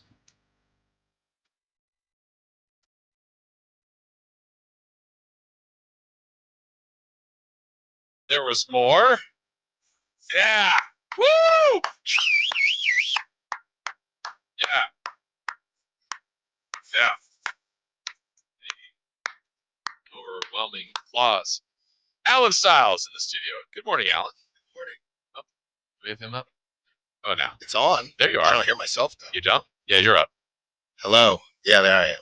Can I do the Dave? And Please don't. Yeah. I'm over there usually, and I'm like, what's he doing? Yeah, he's fidgeting. Yeah. Yeah. How are you? Good. Yeah. Good. Monday, short week. Yes. You know, could be shorter. I know a lot of people Is anyone in have the building? Wednesday. What do you mean? Have Wednesday off. Company, We do you mean? not. Yes. With Thursday, Friday, We which do is have good. Thursday, Friday. Well, I got to admit, when I came in this morning, I only saw Chris's car. I went, oh, yeah, country, and the other car. Well, the other car that's been there for a couple weeks. Right. I'm like, oh, Yeah. Yeah. So, you know, going to power through. Yep. Monday 3 through days. Wednesday. Real quick. And I don't know if we did this last year, but did you hear the thing about Nick Wright? How he was talking about why does every sports radio show have to do basically the Thanksgiving draft thing? And he was saying how bad of radio it is. And I'm still doing it. Yeah, why I not? don't care about Nick Wright. I'm still doing Doesn't it. matter if he says that. Yeah. If we want to do it, do it. I think fans like it. And we all have our strong opinions on Thanksgiving. And it's you do it one show, one segment once a year. What's the problem, Nick? Yeah. Right? It's one segment once a year. And I mean, What are we going to do? Keep talking about what we talk about every other day? Right. And for the most part, 90% of the people are having Thanksgiving, right? Right. So everyone can relate, have an opinion. Yeah. Like, I love this food. I don't love this food or whatever. And even if your culture or your family choices are different, that's okay. You learn about people. Yeah. I don't get it. I would like to see more creamed spinach on the Thanksgiving Day table. I'm for cream spinach. I like cream spinach. It just reminds me of a steakhouse. Doesn't remind me of Thanksgiving. But usually those are good though. Well, yes. Cream spinach at a steakhouse is usually top notch. I don't know if anybody ever has cream spinach outside of a steakhouse. I guess that's what I'm saying. Outside of the steakhouse. That's why Literally I'm asking for it at Thanksgiving. Outside the Maybe steakhouse? I should make it this Thanksgiving. You should. You know what? I'm going to do that. Wait, aren't you already making the burnt cheese? But now I've got a craving for cream spinach. And burnt what? What was the cheesecake? Burnt Basque cheesecake. Sounds good. He's taking that on. I like Celebrating my cheesecake. Spanish roots. Yeah. Okay. Are you in charge of any of the cooking on Thanksgiving? Yeah, so I'm in charge of the turkey. We do. Why'd you do that? Because I'm the man. I'm cooking. So this is my cooking voice. That means you're frying it, right? Well, no. So I'll do a turkey with a bit of a Cajun rub, and this is what got Chris last year because I do a tri-tip. I love a tri-tip. We do a tri-tip. So I got the turkey, the tri-tip. What, he didn't like that? Well, he was just said that sounds good. I never thought about going that direction. So I got the turkey, the tri-tip, and then we don't have a ton of ham eaters, so we just do a little half ham. Okay. But I like to put the ham. I don't like heating it in the oven. I need the skillet. I need it to be more Canadian bacony. So if I showed up at your house, I probably would go for the tri-tip. Yeah. Even though the rub of the turkey sounds interesting. It's not crazy. I saw one. It was in Atlanta. Did you see this, Chris? And the caption was, "They'll do anything in Atlanta." And they were putting like buffalo sauce on the making it look like a hot wing. Pretty much, we're not doing that. Yeah. It's not a hard rub. I'm like a guy. I'll take a little bit of everything. I always take everything, but the thing is, like, turkey's usually the featured element, but like it'll be the smallest thing in my plate, right? And there's so many sides. We weren't even, and this is what I said last week. We weren't even going to have the turkey. So, a grocery store, you bought so much food, they gave you a turkey. Oh yeah, that's how you can tell people don't really like turkey. Exactly, you're getting something free. Right, you're trying to get rid of it. Any other styles, traditions, or something that's unique to your family? Would you say? Unique. Well, my mom's from Panama, so we'll make her do some rice and peas. Yeah, yes. Because she says, "Oh, I'm not doing anything." No, yes, you are. You're doing something. Rice and cheese? No. Rice and peas. Oh, peas. So she'll do that, and then my wife picked up this mac and cheese. I don't know if it's a hybrid of what she looked up, and she doctors it herself. One of the best mac and cheeses. They come. My aunts and uncles, they come from Chicago all over to have some. Well, they don't do that, but when they show up, they say, "Can you make this?" And it's the middle of July, and she says, "No." Are you the host? Is it your house? Or no, we're gonna go out to East Bay, Concord. Okay. Nice. Hang out out there.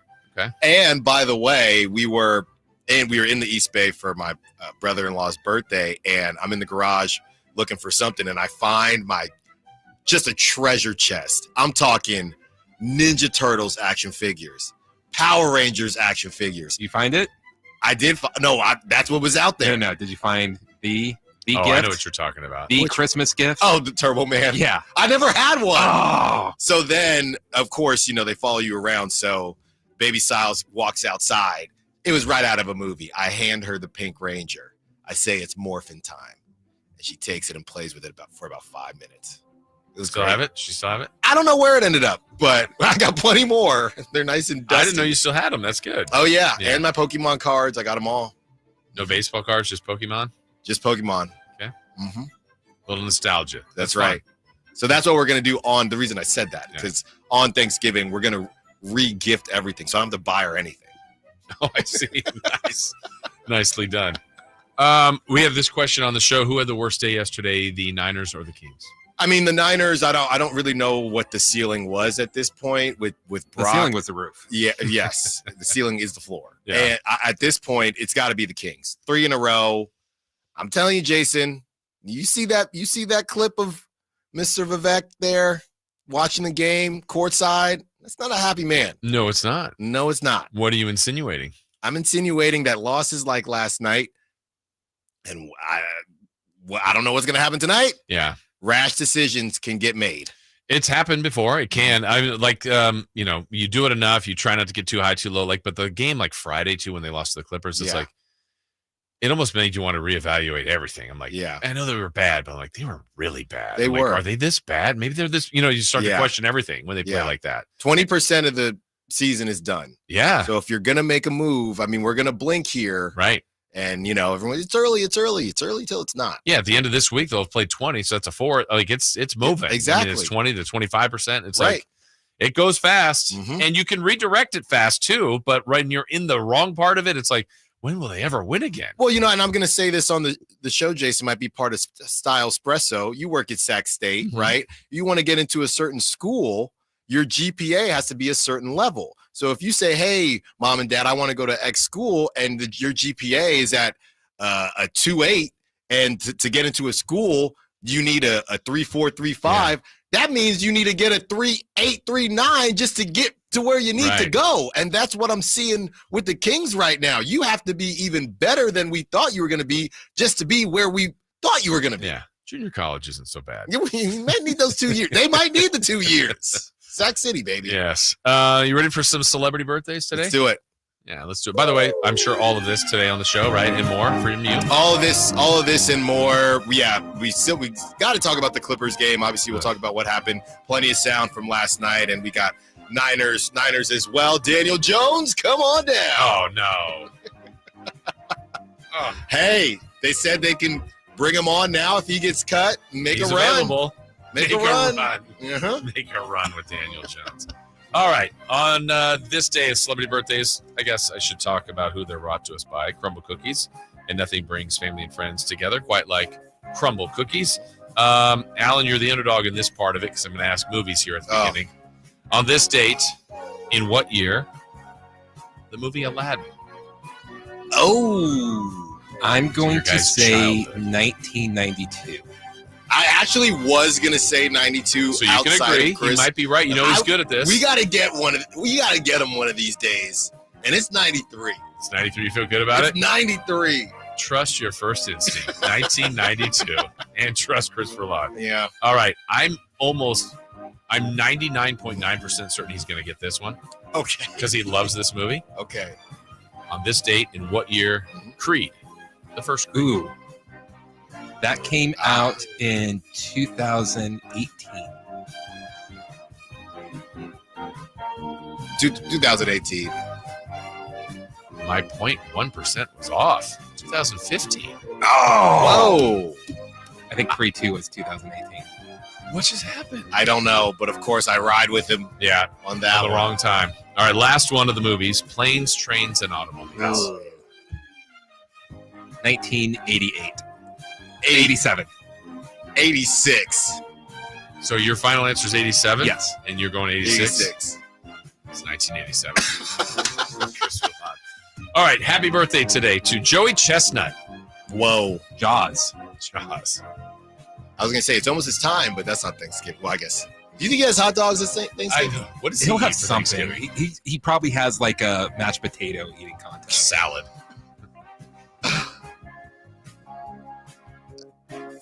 47. 44. Christopher Lott is closer. 41 for Joey Chestnut. Happy birthday to Nick Swisher. Nick Swisher. He had a good run, man. Did he win one with the Yankees? Yeah, right? Was he on the 09 team? That's the only time they won. Yeah, think maybe. he did that one. This is a not so fun fact, but I laugh at it every year.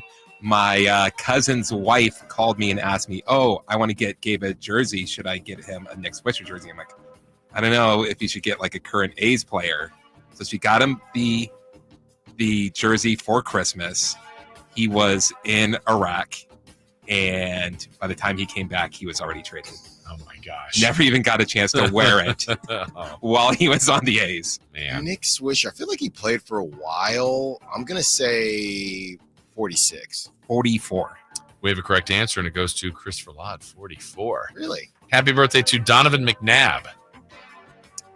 I hung out with Donovan Oh. in Vegas. Oh, Super Bowl this last year? Super Bowl, You and yeah. Donovan just cruising the streets? I just said what's up. Yeah. But we were in the same vicinity for Yeah. like an hour. Donovan McNabb now, he's 52. 46. 48. And last one, Chip Kelly. Offense, man. 56. Speaking of Niners coaches, 56, 58. Alan's closer. 61 for Chip Kelly. All right, that's it for us. Thank you to Christopher Lott. I'm Jason Ross. Thank you to Frankie Cardelli for joining us today. But Alan Stiles coming your way next here on Sacktown Sports. The NFL's leading rusher plays here. And a handoff to McCaffrey, walks in the end zone. Handoff to McCaffrey.